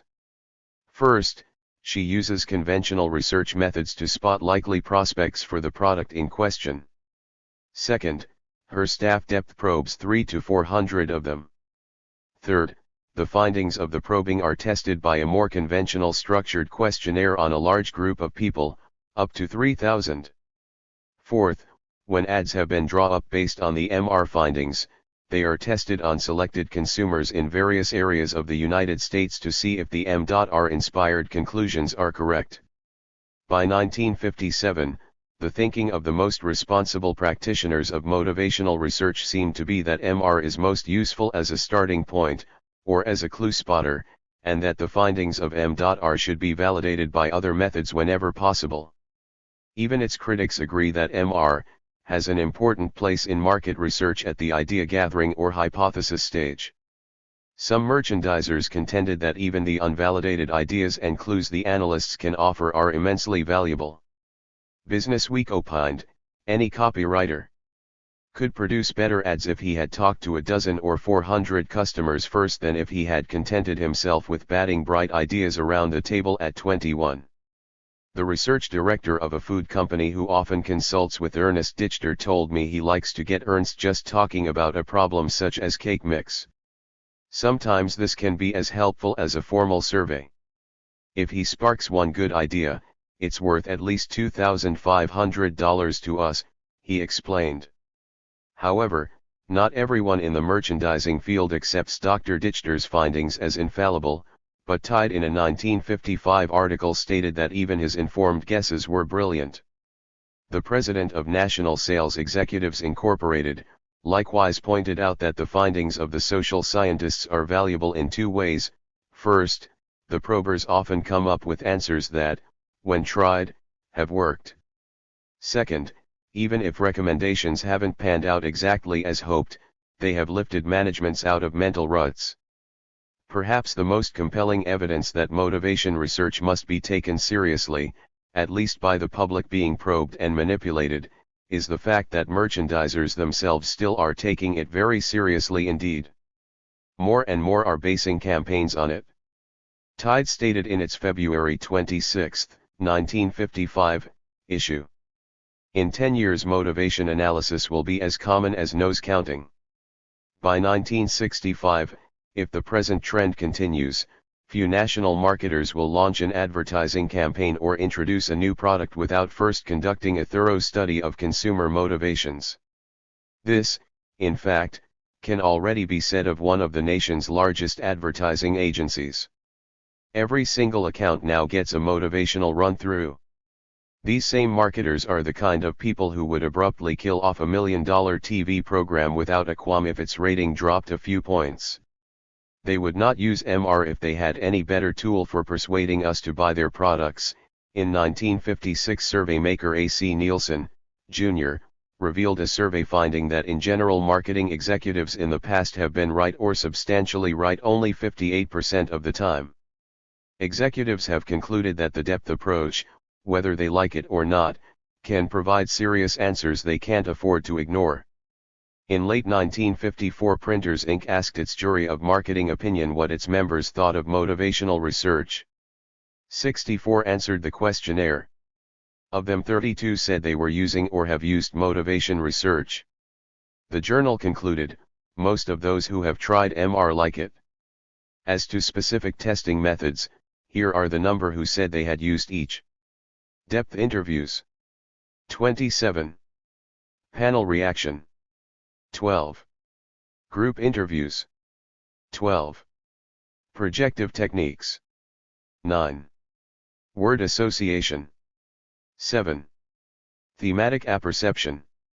4. Attitude tests. 3. Sociodrama. 2. Rorschach. 1. There seems to be some confusion or duplication in those responses because the Rorschach, for example, is one of several projective techniques. To sum up, while there was considerable argument about various probing techniques, there is little argument that the depth approach in general is here to stay. Advertising Age quoted an economics professor at the University of Illinois as stating, "Few today question the value of psychiatry or of psychology in explaining behavior patterns." This, of course, does not mean the MR practitioners are dead right or even mostly right in each case. MR is a new and still inexact science. Dr. Wolfeck says it is about as far advanced as public opinion polling was in the early 30s, in short, far from infallible. A great deal must still be done to refine, standardize, and validate procedures and train qualified practitioners. Dr. Wolfeck is confident that as more work is done, the tools will become more precise. Business Week pointed out that MR practitioners were already achieving indisputably solid results. It cited as an example the work being done at the Survey Research Center of the University of Michigan. The center's psychological research, it said, is providing a continuing, trustworthy measurement of consumer attitudes that shape the course of business. This measure is already an important indicator of the business climate. The Federal Reserve Board is guided by it to a large extent. The alternative to the depth approach, in the words of a research analyst for Standard Oil Company of New Jersey, is to fly by the seat of your pants. Businessweek's study of MR summed up the situation in this emphatic way. Today's emphasis on people's motives, the search for a new science of behavior, is more than just a fad. Far from blowing over, you can expect it to keep getting more important because it meets business needs arising from a real and important change in the American society over the past 2 or 3 decades. Then the report added this hopeful or ominous comment depending on your viewpoint: it seems rather likely that, over the course of time, the present studies will develop into something considerably more elaborate, more rigorous. That will happen if businessmen get accustomed enough to psychological techniques to want to use them on something besides advertising themes. That was written in mid-1954. As I've indicated, businessmen and others are now seeking to apply these potent techniques in mind-molding projects far removed from the merchandising of products.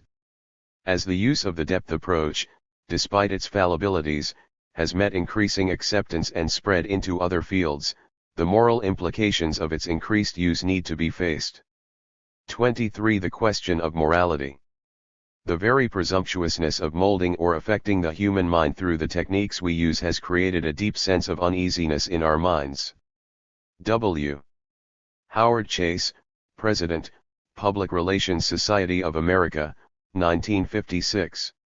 What are the implications of all this persuasion in terms of our existing morality? What does it mean for the national morality to have so many powerfully influential people taking a manipulative attitude toward our society? Some of these persuaders, in their energetic endeavors to sway our actions, seem to fall unwittingly into the attitude that man exists to be manipulated. While some of the persuaders brood occasionally about the implications of their endeavors, others feel that what is progress for them is progress for the nation. Some of the depth marketers, for example, seem to assume that anything that results in raising the gross national product is automatically good for America. An ad executive from Milwaukee related in Printers Inc. that America was growing great by the systematic creation of dissatisfaction. He talked specifically of the triumph of the cosmetics industry in reaching the billion-dollar class by the sale of hope and by making women more anxious and critical about their appearance. Triumphantly he concluded, and everybody is happy. Others contend that the public has become so skeptical of advertising appeals that its psyche is not being damaged by all the assaults on it from the various media. On the other hand, it can be pointed out that this growing skepticism was a major reason ad men turned to subconscious appeals. They wanted to bypass our conscious guard. Businessweek, in dismissing the charge that the science of behavior was spawning some monster of human engineering who was manipulating a population of puppets from behind the scenes, contended, it is hard to find anything very sinister about a science whose principal conclusion is that you get along with people by giving them what they want. But is everybody happy? And should we all be given whatever our ids want? Certainly a good deal can be said on the positive side for the socially constructive results that have come from the explorations into human behavior arising from the persuaders' endeavors. The merchandisers in their sales appeals to us have gotten away from some of their crude excesses of old and are more considerate of our wants and needs, even if those needs are often subconscious. Edward Weiss, the executive, made this point when he said that social knowledge was helping ad men to forget about the gimmicks and to concentrate on the real reasons why people buy goods. We've seen how the merchandisers of beer and other predominantly middle-class products have become more realistic in their messages. Likewise, a food packer became more sensible in his selling as a result of a depth study. He had been offering a free trip to Hollywood as a prize to persons who sent in the best 50-word statement why I like. This brought in lots of statements but very little stimulation of sales. A depth study of housewives showed why.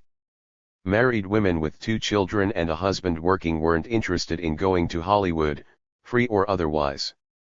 Who'd take care of the children and cook for the husband?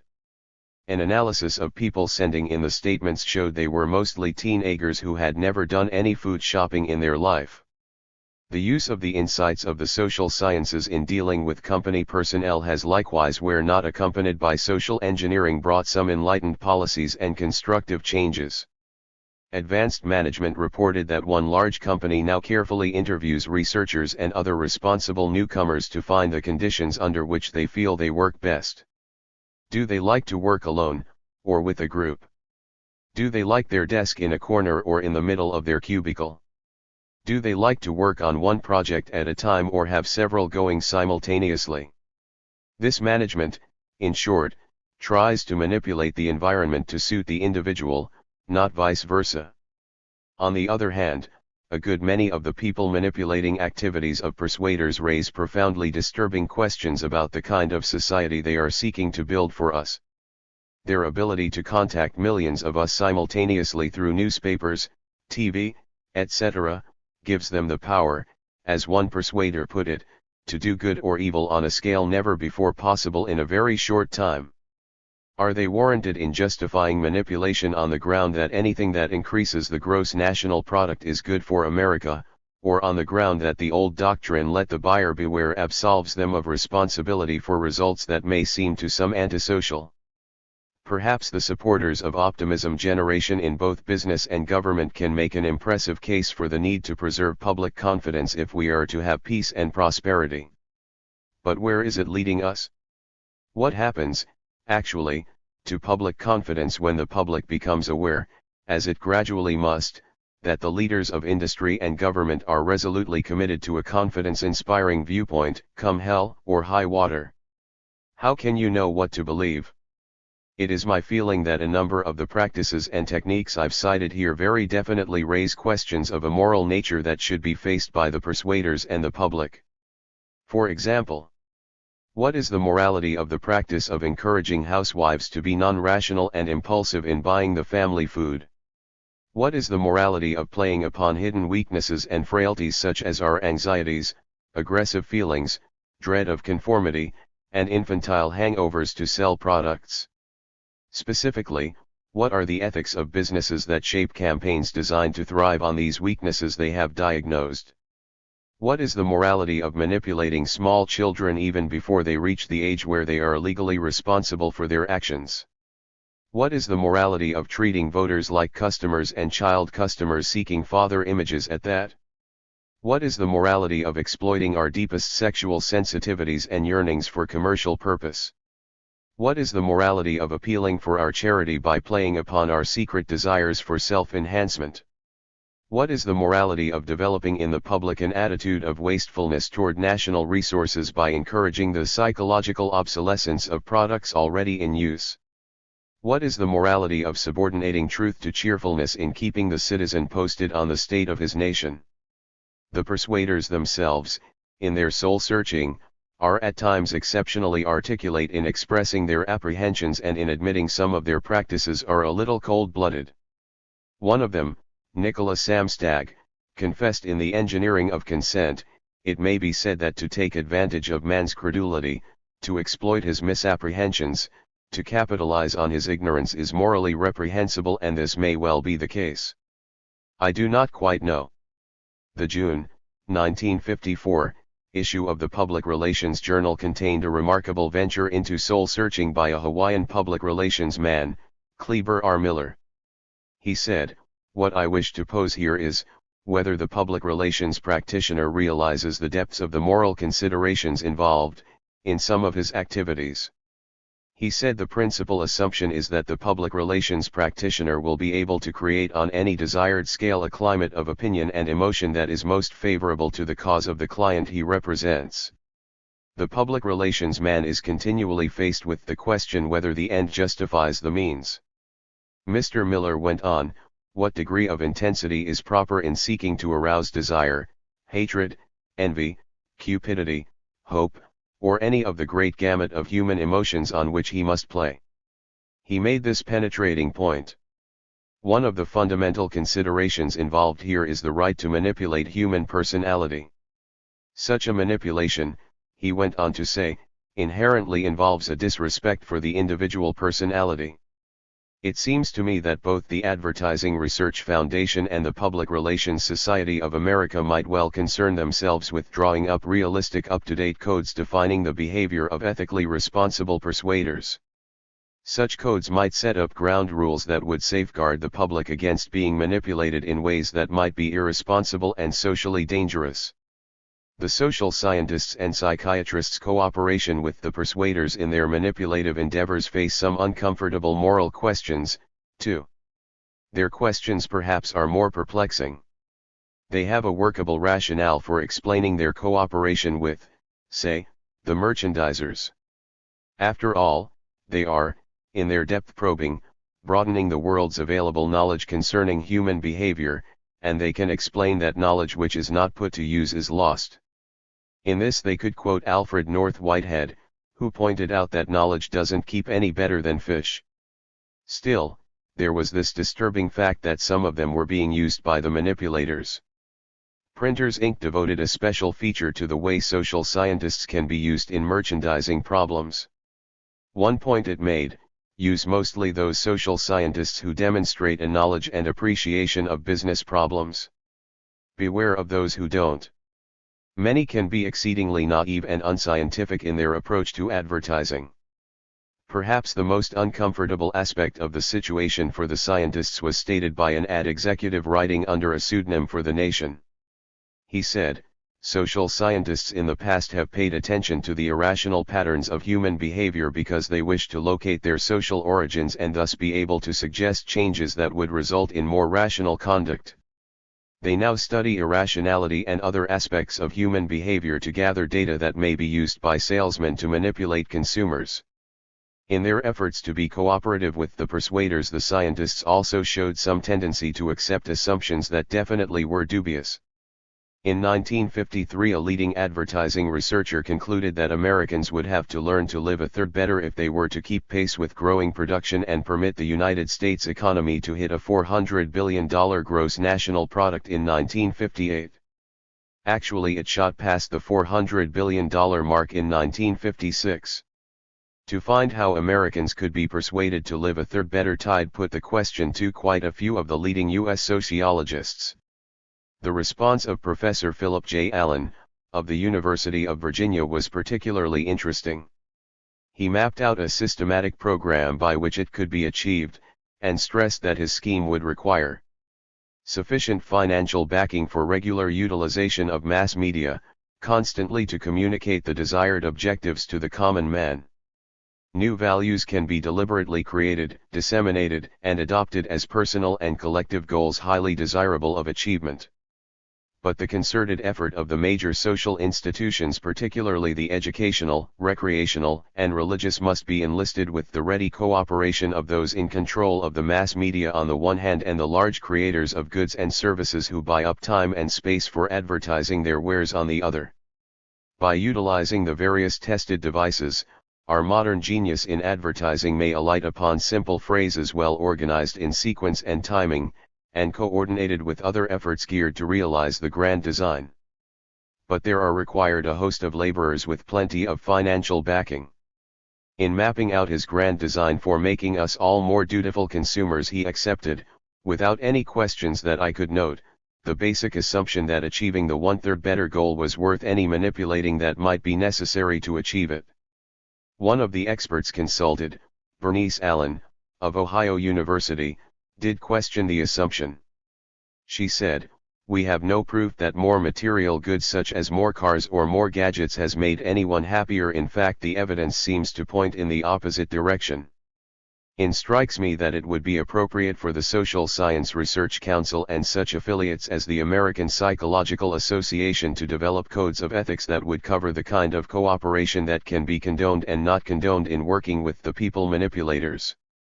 The American Psychological Association has a guidebook running 171 pages, Ethical Standards of Psychologists, that covers more than 100 problems and cites hundreds of examples of dubious behavior, but there is barely a mention in the entire manual of the kind of cooperation with depth manipulators I have detailed. The APA does state, the most widely shared pattern of values among psychologists appears to be a respect for evidence combined with a respect for the dignity and integrity of the human individual. That is an admirable statement and might well be spelled out in terms of permissible and non-permissible behavior in the field of commerce.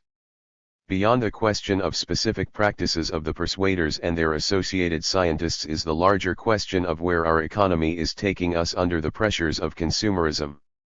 That, too, is a moral question.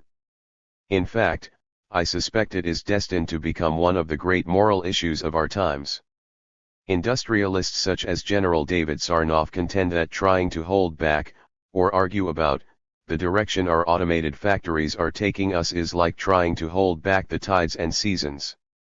He feels it is pointless even to talk about the desirability of the trend. Some demur.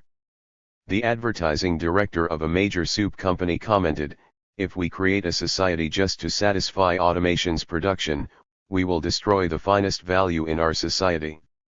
There were also signs that some segments of the public itself might be less than grateful for the outpouring of goods our economy was bestowing upon us.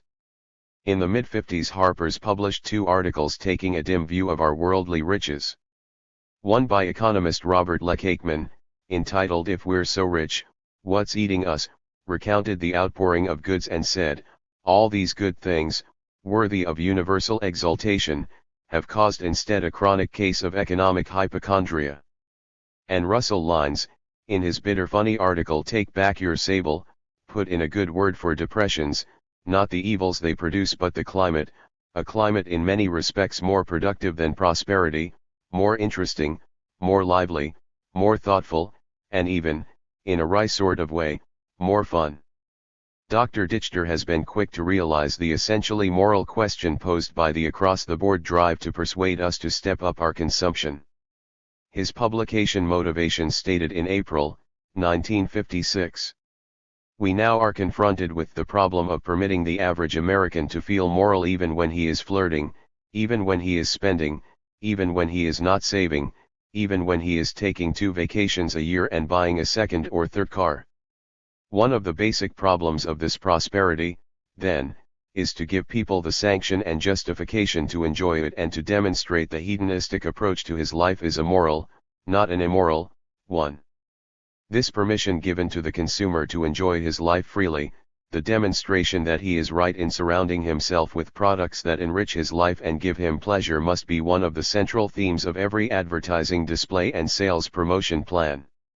On another occasion, Dr. Dichter pointed out that the public's shift away from its Puritan complex was enhancing the power of 3 major sales appeals: desire for comfort, for luxury, and for prestige.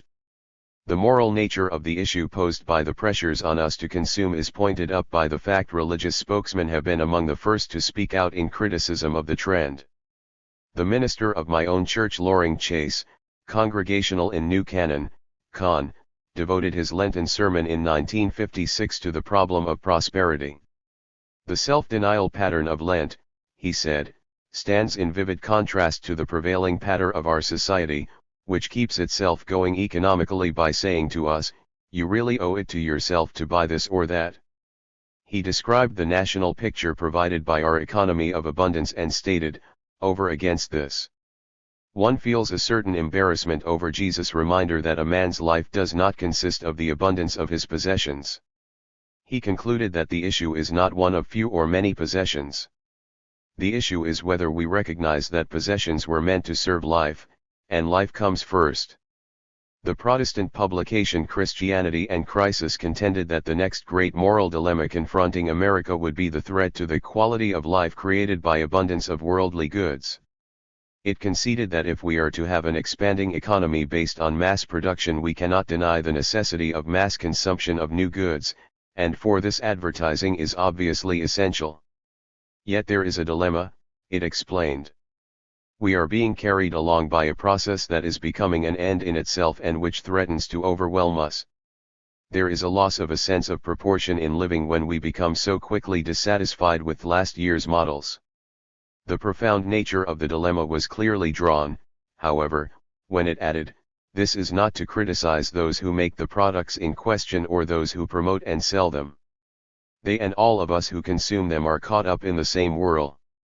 This whirl is so much the substance of our life that it is difficult to get outside it long enough to look at it and ask where it all leads us. Theologian Reinhold Niebuhr likewise took note of the dilemma by pointing out that the problem of achieving a measure of grace in an economy of abundance was very perplexing. And he added that we are in danger of developing a culture that is enslaved to its productive process, thus reversing the normal relation of production and consumption. This larger moral problem of working out a spiritually tolerable relationship between a free people and an economy capable of greater and greater productivity may take decades to resolve. Meanwhile, we can address ourselves to the more specific problem of dealing with those more devious and aggressive manipulators who would play upon our irrationalities and weaknesses in order to channel our behavior. I concede that some pushing and hauling of the citizenry is probably necessary to make our $400 billion a year economy work, with lures such as premiums and 36 months to pay. But certainly our expanding economy can manage to thrive without the necessity of psycho-testing children or mind-molding men or playing upon the anxieties we strive to keep to ourselves. America is too great a nation and Americans too fine a people to have to tolerate such corrosive practices. We still have a strong defense available against such persuaders. We can choose not to be persuaded. In virtually all situations we still have the choice, and we cannot be too seriously manipulated if we know what is going on. It is my hope that this book may contribute to the general awareness. As Clyde Miller pointed out in The Process of Persuasion, when we learn to recognize the devices of the persuaders, we build up a recognition reflex. Such a recognition reflex, he said, can protect us against the petty trickery of small-time persuaders operating in the commonplace affairs of everyday life, but also against the mistaken or false persuasion of powerful leaders. Some persons we've encountered who are thoroughly acquainted with the operations of the merchandising manipulators, I should add, still persist in acts that may be highly tinged with illogicality. They admit to buying long, colorful cars they really don't need and sailboats that they concede probably appeal to them because of childhood memories, if the Dichter thesis applies. Furthermore, they confess they continue brushing their teeth once a day at the most illogical time conceivable from a dental health standpoint just before breakfast. But they do all these things with full knowledge that they are being self-indulgent or irrational. When irrational acts are committed knowingly they become a sort of delicious luxury. It is no solution to suggest we should all defend ourselves against the depth manipulators by becoming carefully rational in all our acts. Such a course not only is visionary but unattractive. It would be a dreary world if we all had to be rational, right-thinking, non-neurotic people all the time, even though we may hope we are making general gains in that direction. At times it is pleasanter or easier to be non-logical. But I prefer being non-logical by my own free will and impulse rather than to find myself manipulated into such acts.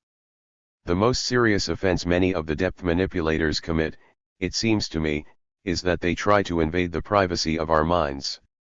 It is this right to privacy in our minds' privacy to be either rational or irrational that I believe we must strive to protect.